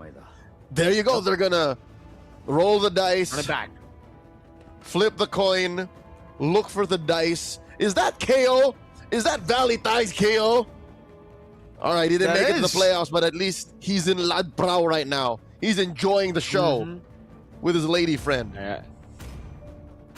always love to see it, man.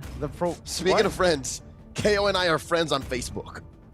Oh, wait, is that facts? Is that cap? Someone confirm it, it's chat. Someone in the facts. chat confirm it. It's facts. It's facts, All twin. right. All right, twin. Let's talk about the facts right now. 3 purifies over the 10 boys you see here on your screen. Zed and Payan with the respect against the Kalea. And as expected, it is not a Purify Phoveus. It's going to be Flicker for 33. He wants to make those plays happen, and he's okay taking the Tsunami Slam as long as that means that Kaizen can walk free and go for the ambushes that he did in Game 1. Let's see. Flakeo back on the Purify again. This could go very similarly to game number 1. And again, one more result like game 1, and we can call it insanity. How Carnes keeps forcing himself to play the Valentina. And looking at the ults, again, it's a worse, possibly a worse situation, because he can only really still just use Crimson Beacon and Raging Sandstorm. That is the reality of the Valentina in game 2. All right. Taking a look at the emblems real quick. Oh, Nile with a cheeky little dive there. 33 goes for the concussive blast on the Phoveus. Nile, oh man, they're sandwiching him down. There's no waves here as well, but look at the time. With this time that he's bought, they're gonna go and invade the purple buff. Oh, Nile, what a move! The purple buff taken by KZ. Orange-purple start is vertical, jungling for KOG. KOG. Devious. That is shrewd of them to do here. Nile doesn't even get punished, Mirko! Just walks away, man.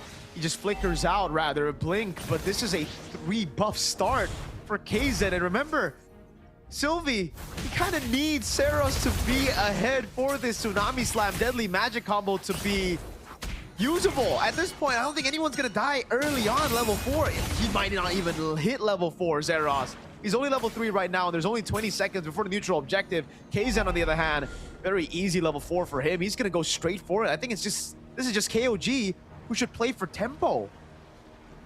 With the way it's going, it's not evident with just 100 gold up, but Zeros is so behind.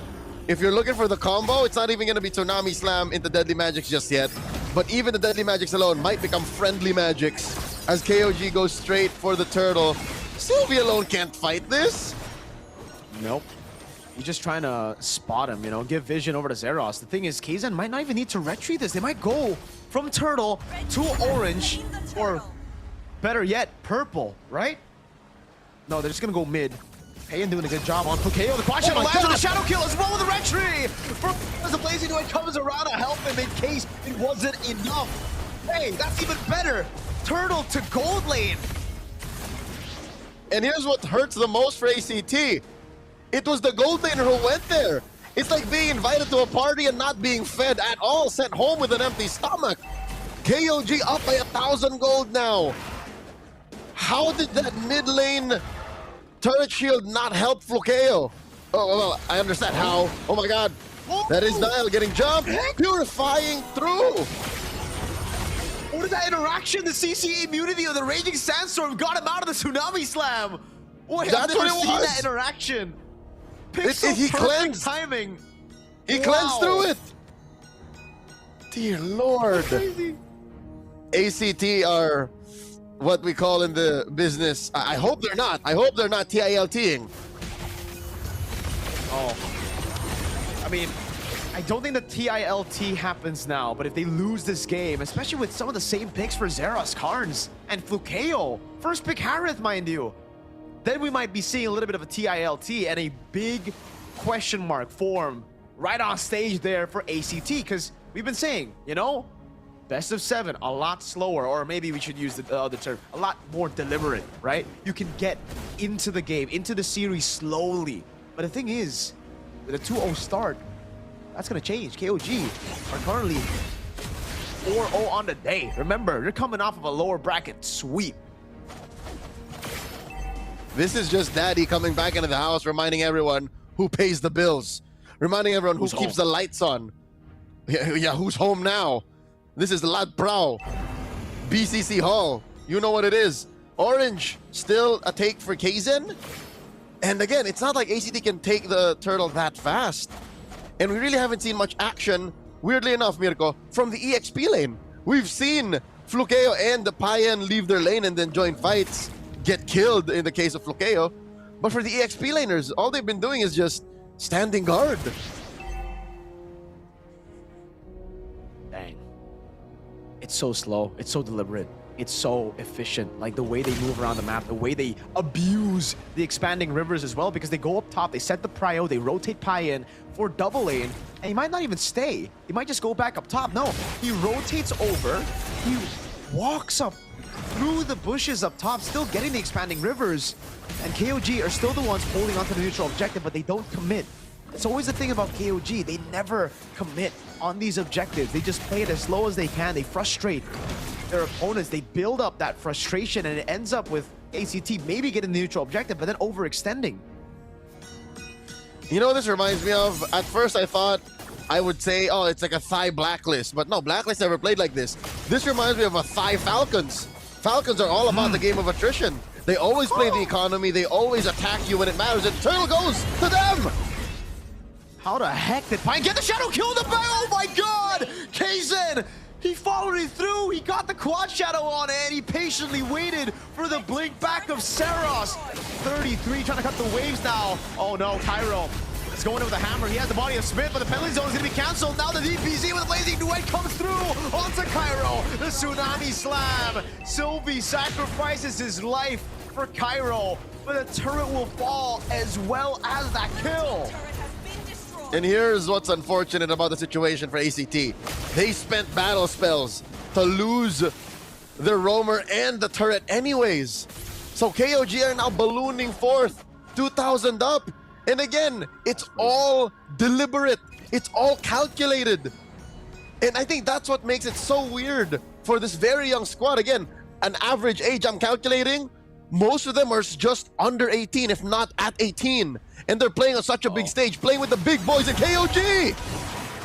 Oh, they're just gonna gank on Terizla here. The Lancer Flare, not enough to pick him up just yet. Zeros walks up, and now the Blazing White comes in with Payan. Sylvie, you got no flicker, you got no jump. The Raging Sandstorm, but the Tsunami Snap is right there. Good CC immune. Oh, for Sylvie to survive. Oh man, ACT are not used to this kind of MLBB. KOG have unlocked a new playstyle in the playoffs, and Shadowkill finds Carnes! Oh, even through the flicker. Not a chase in the back, but the quad shadow is still there. Flukeo can't get his hands on him. 33 flickers out as he goes for the shoulder bash, but he baits out the flicker out as well. And now, Cairo, disconnected from the rest of the team, wanted to go in, but has depleted himself of his own penalty zone. A lot of ults thrown out in that exchange. KOG now up 3K. That's what's impressive. Again, throwing back to some of the best macro teams in the world. KOG are able to make economic moves even when they're not part of big exchanges. They got 1,000, Mirko, they got 1,000 gold while getting just 1 kill on Carnes. They were, this map fits them so well. The randomization of this map fits the kind of draft that they got. Fantastic. Fantastic. Great itemization by 33 as well. Our MVP for game number 1. Radiant Armor into the Black Eye Shield. Kaizen almost got the quad shadow on Carnes. You know Carnes let out a sigh of relief there that it did not land. After they build Radiant Armors and these tough boots, where does the damage come from? Even if Flukeo cannot, after a third item, deal with that. KOG can just walk through it. It's like, very nice, little boys. What do you do? It can't be off of Cairo anymore. I'm talking about the Harith and the Harley, all right? Not ACT as a team. Yeah. Like the little magical baby boys. They're gonna struggle. The Double H and Valentina, they're all gonna struggle, right? And that's why the Radiant Armor, that's why I pointed it out earlier. The Radiant Armor build, first item for the Khalid, for even 33 on the Phobias. That's what it has done. And that's why we expected the Gore to come through. Something that could force them to, well, it can't really force, but it was basically, it's an insta-kill that's guaranteed, right? You Tsunami Slam into the Gourd Mystic Gush that does true damage, and then you have the deadly magic, so it's a good mix of everything. Plus then you can build for a damage dealing XP physical damage dealing XP. But that's not what they went for. They went for Valentina instead, and just like in game 1, you gotta question some of these picks from ACT, Leo. The synergy is just not there. This Valentina Carnes, it's literally just game 1 all over again, but not as bad because he's not 0-4 by this time. And here's what's difficult. The draft is one thing, execution is another. Even execution, again, the aforementioned deliberate approach to the game, the KOG macro, which seems to be a signature in MSL Thailand. Maybe them and just a few others are able to unlock it. It makes team fighting lineups like ACT act awkward. They are not in their element. This is not a fighting lineup. It's like look at that long lane control. Look at that long lane control. Brilliant. Everything, all the fundamentals are done to it's perfect down to the minute details. 4-0, full objective win. That's a free lord to KOG. It's like watching a cog in a clock tower. It's just working perfectly. Everything rotating together to tell you the time. And right now the time is all KOG. It's so kings of gamers. It's in the name. They have conquered this style of MLBB, and that's why they've gone 9-0 in the regular season. Sure, ACT shocked them in the opener of the playoffs, but they do find one. Big battle here is now able to flick around. Now pops in a quick sand gun, but gets caught in the raging sandstorm. Stolen by KZ. Goes into Lazy Duet. Coming in from Payan. Doing so much damage, and KZ picks up the kill on Sylvie. That's Flukeo with the trade. But look at the long team fight with 33. Dunking on Cairo. It's a Lord on top of it. That is still full HP. Charging at these tier 2 turrets. 33 making his way into the mid lane, going for the clear, and KZ will be looking for the last tier 2 in the bottom lane as the Holy Shield gets procced up top. Not just Mirko, he made sure that Seros stayed hungry, and not the nice kind that wins you championships, but the kind that keeps you down as an already starved Harley. They're 3 levels down, and they're not getting any buffs. This purple buff would be a miracle if somehow Seros got it. He has a retribution. KZ is very far off, but that doesn't change the fact that I don't even know where the gold is now. It's 5,000 up. How much of it is in the difference between Seros and KZ? Seros ain't farmed up anymore. Seros can't even go through the radiant armors. What more being down on items? And because Dear it's God, so 3K! there you go, you have your answer. Oh my lord. Yo, I gotta give props to KZ. In a game like this, most Hayabusas would just go Sky Piercer, but he refuses to fall under the Sky Piercer regiment, right? He just stays and builds normally. No Sky Piercer. It's almost as if the Sky Piercer wasn't even in the game. They look for a pickoff here. They saw people down below to manage the wave, but unfortunately for COG, ACT have already recalled. The thing is, Leo, the only shutdown, the only bounty that ACT can collect is on KZ, right? Everybody else, there's no bounty at all. So how do you come back in this game? It has to be on KZ. You have to get a crazy pick. But I don't think KZ is that naive to just, as I say that, he got shadows into the bush. Hold on. I don't want to curse him, actually. Mirko, that is the kind of genius KOG is. They play such a deliberate game, a macro-centric approach that even killing them would not solve the issue. You take off 2 or 3 maybe at best, the map still doesn't belong to you. That's just what they have created here. That's the beauty of the draft that they've gotten. Again, through the leadership of Coach Justin, they have introduced, a play style that was first brought in years ago and now is running through the first team in the grand finals. ACT, they're still thinking twice if they can contest. They're actually just going to blitz it down. This is a gamble. Full commitment from KOG. Tsunami's time, but it's only onto Nile. That's okay. KOG will take it for the Lord. Just for the Halid. Zed gets out the Crimson Beacon. KZ with the quad shadow. Now Flukeo. A little bit of damage. Sylvie can't walk up. And it's a winning trade again for KOG. They defend in the mid lane here, but ACT want to force it here. Plays it away in the crowd. Flukeo caught on the bad spot now. That's with the quad shadow for KZ as he goes in with the kill. KZ with the assassination. Insane targeting on Flukeo. I think they miscalculated how even at 14 minutes, with all your teammates around you, a turret is still a turret. They fought under tier 1. You see how it turned into the M6 Claude skin right there? It was still standing, and it got a lot of free hits. I'd reckon if you look at Flokeo's death replay stats, a good chunk of that damage would be from that turret. So KOG just forced ACT into making a rookie mistake, fighting underneath a turret with no backup plan to take it down. And it is just a forced error constantly, man. KOG, their deliberate playstyles really got ACT acting unwise. Now with the Khalid just walking up, basically baiting Sylvie to go for the Tsunami Slam. The Lord charges in. Kaizen again jumps in with the Shadow Kill. They're going to look for the pick. Oh, beautifully done. That's the shutdown they were looking for. A bit too aggressive by Kaizen.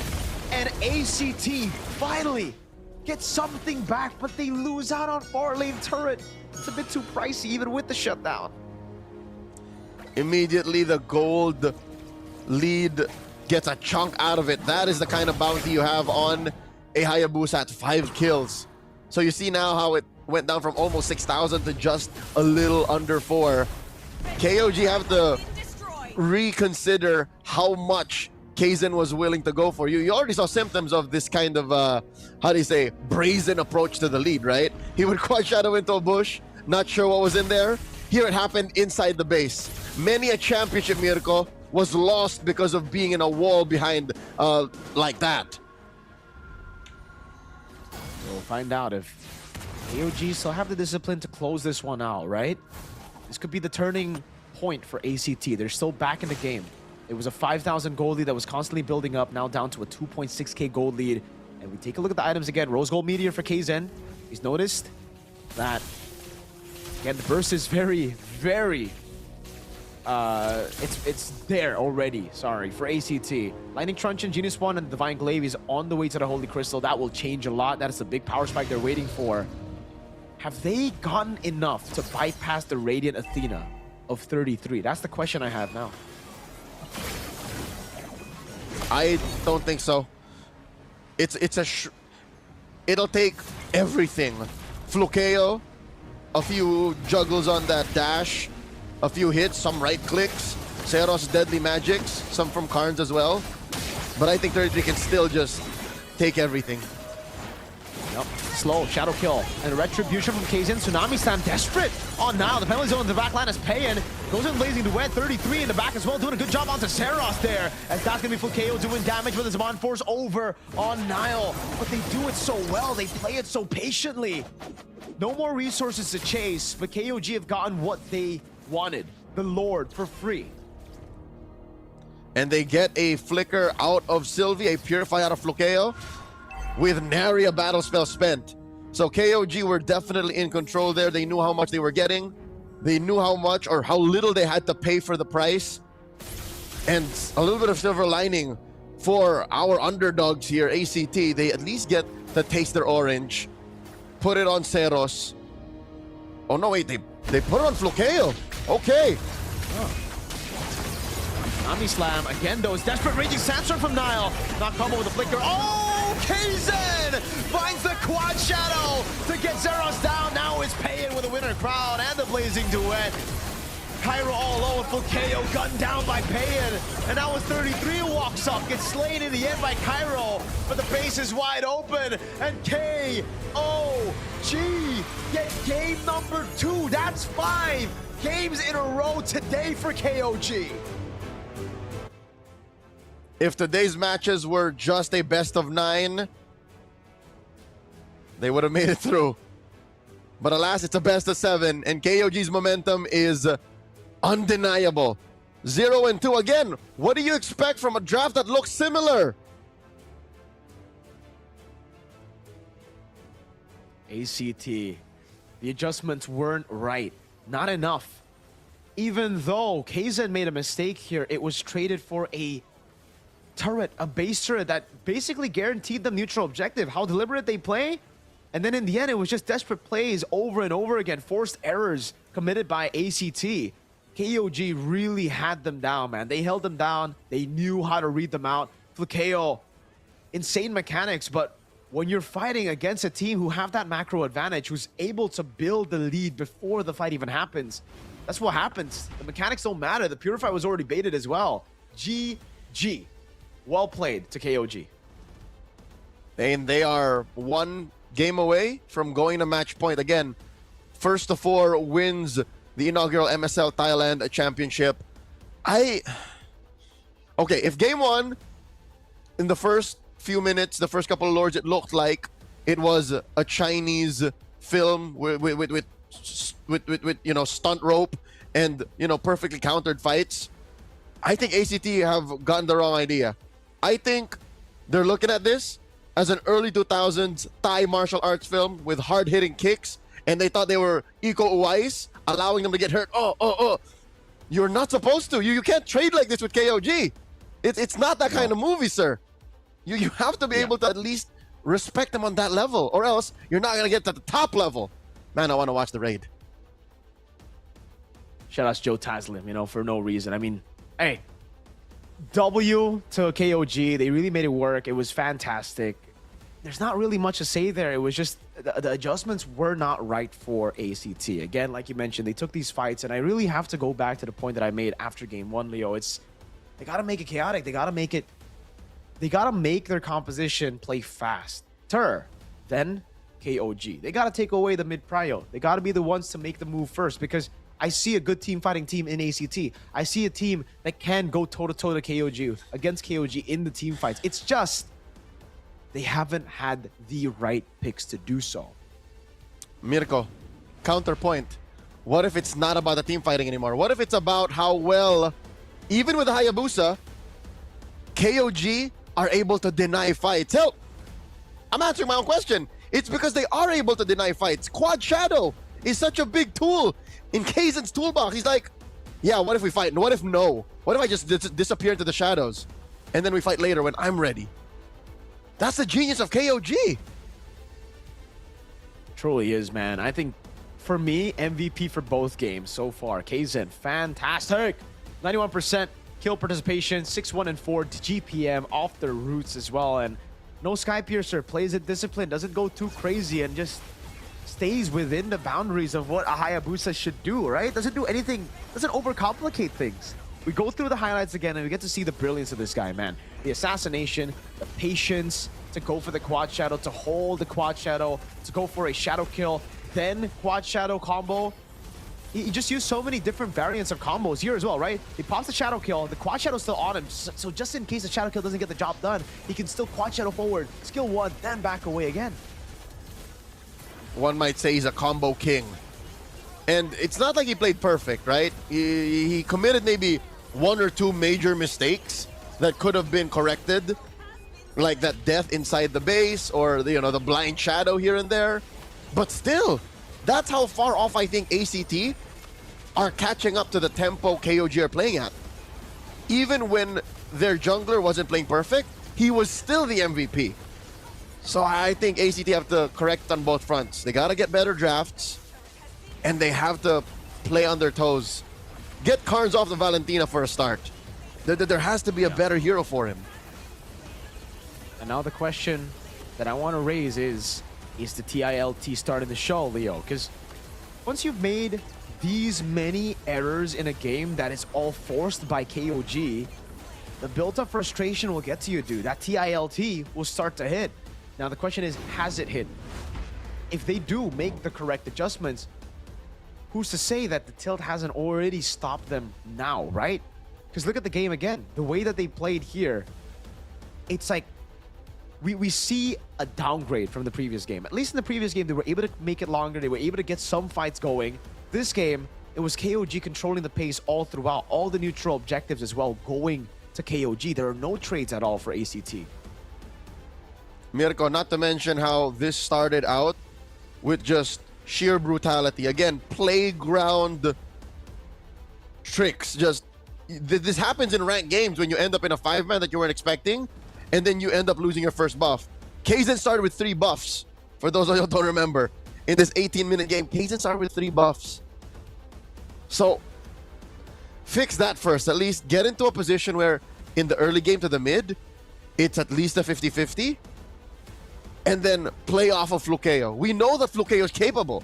We know that this was going to be a gold lane matchup anyways. ACT haven't been able to make it that. They've lost many parts of the map wherein Flukeo can't even fight Payan anymore. So this allows for Payan to become the superior 6-7 athlete. And that's not how this goes. That's not how this goes. Yeah, definitely not. Flukeo, I wonder how he is on the Claude right now, because yes, they've been picking Harith.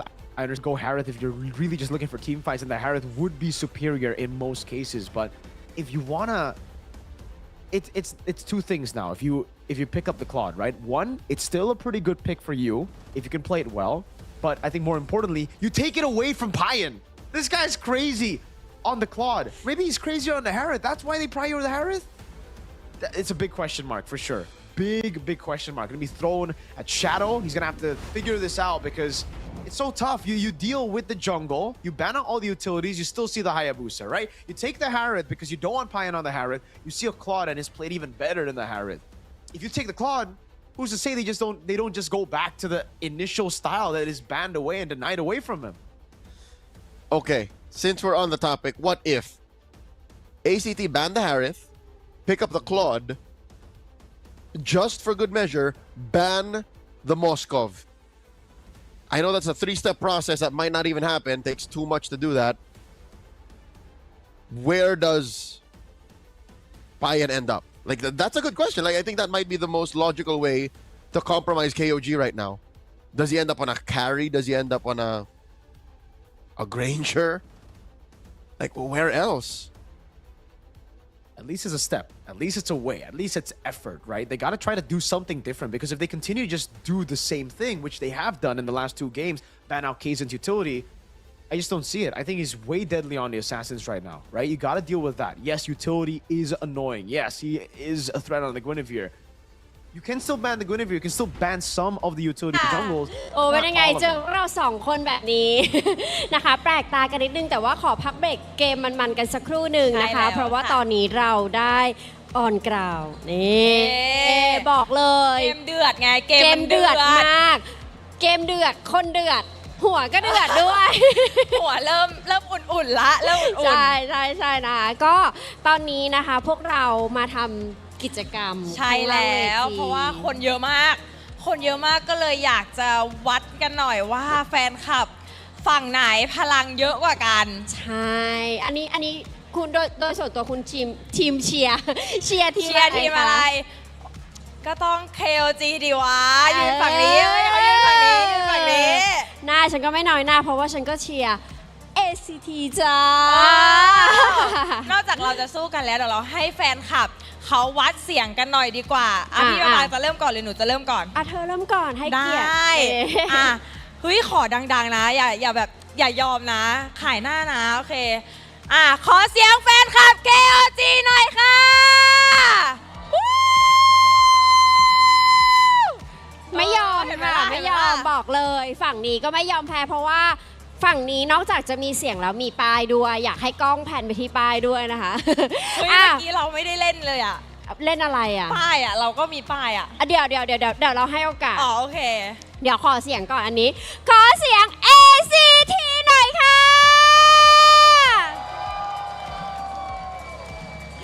มาพร้อมป้ายก็มีเสียงก็ได้สูสีแต่ว่าอะไรนะเราขอเสียงแล้วเราสัมภาษณ์กันหน่อยดีกว่าไหนพี่ปังเริ่มให้มินก่อนเลยพี่ปัง1 คนหนู1 คนใช่เดี๋ยวเราไปเดินหาให้มินก่อนนี่ดีกว่านี่น้องเผื่อมีใครอยากได้วับแว่นไงเขาชอบถามหาวับแว่นกันเลือกน้องคนนี้เลยดีกว่าสะดวกไหมคะเดี๋ยวนี่มาเป็นตัวแทน KOG ให้พี่เลยขอบคุณค่ะพี่ปางเรามีเหรอคนไหนดีคนนี้อาสาลุกมาเองเชิญเลยค่ะเชิญเลยเดี๋ยวแฟนคลับอยู่ด้านนี้ได้เลยค่ะโอเคแนะนำตัวกันก่อนแนะนำตัวพี่ปางก่อนได้เลยค่ะผมชื่อจุนครับผมจุนมาเชียร์ ACT ครับผมฝั่งหนูบ้าง ชื่อนัตตี้ค่ะ มาเชียร์ KOG ค่ะ นี่ KOG ดิวะนี่เขามีป้ายนะ อ่ะแล้วป้ายเราอยู่ไหน หนูมีป้ายนะหนูมีป้ายนะ นี่ เฮ้ยรีบแล้วรีบแล้ว มีหลายอันด้วยตายแล้ว เชียร์หลายทีมเชียร์หลายทีมอ่ะ มีหลายอัน นี่ น้องรักคุกกี้อยู่ ไม่ยอมไม่มีใครยอมใครเลย ถามแล้วในทีมเนี่ยเรามีใครเป็นไอดอลไหมหรือว่าเชียร์ใครเป็นพิเศษไหม ก็เชียร์เพิ่งมาเชียร์ครั้งแรกค่ะ แต่โดยภาพรวมก็คือไม่ได้ตามใครเป็นพิเศษ แต่ว่าชอบการเล่นของทีม KOG ใช่รู้สึกว่าเขาแบบเล่นแบบว่าเดินกันแบบทั่วเลนทุกเลนอะไรอย่างเงี้ยค่ะ รู้สึกว่าเขาแบบเป็นทีมเวิร์กที่ดีเลยค่ะ มันเป็นอย่างนี้นี่เองพี่ ผมมาเชียร์พี่ชายผมเองครับฟุกโย 6-7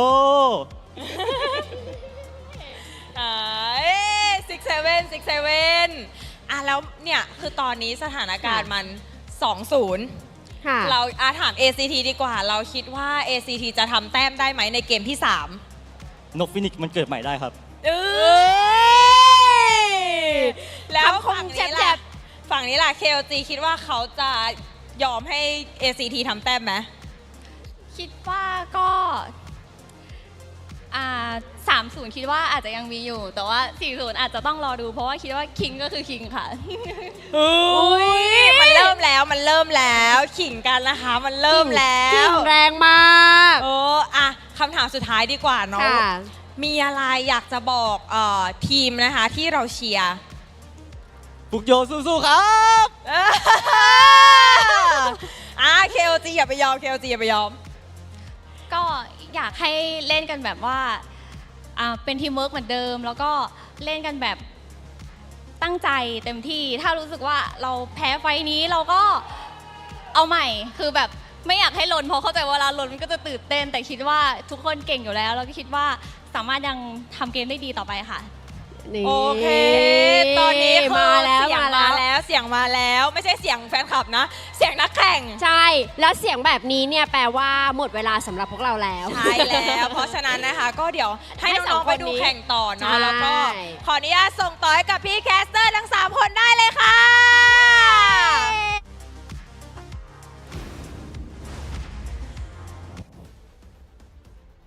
Kapkun Club to Mini Mint and iBaby, despite the shocking start for their fan screaming or cheering showdown. It's good to see that at least ACT fans are still in it. So they haven't lost hope. They are not, as we say, on the TILT yet. Safe to say. Hey, they did a good job. Very, very good job there. Giving them the motivation necessary. See, sometimes, Leo, we talk about the TILT, we think about just the game, but we forget about the audience. We forget about the fans. The fans are such a big component of how the teams actually get extra motivation. And I think Flukeo, especially, after hearing that interview, that one fan who said, Flukeo, I love you, 6'7". That's a big buff for him, dude. He's probably 6'7" right now. He's farming the 6'7" as he continues to grind, maybe, to get game number 3. It all starts there, right? It's step by step, though. They can't be thinking about, game 7 yet. They got to think about game 3, how to get game 3, and then after that, one by one, just one game at a time. Couple of games I think they should think of is game 1 and 2, because they have to make sure not to do whatever they were doing then. There's very little, I think, that's scavengeable or salvageable from those games, because sure, there was some fight in game 1, but I think they need to reset. It has to be a totally different angle.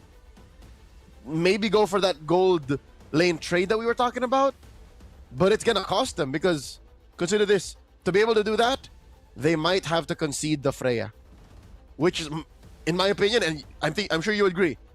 We opened the show with that statement. We opened the show today with that kind of mindset. Freya is dangerous. So it's not as simple. It's not as simple as pinning Payan down. Yeah, you're right. I don't think they let go of the Freya, though. That's something they just don't do, brother, man. Let's take a look. Random map draw. It is going to be dangerous grass. There you go. We got the 6-7s in the building as well, man. Hey, those are Bacon Time supporters. I wonder who they're supporting here. Do you support the team that just beat them, eliminated them today, or do you support the team that eliminated them in the upper bracket? You know what? Well, I think they're just here to celebrate anyways.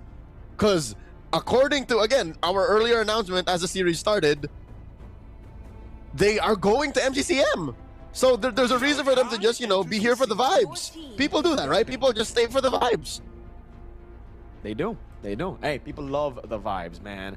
So let's take a look at the vibe of this game. KOG, they still ban out the Freya and the Sora. All right, the Hilda gets banned out with the Akai for ACT, so they're still sticking to that Akai ban, but they're already changing a few things, like the Hilda ban at the start. Uranus, so KOG, again, for them, it's always the same approach. It's, if it ain't broke, don't fix it. For ACT, they're the ones that have to make these adjustments here and there. Let's see, final ban coming in from ACT. Is it still going to be a utility jungler? Guinevere is open.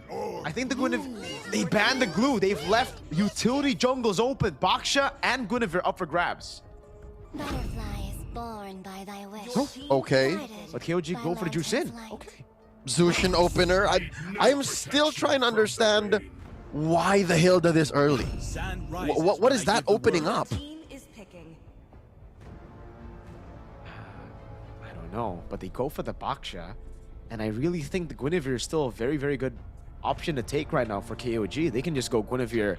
Heck, Guinevere Arlet? Oh no, the Phovea's still open. Never mind. No Guinevere Arlet, but take the Guinevere first, right? Pick it up. Then maybe the Claude. I think that works as a way to hide your intent here against ACT. Okay, there's the Gwyn. You get one of them. Oh. So they're giving ACT here an ultimatum. Phoveus or bust. And ACT aren't biting. They go for the Zetian, her first showing in the series. And Phoveus has got to go. I think KOG get rid of it. Blue 4 or 5. I think so too. I think they ban it out here. The Cho gets banned out as well. They're taking away all the other roamers that can really deal with the Khalid in terms of clear in mid, right? They can level the playing field in the mid lane. They instead ban out the Claude first. Actually, I'm not against that. That's a very, very good ban. Claude wins you games. It has won KOG all 5 of their games here today. So banning it out, oh, sorry, all 4. There was one game where he played Harith, right? So there you go, the Harith, no Claude. They just double down on the Moskov. I still think the Phoveus should be the ban out, especially if they are considering an Arlet pick here. So ACT, if they don't ban Arlet, KOG go for the Phoveus ban, and it kind of forces ACT to pick it away from KOG. Because if not, KOG get a ridiculous comp, dude. Guinevere Arlet with Harith and Juicin. That seems like an almost auto-win situation. And they let it go. They banned the Marcel. Which, again, is also just as bad. Again, imagine all of that, plus still the chance to get away with that wombo combo. I am the sovereign of the abyss. Oh. They're letting go of the Phoveus. Huh. Yeah. Wait. I wonder what they have. Yeah. Are you... Terizla? Is it... What? Terizla or Esmeralda? I don't think you want to go to Esmeralda against a Baksha, right? I mean, that's a foil. You win one, you lose one. Yeah. Where are we? Okay. This draft has gone... I'm confused as well, yeah. Gone a totally different direction. None of us expected. And mind you, this is KOG choosing to go first. They chose blue in DG. Yes. They did. All right. I guess we'll just have to find out here. They're definitely not going to be the Arlet, right? The way you pick it up against the Phoveus, unless you're that confident in a combo with the Guinevere. Technically, even if you go Arlet against the Phoveus, if you're able to lock the Phoveus down, it's a-okay. There's no combo with the Guinevere. This is an independent Guinevere that's going to be solo looking for sets. It's just a Hylos and a Juice. I guess it's the Juicin, right? You pick people up and then you hope for the Valor Requiem to be ready. It's just a good stuff Guinevere. It's not necessarily synergizing with anything. It's just good. Yep. Huh. ACT, they still need a gold laner. Moskov. That's it. What about the... There you go. Go for the Moskov. I was thinking what about the Granger before that was picked up? Because it will be pretty good against the Harith. And the thing is about the Moskov, when you're up against a CC with Vengeance, it gets tough. So they decide to play that. They still decide to take that gamble. Is this enough for ACT to get a game? Leo, what do you think? What I like about ACT's draft is their respect for KOG's macro. So that's something that we haven't really seen in the first couple of games we played. So now with their backs against the wall, not quite yet in the dirt in the corner, but it's still pretty bad. I think by investing in the macro, in controlling the map, by picking the Moskov instead of the Granger, that Zetian early on, I think it's a good effort. I'm glad that they're not forcing what they're trying to make work in game 1 and 2. So if the tides will change, this is the best way to start with that. A tank jungler, utility jungler in the hands of Seros, a hero with natural peel and Karns, and a macro marksman in Flokeo's hands. This is a good start. Let's go into game number 3. Is it going to be match point for KOG, or will ACT finally get a game, get something back in this grand final best of 7? Finally, we don't see Nile on the Khalid. That's a very good takeaway for Sylvie, man. And it is, as expected then, mid-prio for ACT with the Khalid, with the Zetian as well. That's why they also pick up the Baksha. This is, I'd say, very Onic PH, right? Like, just pure mid-prio into a fast-clearing, fast-rotating jungler. Let's see if they can actually get the lead the way they wanted. Okay, great take. And that's a start. That's a start. If you want to be able to fight against, you know, a Thai version of whatever Falcons is, you play like a team that you know, gives them a good fight. You play like Onic. If you wanted to take this to the next level and make it more Onic, you go for that orange gambit. After your rotations, you attack their orange side, but KOG are good on the response too. So Kaizen cleans up house. 30 seconds to the next turtle, lower quarter. He might even be able to cross to the small camp on Seros. Nope, Seros gonna get to it. Yep. It's just the slow build. Kaizen waiting there. Zeros still able to clear it out. So, neutral objective battle here. Really comes down to execution, I feel, right? Especially considering it's an independent Guinevere. It's a Guinevere that has to look for his own sets. ACT can play with tempo. They can rotate to the neutral objective first, but they have to be careful about these extra bushes on dangerous grass where the Guinevere could possibly be waiting, and that's why it's slow. Deliberate, I guess we should use. Zeros goes to the XP Crab. He should be able to take this, and this is good for Kaizen, I feel. He's already gotten the purple buff, and he'll have plenty of time to get back into the neutral objective. Turtle's at half health. Zed's pushing Karns away. No passive on this Zetian anymore. Yep, there you go. Kaizen's walking up. That's going to be the Rectory win as the Lancer Flare picks him up. A kill over as Nile will fall. But it is just a neutral objective. Kaizen! Oh! Vision Migration of the Valor Requiem onto the Khalid. Goes for the kill, gets it. So it's a 1-for-1 and a neutral objective for KOG. SOD, no one home. I wonder, in a world where that hit, would Flukeo press the button? Because that was not a fight I think ACT should have forced anyways. But I get it. It's in an effort to protect Seros's purple. And at least they do score the Lethal Wanderer here. So this will at least keep the lead close. 300, 400 gold. But at least it's a better spot than where we were earlier. ACT are doing well to recover. This is a good start. I'd like to see where it pops off though. But here's what I think might happen. There's no real point of popping off, man. Like, of all of them, it's still Flokeo they're waiting on. Flokeo's the main core here. All of them are all just gears in the machine. That's true. So, ACT are going to have to look for some proactive moves. Great juke by Nile there. That's going to be Zaman Force. Good stun with the Raging Sandstorm too. Nile, caught in the Fear of the Phoenix. They're going to go for the damage with the SOD and a final wheel to the face. Nile takes his second death of the game. Nile, we were used to seeing him do this. And again, he's the member of the team that can afford to die as much. 33, oh my god, War Axe. So, depends on how else the items go, especially for Cairo.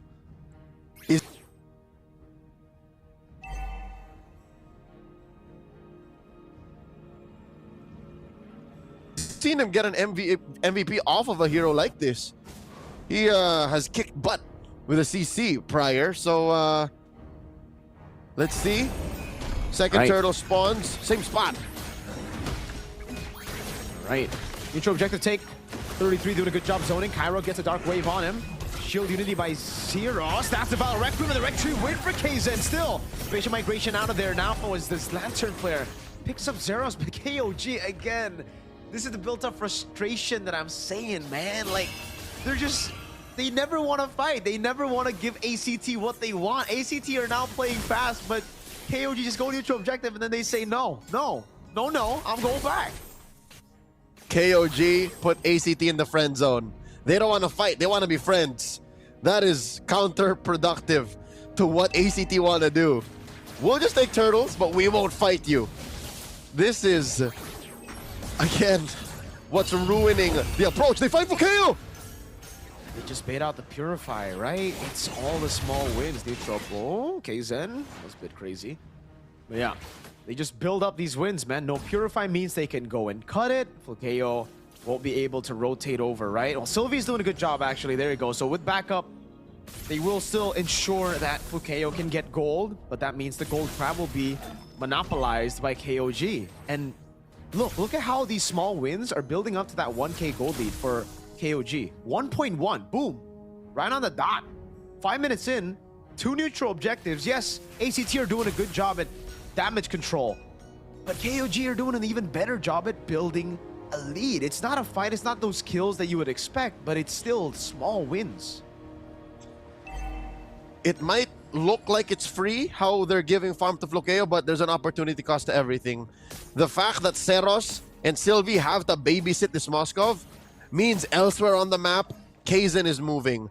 Elsewhere on the map, Payen is getting free farm as well.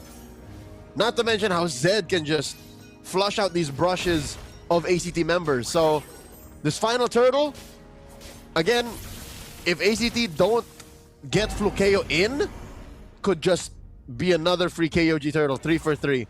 Because Flukeo, again, I mentioned it already, is the only real source of core damage for ACT.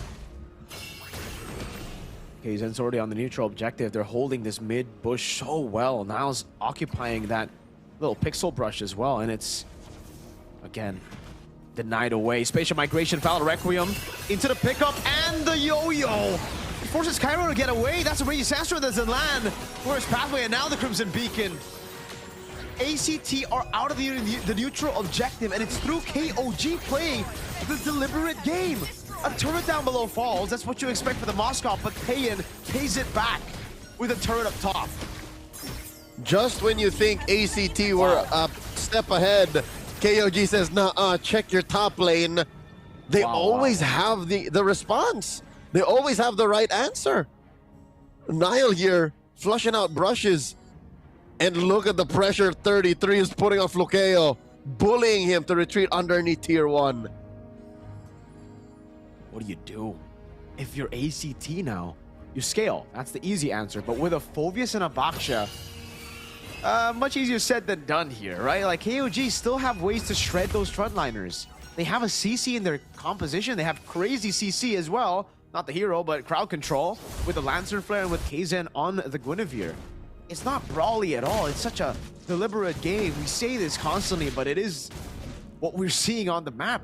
Flukeo only now gets his golden staff.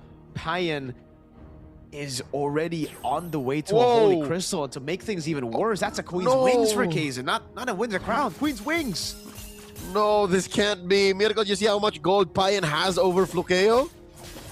How much? Almost 2,000 up. Almost 2,000 up. What?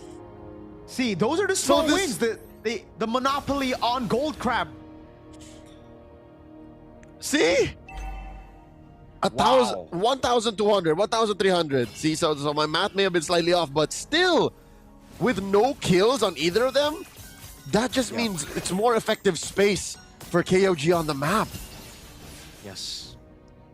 It's the small things that they do during the neutral game. When there's nothing happening, KOG have been the better team, right?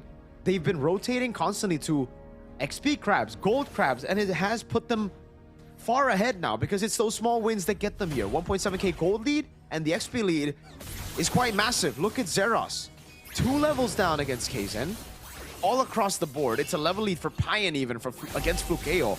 Not something you would see all day, man. Like Moskov usually will have the lead over the Harriet. Sylvie, caught in the bad spot, still able to escape there with the dashes. Now with the Lantern Flare, locks him down. Valor Requiem a bit late to the party. The Fear of the Phoenix locks Kaizen. And now it's going to be the all-in as the Devon Force gets used up and the SOD lands. With KO in the back, onto Kaizen he goes. With the Queen's Wings is doing work as Kaizen's able to survive. But he moves back Bang! in. And Payan blows him up. A double kill. Flukeo was so close to saving the day, to possibly getting a kill on Kaizen. But it all falls for KOG. And now it's Kaizen walking up, getting a stack of that passive on Carnes, forcing him back and getting a free tier 1 in mid and bot. Leo, we gotta bring it up. Is the TILT starting to hit for ACT? If you just isolate that moment, it seemed like it was. Flukeo was so desperate to get the kill. Even Seros was like, just get me in Retri range. I don't care about the level gap. We're gonna make it happen. We're crossing this bridge. But they forgot how high the water was. They forgot how big the gold lead was between these gold laners. And how KOG are just so good at splitting up fights. That could have definitely been an ACT win, but KOG just knew how to delay enough and to force ACT to overcommit. And now they have a Lord. Now the map belongs to them. It's blue. Mirko, Flukeo will have to struggle to get anything out of the map now. Oh man, not just Flukeo, even the utility jungle. Look at that. Zeros baited out already. Flukeo tied up with the current call. The Fear of the Phoenix is baited out, and Flukeo is all alone. He has to purify, but what will it do him? Nothing. Flukeo isolated against 5 members down below as the Lord almost solo took the turret. Kaizen! Spatial migration of the Valor Requiem into the winter crown that he just purchased. Sylvie gets away with a quick sand guard. Oh, the healing saved him there, and the holy shield as well. But they want to go for the base turret, a far lane base turret with the first Lord. Payan already popping into Zaman Force, gonna go for the turret right now. It's a full lock onto it as Cairo jumps around with the Inferno Pursuit. And ACT keep it alive. Oh, but KOG, Leo, there's literally no bounty on the map with a 5,000 gold lead. It's the same thing as game 2. You can pick apart this lineup, but at the end of the day, that's not what gets them down. The only thing that could beat them is a mirrored macro play or a clean wipeout. Neither ACT are capable of doing right now. KOG fans are feeling it in the stands. Oh my lord. Mirko, what at least ACT can hold on to, evident in that push down bottom, is the one weakness KOG's lineup has. They have no clear turret killers. There's no wave murderers. They all have to punch these minions the old-fashioned way or slowly burst them down with attacks and skills, but there's no marksman. So that's one thing they can be thankful for. They can at least defend underneath their base. Did they just concede the Lord? That was a retreat from Zeros. I mean, he needs everything he can get. Maybe that's what he thinks he can get. Maybe they don't go for the neutral objective this time around. Oh, I wouldn't blame him. 13 seconds for Zeros, so it's not going to be the end for him. He can still rotate over. But Kaizen's already starting it. And at least now, you can see where Flukeo can be very useful. No, they're not even contesting, right? Yeah, no contest. Nope. Unless... I don't blame him. Zeros? From the side? No, he's on the way. Shielded a knee. He tries to go for the ride, man. The Valor Requiem gets used up. The spatial migration as well, but now the Fear of the Phoenix catches all of them, but they play it slow. It's just a curtain call. Blitz from 33! And the spatial migration. Look at the damage of the Synchro Vision and the Unlead dashes. 33 is melting through the front line of ACT. Tis why the Harith was constantly denied out of Payan's hands. If you thought his Claude was a work of art, his Harith is a masterpiece. The magnum opus of KOG's possibly first MSL Thailand Championship run. They jump on Flukeo and it's over now. It's just a matter of time. Ladies and gentlemen, the match we thought was gonna go all the way, it's match point for KOG! 1 game away from hoisting that MSL Thailand trophy. One more, Payan says, one more. The Kyrie Zed urges the KOG fans in the stands to make noise. What must it feel like to be an ACT fan now? They're in disbelief. I mean, we don't even need to ask the question for KOG fans. Look at them celebrating in the building already. And it was this final fight, right? Like we were talking about the scaling portion of the game. Yes, Seros and Cairo can get tanky, but that's where the CC comes in to shred you down, and it was brilliant. Sylvie falls as well. Folks, if this was a best of 5, it would already be done. There's still a chance. We've seen teams come back before. But do ACT have it in them? A team that made it here through open qualifiers. Mirko, looking at the run of the playoffs so far, no match has gone further than 4. If there is a pattern here, it's that the end is nigh. What else does ACT have up their sleeves? What's left in the tank? I'm not counting them out. I'm more asking important questions. What else can they do to stop KOG's rampage? If I had answers for you, I'd send it to the coach right away, brother. That's the thing. It's just, it's sad to see a team do so well in the upper bracket run, actually beating KOG, but then it's impressive to see KOG's adaptation, Leo. Like, they came in today as the regular season KOG. The teams, or sorry, analysts were all expecting, casters all around Thailand were expecting 9-0 invincible run in the regular season to a drop in form in the playoffs to now a refined version of the regular season version of KOG. And ACT, it's the opposite, right? They did a phenomenal job. They go all the way to finals, but here they're completely read out. And KZen, man of the hour for sure, man. Game number 1, game number 2. For me, even though game number 1 went to 33, it was KZen in my books. Game 3, all 3 games, it was KZen, Leo. It's all him. That's what he's feeling in his hands. The energy, the power, the vibes of what is seemingly, eminently, inevitably his title. He's 1 game away from becoming one of the first MSL Thailand champions. 3-0-5. Didn't die. This is one of KOG's signature moves. One of their major strengths is, number 1, yes, they're very good at this macro-centric playstyle, delaying fights, denying engages, and second is using the map. In broken walls, they picked Barats. In dangerous grass, they picked Guinevere, who again doesn't even need to use her passive. She just literally stands in bushes, says, all right, it's Requiem time. That final play, man, it's just so tilting to see. Flukeo got the SOD. He targeted the right member as well. He went for Kaizen to take away the retribution, but Kaizen survived with a sliver of health thanks to the burst as well from Pan. And then the cut into the bottom lane. Flukeo was left all alone. The neutral objective gets blitzed before they can even react to it because of the massive lead.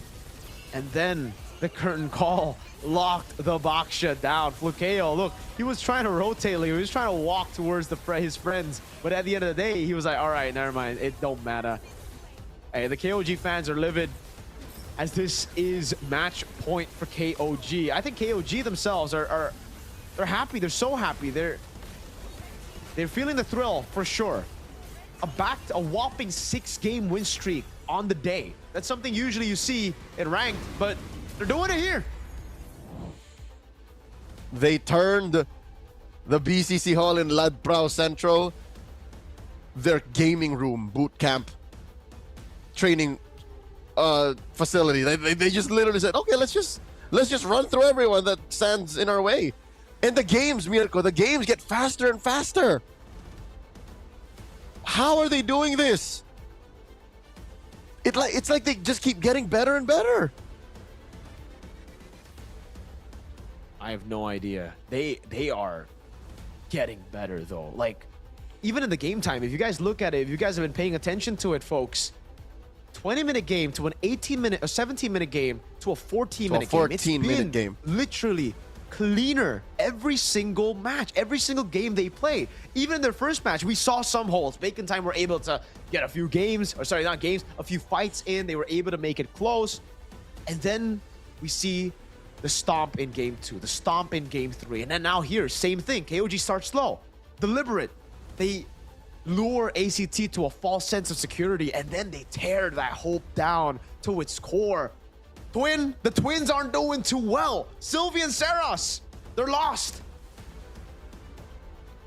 And I don't blame them. It's easier said than done to go and step up against KOG. And I'm glad that it's us twins that are just calling the match and not playing against them. Because at this point, we're just asking questions. They are literally questioning themselves. They are looking deep inside, saying, what else can we bring out? Twin, literally, what else can we play? Because we've tried to deny the Claude. We handed him the Harith. That's apparently worse. We've taken Carnes off of the Valentina. Took us 2 games to do that. They've adjusted almost every possible thing. They themselves have played. Seros has played. I'm Seros, by the way. Are you? Silvio. If I'm Seros, you are Silvio. So you're Sylvie. I've already played the Baxia. You've stolen away the Khalid, and it still didn't work. I have. It did not. Where do they go from here? What? Exactly. That's the thing, right? Like, we've been trying to slowly also read into KOG. What do they need to do? What do they have to do? What do they have to plan out? What changes do they have to make? Gameplay? Draft? At this point, it's everything, right? And it just seems like they've gotten read out. They've gone completely read out already from the first time they met up in the upper brackets. Yes, ACT were able to win, but KOG downloaded their playstyle. They downloaded their style of play, and now we're seeing the execution to that blueprint that KOG have set for ACT. KOG are architects of their own fate. They have erased and rewrote everything in the book to make sure that history states KOG have become the very first champions of MSL Thailand. They have built the blueprints to call this truly their house. And they just have one more game to embrace destiny. One more game, lest ACT turn the page themselves and scribble their names in there. Again, these are kids. They're very young athletes. None of them are older than 18. Eldest possibly maybe 18, but imagine being in this position, man. Imagine facing off against, if you're 18 and 30, imagine being oh man. Imagine looking up to, literally in Cairo's case, looking up at 33, saying, you're my idol, and now I have to fight you in the EXP lane. Could Aura could Aura have played a role in this? For sure. I mean, we have seen it before, right? It's something that, it sounds weird. It sounds weird, like, well, what do you mean aura? What do you mean all this thing? But when you play on stage, it really is all about the aura. It's about the stage presence. It's about going up against names you've seen before. As Leo said, this could very well be kids from the open qualifier that made it, that back in the day when 33 lifted that MSC 2017 trophy, we're watching. And we're idolizing 33. We're idolizing IZ. We're idolizing the IDNS roster, the full Thai roster that did it in their first international. And looking now at themselves and seeing we could do it too. And now it's all about who wants it more, right? Going up against your idols, you gotta lock in, bro. At this point, it's make it or break it. It's 3-0. You've had 3 games now to lock in. Wake up. Is that all you got? Wake up. The dream is over. Wake up. You are on stage. You're living it. There are hundreds of people watching right in front of you. Thousands, maybe millions total overall watching. And your ticket to Paris, France is on the line. KOG can basically KOG can smell the baguettes at this point. They smell the freshly baked croissants. Oh, dude. I'm pretty sure Kaizen and Payan are now planning their trip to the Eiffel Tower. Like, that's how close they are. Yeah, they're literally a game away, and it doesn't look like it's a far-fetched. It doesn't sound like it's a far-fetched idea that we can say that KOG's got it. They've got it all throughout, and they look composed. Look at them. They're veterans.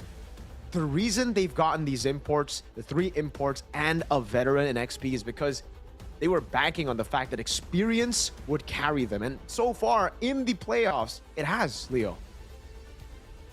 And I don't think it's just experience. I think it's also wisdom. Oh, yeah. It's the knowledge. The knowledge to say, take this fight. The knowledge to say, that's a worthy trade in the draft. The knowledge to say, we can take this, and you can force this issue. So... What is this? Is this magic? Is he casting a spell? No. Because no, Mirko, I'm not gonna lie. That might be what it takes. There has to be something preternatural occurring for this to change, and we have a last-minute substitution. Cairo is out. Piper is coming in. When was the last time we saw Piper? Need? Early on, first match ever. I remember casting a Piper game. So, yeah, that was the last time we saw Piper. That means they've ran through their whole... They made it through to the last stage of the playoffs, to the grand finals first, without Piper. And now suddenly, what's going on with Cairo? Why? I have no idea, Leo, but it's something they need. They need a change of pace. They need a change of something at this point, right? Or it's going to go the same way. A power sub, a super sub moment, perhaps. Something that could really etch his name. I mean, etch the team's name in history. If this were to work, Leo, if this reverse sweep were to happen with Piper in XP. ACT fighting. The fans still believe in the dream. Mirko, I can only imagine the discussions online if Piper were to be able to make this happen. If Piper were even able to get ACT back to Game 6, even just Game 6, I can imagine the ACT fan base going wild. We're going expanding rivers. I want you to, before the draft begins, I want you to put your mind into a place where we're looking at MSL Thailand Week 1, Week 2. How different does Cairo play from Piper? I think for me, Piper's way more aggressive.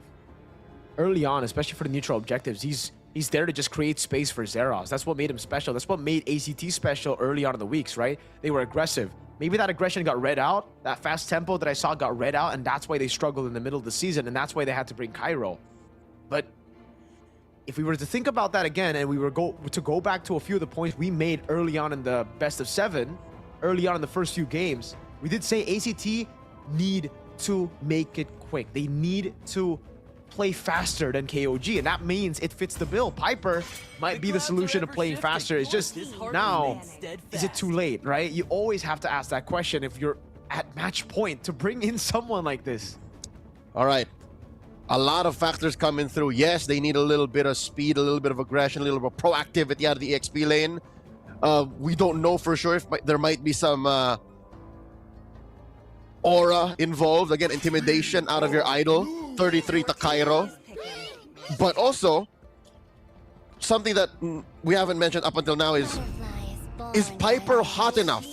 KOG start off here with a Zushin. Is Piper hot enough, Mirko? Because unless he's been doing jumping jacks throughout game 1 to 3, he's just been sitting, he's just been watching, studying KOG. But how are his in-game senses? How are his fingies? Oh God, I'm not a fan of this, dude. Well, I'll answer your question. I don't think so, right? He's definitely not warmed up. He's playing, right now he's heated up by just the situation alone, Leo. That's true. Speaking of, Baksha Khalid, the Claude is open, you've banned the Harith. You've basically given Payan a free Claude with nothing to answer it with, right? Neither of these heroes do anything to the Claude. So, Hyuko puts his hands up saying, oh yeah, we got the Claude. And of course the Cho, who almost single-handedly stops Khalid from praying. That's the thing. That's the thing. They got the CC. They got the dashes right now. ACT, do they build on already a crazy early game comp with a Phoveus to guarantee neutral objectives? Or do they just go? Because at this point, you can't even go Yeet, right? There's a Claude there. It's tough to pull it off. And if you don't go for a marksman, never mind. They don't go for a Phoveus, it'll be banned down, I feel. They don't even go for a marksman. That will also be limited down. Fukeo, no Moskov, I think, right? So, Parrot taken out, Moskov's gonna be banned. They go for the Zetian, and what combo is this? They're gonna ban the Obsidia too. I think KOG's gonna ban the Obsidia as well. You're right. So the question is, what's left? What's left for Flukeo? This is if we're thinking don't get me started. Don't get me started. Clint is an anomaly in the metagame. Many a time I've played it, we've played it amongst MPL casters just to try it out. It's easier said than done. So the teams that get away with winning with a Clint are not the norm. Oh, they banned the Obsidia. There it is. Ban the Moskov too. Yeah. It'll be the Obsidia Moskov here, final ban. We even need to care about the Granger. They have a 2-stin, they have a Claw, they have ways to deal with the Granger. Harley ban already. ACT trying to limit down some of those assassin picks from KOG, but I think we've seen more than our fair share of crazy picks from Kaizen, the MVP so far. The Akai still gets banned out, Leo, even this late. I guess because they have a Baksha, and it would be troublesome for the Baksha to win out neutral objectives when there's an Akai. But hey, I can say they can go for CC again and Fredrin, right? What's stopping them? Let's say both junglers are equally skilled. Baksha into Fredrin is still just a 50-50. So they banned the Leslie. They're saying, make my day, pick the Moskov. We beat it in game 3. But instead they go for the Clint. God. Okay. Okay. I get it though. You have 3 solid, technically frontliners already. 3 heroes to peel for you. The Zushin, or rather the Zetian, the Baksha, and the Khalid. So maybe that's why they pull the trigger on the Clint. But what's in the XP? I understand your frustration. I think you still need some damage. You need more damage. It can't be all on Flukeo again. You do. You do need damage. And for KOG, they can do whatever they want right now. If they want to go for the Hayabusa again, pick up the Phoveus, it can work. If they want to go for something crazy as well, anything works. They've already built a crazy foundation with the first 3 picks here. Suyo Leomord is still open. Exactly. They go for Leomord and the CC. They want to go for the throw. They want to end it right here. They don't want to give ACT a chance to play. And ACT, what could possibly be the pick they have saved up until this moment? Arlet. Not a bad pick by all means. They have combos with it as well. ACT have a draft that they can play around with, Leo. This is not bad. I like the Arlet. The only problem is, how's the Clint going to be played? Do ACT play strong side goal, or do they go for neutral objectives? I think the only way to do it is the former. Strong side gold, snowball Flukeo, unlock him from that lane immediately, while Payan can't catch a breath, and then go from there. But it's easier said than done. It's not like KOG is going to take this lying down. I think it's evident that they are going to be doing that because they put a Purify in Flukeo. So they're saying, Flukeo, keep yourself grounded. We'll farm you up. You will be a stationary artillery. But it's that statement that makes me so worried. It's all in on Flukeo again. They have no backup plans. Ladies and gentlemen, going into game number 4, match point for KOG. ACT with that last minute substitution. Throw everything at the wall and see what sticks. Even a Clint makes its way into the grand finals. Here, from the heart of a BCC Hall in Ladprao Central, possibly the last game in the grand finals of MSL Thailand Season 1. All right, folks. It is a 3-0 currently that we are seeing right now live. KOG with the lead. It's all about how ACT can play it aggressive. Piper, though, a bad trade in the bottom lane sends him back under turret 33 with that experience, that veteran DNA of his, man, working out already. That's mean. I cannot imagine a worse feeling. Maybe if I'm a jungler and then I lose one of my buffs early, but yeah, 33 is bullying Piper, freezing the lane even, calling Sylvie in. Help! Oh, there's a gank though. 33, way too aggressive. Oh my god, he still goes for the damage. Whoa! 33 gets a kill in the end. Now it's KZ with the rotation on Sylvie. Down below he goes. Sylvie will be able to get away. Still ends up as a trade, 1-for-1, and it's not like it didn't cost him anything. KOG actually got some loose gold on the clapback there, up by about 100, 200, leading up to the first turtle spawning lower a quarter. I know I said I predicted they would go strong side gold, but we haven't seen any rotations for there. So Flokeo is just going toe-to-toe with Payan. It's an island for the gold lane. Oh. All right, neutral objective.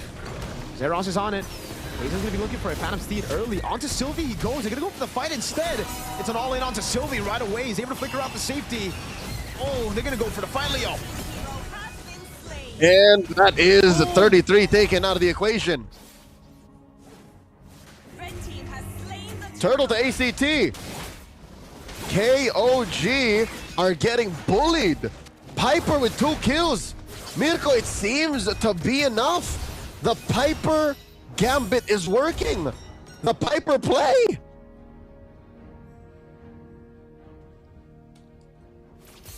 Oh, wow. Ladies and gentlemen, ACT may have found their second wind, but off of just their XP laner, now KOG get tested, possibly for the first time in hours today. For the first time since the sun was up. KOG are getting tested. They're down 500 gold. They forced the Raging Sandstorm out of Sylvie. And so far, it's back to regular programming for KOG. They're slowly regaining parts of the map. And I think ACT should spring the trap here. They should speed up how Flokeo ramps up into the second turtle. About a minute from now.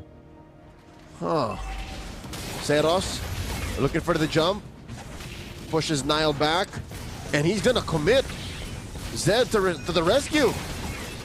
That is the way of the dragon plus the flicker. All right, Zeros didn't really lose much on that. Nor did ACT. ACT still in the driver's seat, pushing the tempo against KOG. Oh. This is what they need, Leo. How fast they can go with Piper. They gotta go for those brawls, and so far it has worked, right? Hey, could be a crazy super sub situation. Payan up top, trying to survive. Zeros with a shield unity. Good juke by Payan, but he gets caught with the Raging Sandstorm, and Zeros kept the shield unity.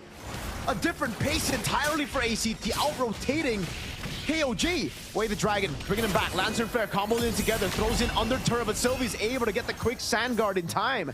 And Kaizen cannot help just yet. It should be a free neutral objective to ACT. Hold on now. Oh. Now with walk up, gets to kill Sylvie. Has to flicker out. That means now it's KOG with the lead. KOG are a man up. Zeros looking for targets. Jump style. Dikudo in the red tree, perfectly balanced combo together. Piper with the final slash, but now gets caught with the Lantern Flare, thrown back at everybody, and has a blaze into it even on Piper. He tries to survive, but Kaizen takes him out, and the gold lead is back to basically nothing. They level the playing field. They stopped Piper from running through them. This was key to KOG's success in stabilizing. Again, they lost so much in the gold lane. Payan now has to farm without a tier 1. But with that sequence alone, at least they stopped the bleeding. They're not out of the woods just yet. KOG did get the second turtle if they secure the third. And they give, oh my god, Flokeo. He's fine. Oh, the clapback from ACT coming in. All right, really find they're it. too deep. Yeah, way too deep. But they baited out Purify. That's already worth it. Nile now can get a free initiation on him. And there you go. You can already see it with the curtain call as well. Nile, not in range though. A bit too aggressive by 33, getting a bit too hasty here. Maybe, I mean, I know they're at match point, but they gotta be very, very patient. They gotta still stay deliberate. And that might be what ACT want. ACT are playing brawly. ACT are forcing engages.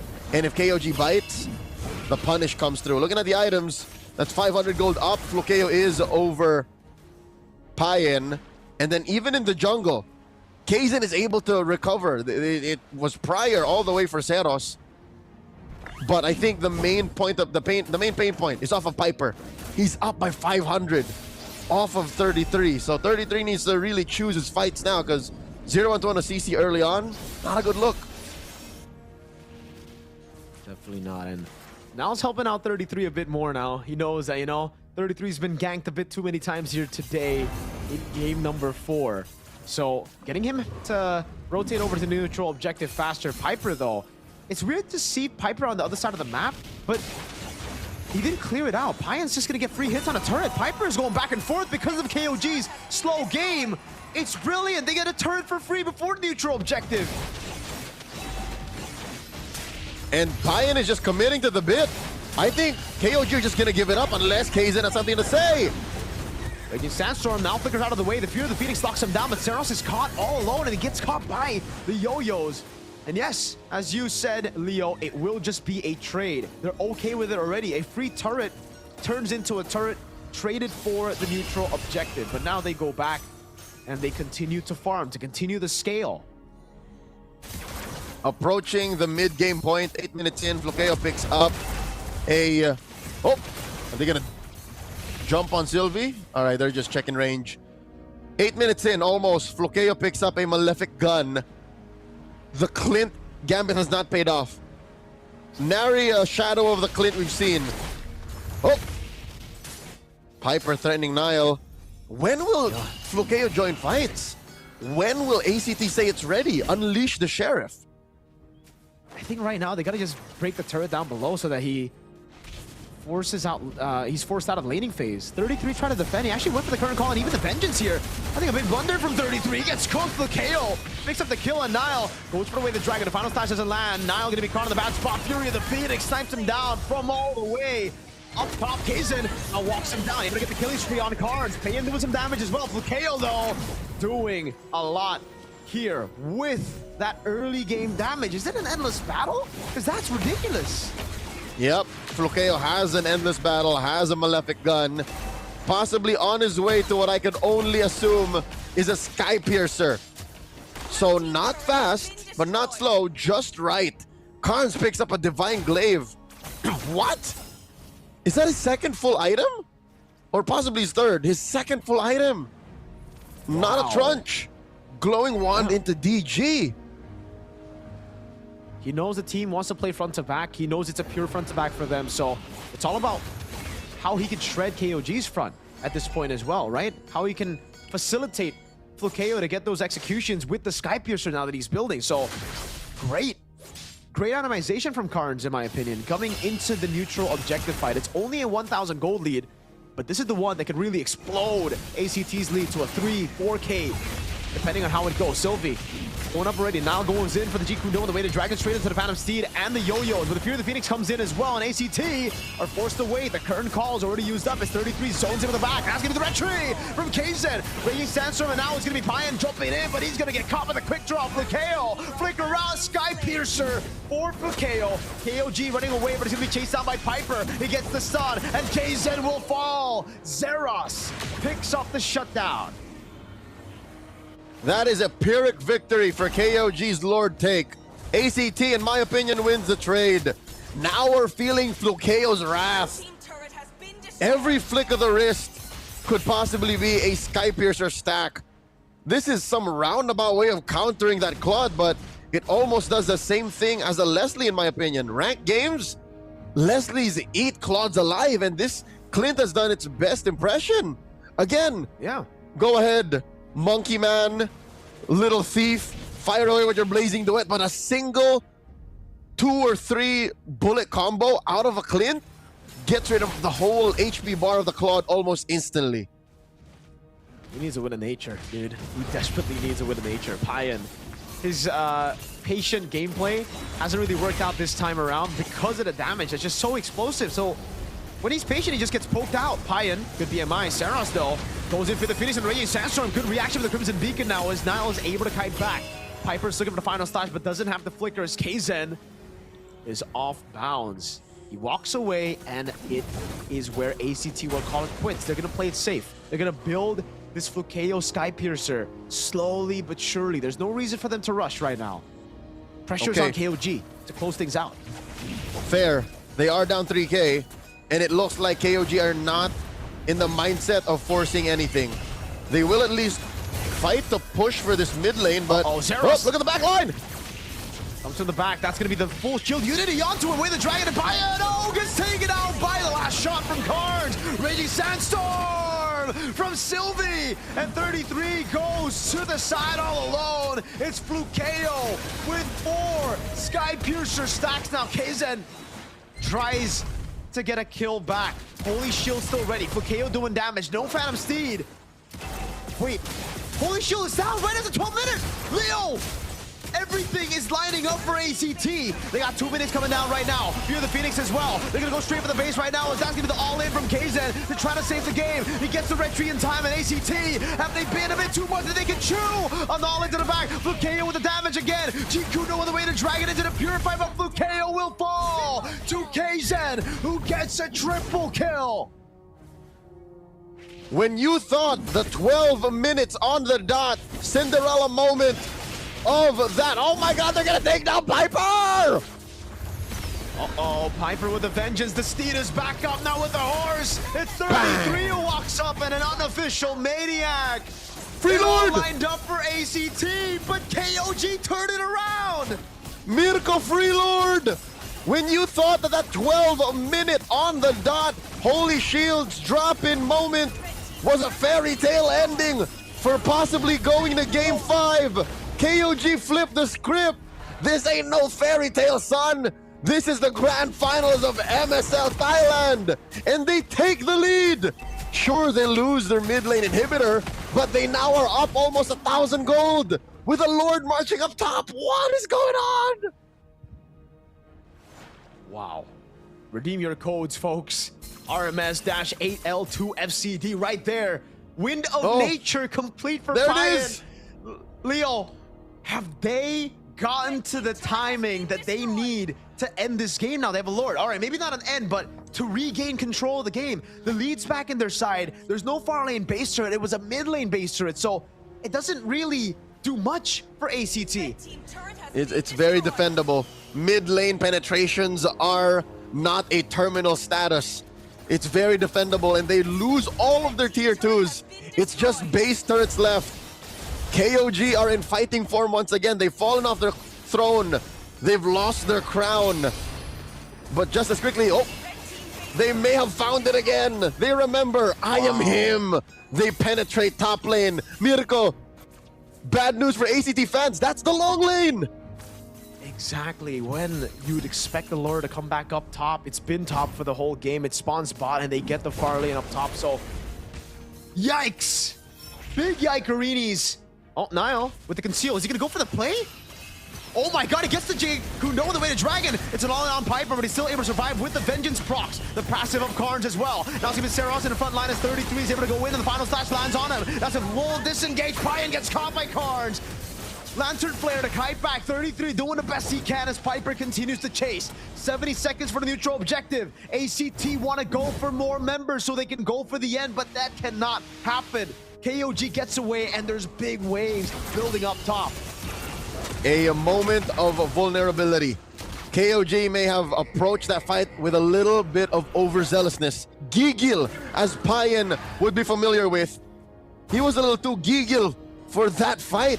He put himself right on a silver platter in front of ACT, and they just blasted him, man. They threw everything but the kitchen sink at him. You know what? I don't doubt. Maybe there was a little bit of porcelain there. Maybe they did throw the kitchen sink at the Claude's face. Because he's on a flicker, not a purify. So there was no way he was going to survive that, especially if someone stunned him. So now at least, I think KOG have learned a lesson, specifically Payan. I have to be a little bit more patient. I have no Purify, I have a Flicker. He has to be more patient. He has to understand that this ends on him. Slow, deliberate. Pushed by ACT up top, but it is a super minion wave, so it will be building back up for KOG. That wave will take the turret down though, so that's a small victory for ACT. They want to gamble, Leo. They don't want to give KOG any time to play the Lord Dance. Now with the conceal already. Oh, wait, they reset it. But KO's able to dash away. He's hiding so well. Final stash into the back right now as the Crimson Beacon gets used up and Piper's isolated. Payan walks up, and that's a big fear of the Phoenix. Raging Sandstorm, and that's going to be Zed kiting back again. A full walk back as the way the Dragon locks Sylvie down, but it only gets his immortality as 33's right there. Payan with a blazing duet gets back with a nature as well. Look, KO taking a lot of damage. That's going to be Kaizen walking up with no Phantom Steed over on Sylvie. That's Nile with the jump. A flicker back away from a possible wave. The Dragon as Kaizen gets back on the horse, and we have not lost a single member in the last team fight. Mirko, that's what you call in the biz. It's a 4-man technical knockout. ACT did not lose any bodies, yes, but they could not fight any longer. I think the same is, you can say the same thing for KOG. They are in such a state of lack of resources that they can't push it anymore. Even Payan doesn't have a flicker, nor a blazing duet, just came up now. And even Nile has the old-fashioned way, get in a position to get a kick. So we return back to the dance. A lethal dance at that. Whoever takes this Lord or wins this fight overall could end it. Look at the far lane. They're gonna send Karns to deal with it. Kaizen is gonna hold. I think they're gonna try to bait for a 4v5. Remember, that's a global ultimate that he has, but no, it's just free. A good block by Niles. The current call slows Seros down. Free Lord for KOG. And they got it the same way that they've gotten to this point. 3 games in, 3 wins in the best of 7 with finesse, through deliberate decision-making, through control of the map. Yes, Karns could have afforded to clear it from that long lane. He has a global ult, but the part you're missing, folks, is that his damage is real. It's weird. We don't see this very often, but it's a shredding Zetian. It's his damage that's actually caused Payan to be more cautious. Because look, he's, oh my god, DG, Holy Crystal, Lightning Truncheon. He was needed in that Lord fight to contest. And when the city needed him the most, he was in the top lane. And now they have to deal with this 3-lane push. He had to clear it out, man. He has the global ultimate as well, but now it's a winner crown. Whoa, Payan selling the Wind of Nature. The Phantom Steed comes in handy now for Kaizen, but it's going to be down for a while. Lord up top already. Fukeo dealing with it. They're trying to go for the siege in the mid lane, and they are going to get it down slowly but surely. Second base turret of the game falls down for ACT in the mid lane, and KOG decide to play it deliberate. 19 minutes in, and KOG are dealt a hand. The deck is shuffled, and they still end up with what one could argue is a royal flush. A four of a kind, if you will. Long lane pressure, plus the Lord in the lower corner. Mirko, they can just run it back. It's up to ACT again to, after Piper's last-minute substitution, after all of the trials and tribulations, the struggles, the many downs, some ups that they've ran through in the best of 7 so far, to find new tricks to try and contest for this Lord. And it's easier said than done because, again, at least now they know for sure one thing. It can't be Karns.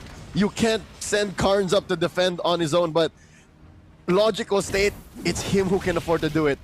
Sylvie, oh, pressure on this Khalid. And he has no immortality. It's still down. It's not going to be up for the next Lord. Next Lord, Leo, is going to be an evolved Lord, right? This is where it could make or break games, man. KOG could get an end, but if ACT somehow pull it or take it, it could delay the game to a further late game. 1.4k gold lead. At this point, the gold lead doesn't even matter anymore. It all comes down to the macro, and that's why ACT are already sending all 5 of their members up top to deal with the wave so that they can try to at least have a chance against this. KO stood there. Sylvie gave him the information and they backed off. Sylvie has the immortality backup, by the way. It's back up on cooldown. Nile as well.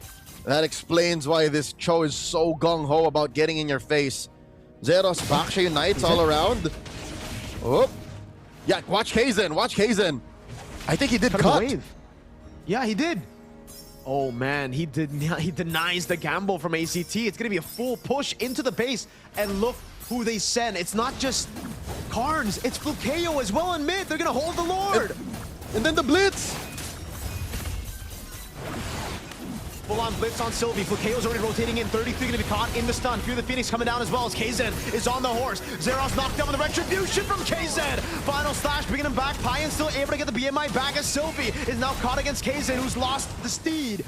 But KOG will back away as they've secured the Evolved Lord. Mirko, not to mention they went 1-for-1 on flickers. They forced it out of Piper. So for the next 2 minutes, there will be no flicker final slashes.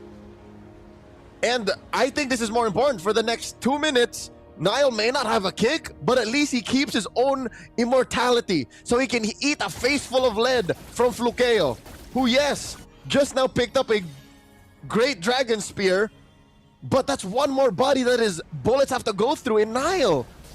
It's not as simple anymore. 3-lane push. KOG are hell-bent on taking all the inhibitors out of ACT's base. Wave in the bottom lane is cleared out. They have an Evolved Lord. They can just play with the damage reduction of it. Let's see it. Flukeo's trying to get as much poke as possible before the fight even starts, and he's doing a good job at it. But look at the Lord in the mid lane. It's still very healthy. Now on the back line, he's going to go for the conceal and all in. A 3-man G-Kun knows the Fury of the Phoenix gets baited out, and now it's Sylvie with the Raging Sandstorm, stopping them in their tracks. Look at the Lord on the base already. It's a pickup again, and Sarah's going to be down in already as Payan goes in for the damage with the Blazing Duet of the Winter Crown. Piper, walk on the benches. Rose Gold Meteor saving him. The base is wide open. They're going to go for the end. From open qualifiers to the grand final stage. They dared to dream against the Giants, but tonight the kingdom stands untouched. A flawless sweep, a ruthless coronation, and in their inaugural season, KOG win the championship. If you did believe him throughout the regular season, and if you did believe him as they ran through the lower bracket, believe him now. Heed my words. KOG with an exclamation point as big as all of BCC Hall in Central Adplause. This is my house. KOG are your MSL Thailand Season 1 champions.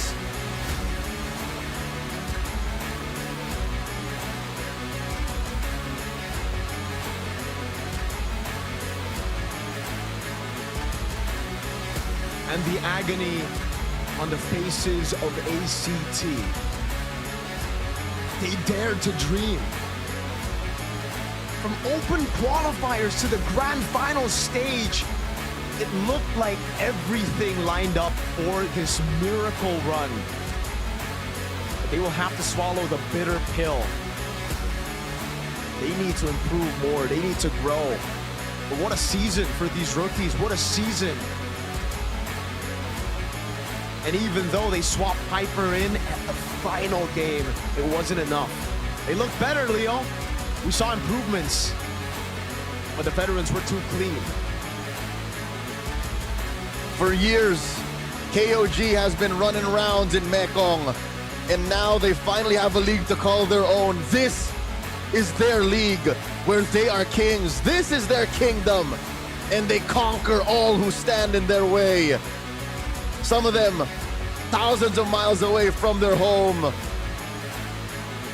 And here they finally find success. The young man Payan. It's clear that the superior 6'7" athlete is overwhelmed with emotions. And now what lays before them, one last task, Mirko. Something that they've imagined for months, worked hard for, countless hours, sleepless nights, blood, sweat, and tears for, is to lift this trophy.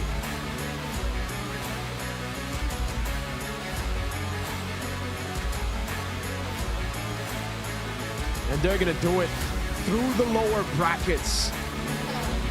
ถ้าพร้อมแล้ว เรามายกถ้วยรางวัลนี้กันเลยค่ะ 3 2 1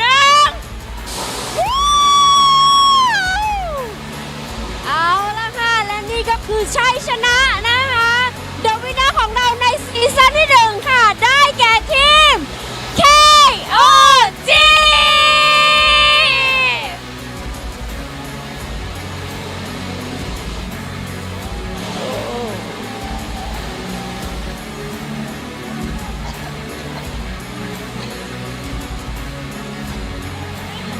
ค่ะ ขอแสดงความยินดีด้วยนะคะ แล้วก็ขอเสียงดังๆอีกครั้งค่ะ ให้กับ KOG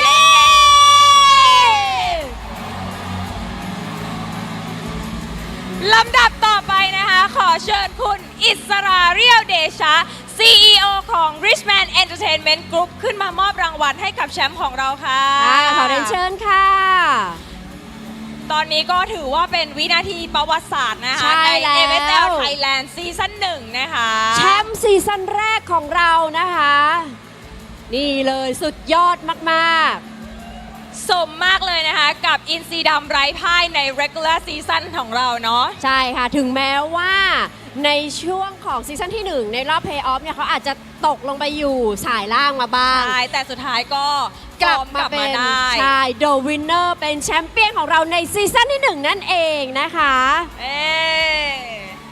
เดี๋ยวเชิญถ่ายรูปภาพร่วมกันเลยค่ะ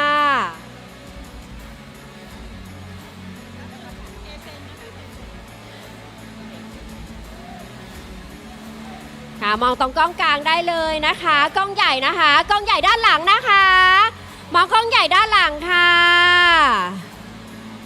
ค่ะ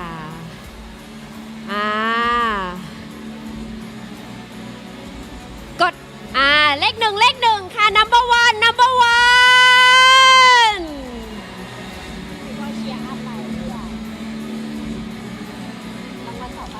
เดี๋ยวเราจะประกาศรางวัลต่อไปนะคะ ต่อไปจะเป็น Final MVP เตรียมดูจอพร้อมกันได้เลยนะคะ Final MVP ได้แก่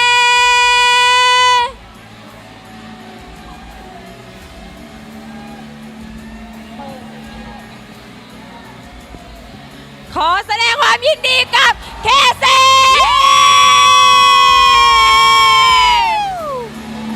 ขอเชิญคุณอิสราเรียวเดชานะคะ มอบรางวัลต่อเลยค่ะ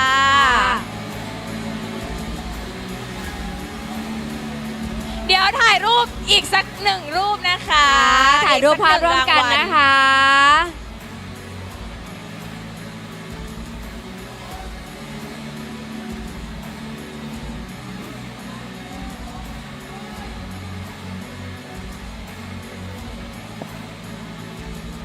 นี่เดี๋ยวเราจะเชิญถ่ายรูปภาพร่วมกัน นี่ต้องบอกเลยว่าแอบเห็นบางคนมีทั้งคราบน้ำตา แล้วรอยยิ้มแห่งความดีใจนะคะ แล้วก็ปลื้มปิติยินดีทุกๆอย่างเลยนะคะเกิดขึ้นที่งาน Playoff ของเราซีซั่น1 ใช่แล้วค่ะ แล้วก็ยินดีด้วยนะคะกับ KOG เนาะที่จะได้ไปปารีสนะคะ ใช่แล้วค่ะเดี๋ยวขอบคุณคุณโอ๊ตด้วยนะคะ ขอบคุณคุณโอ๊ตมากเลยนะคะ เดี๋ยวเชิญคุณโอ๊ตนะคะ ลงไปพักผ่อนได้เลยค่ะขอบคุณ พักผ่อนได้ เดี๋ยวเรามาสัมภาษณ์แชมป์ซีซั่น1ของเรากันดีกว่า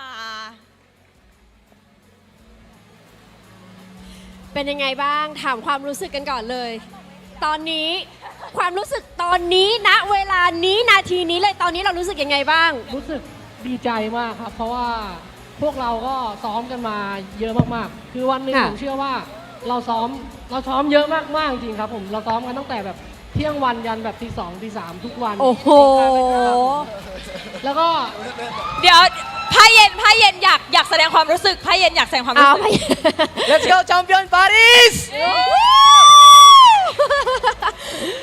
ต่อ ผมรู้สึกว่าสิ่งนี้มันคือรางวัลของผู้ที่ทุ่มเทกับมันครับผมแล้วก็สำหรับ ACT ที่ตบผมตกสายล่าง ผมก็เลยขอบคุณเขาด้วยการส่งเขากลับบ้านครับผม โอ้ย Can you say anything for your feeling right now?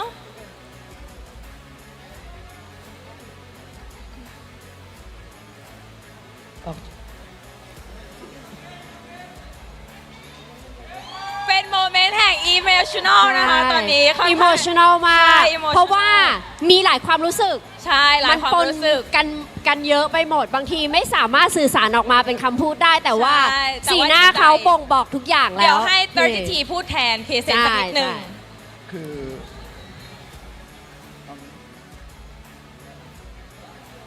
ก็ก่อนแข่งทางบ้านเขาเข้า ICU คนหนึ่งครับ แล้วก็นั่นแหละครับ ซึ่งถ้วยนี้ผมก็เลยบอกทำให้ครอบครัวเขา มันก็เลยค่อนข้างจะแบบ ค่อนข้างที่จะ emotional ค่ะ ใช่ เข้าใจ ใช่ เข้าใจเลยเนาะถือว่าเป็นความสำเร็จทั้งของทีมแล้วก็ให้ครอบครัวเคเซนด้วย ใช่ ขอบคุณทุกคนที่มาเชียร์ด้วยครับ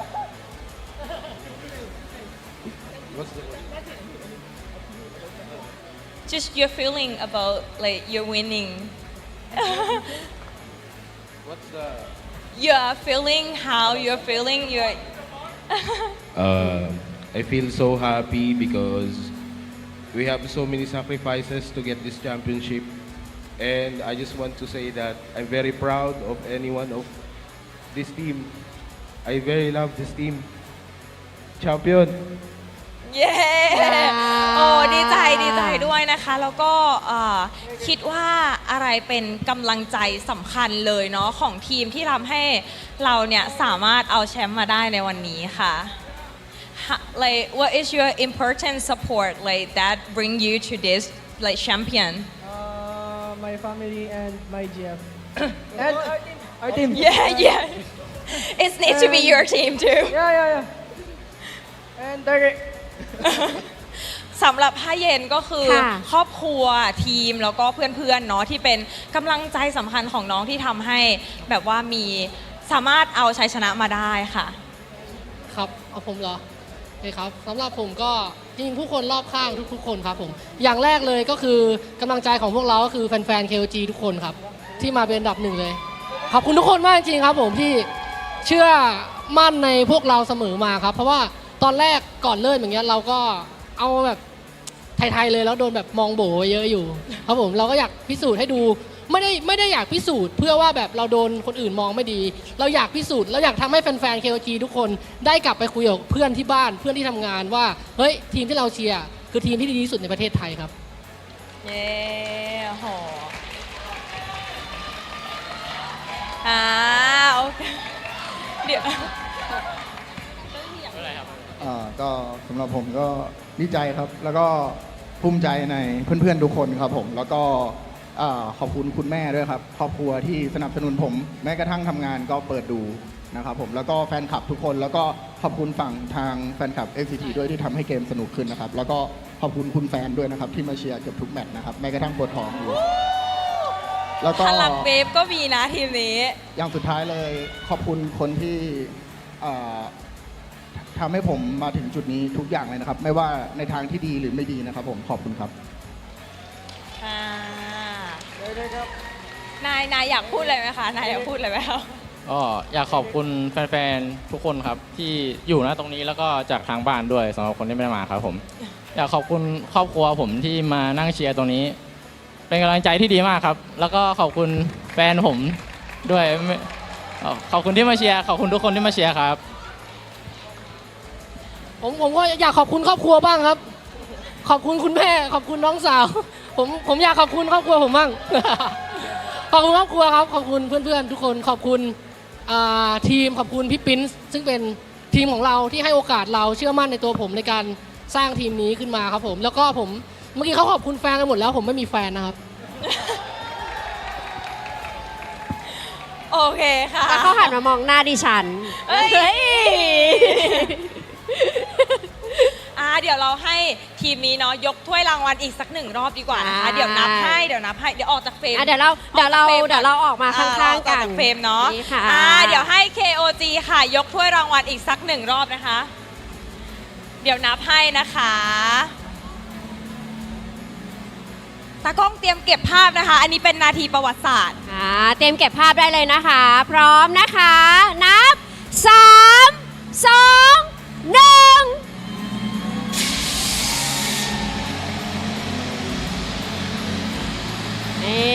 ยินดีด้วยนะคะ เดี๋ยวต้องขออนุญาตค่ะ ขอบคุณพาร์ทเนอร์นะคะ ใจดีอย่าง Official Telecommunication Partner 25G ค่ะ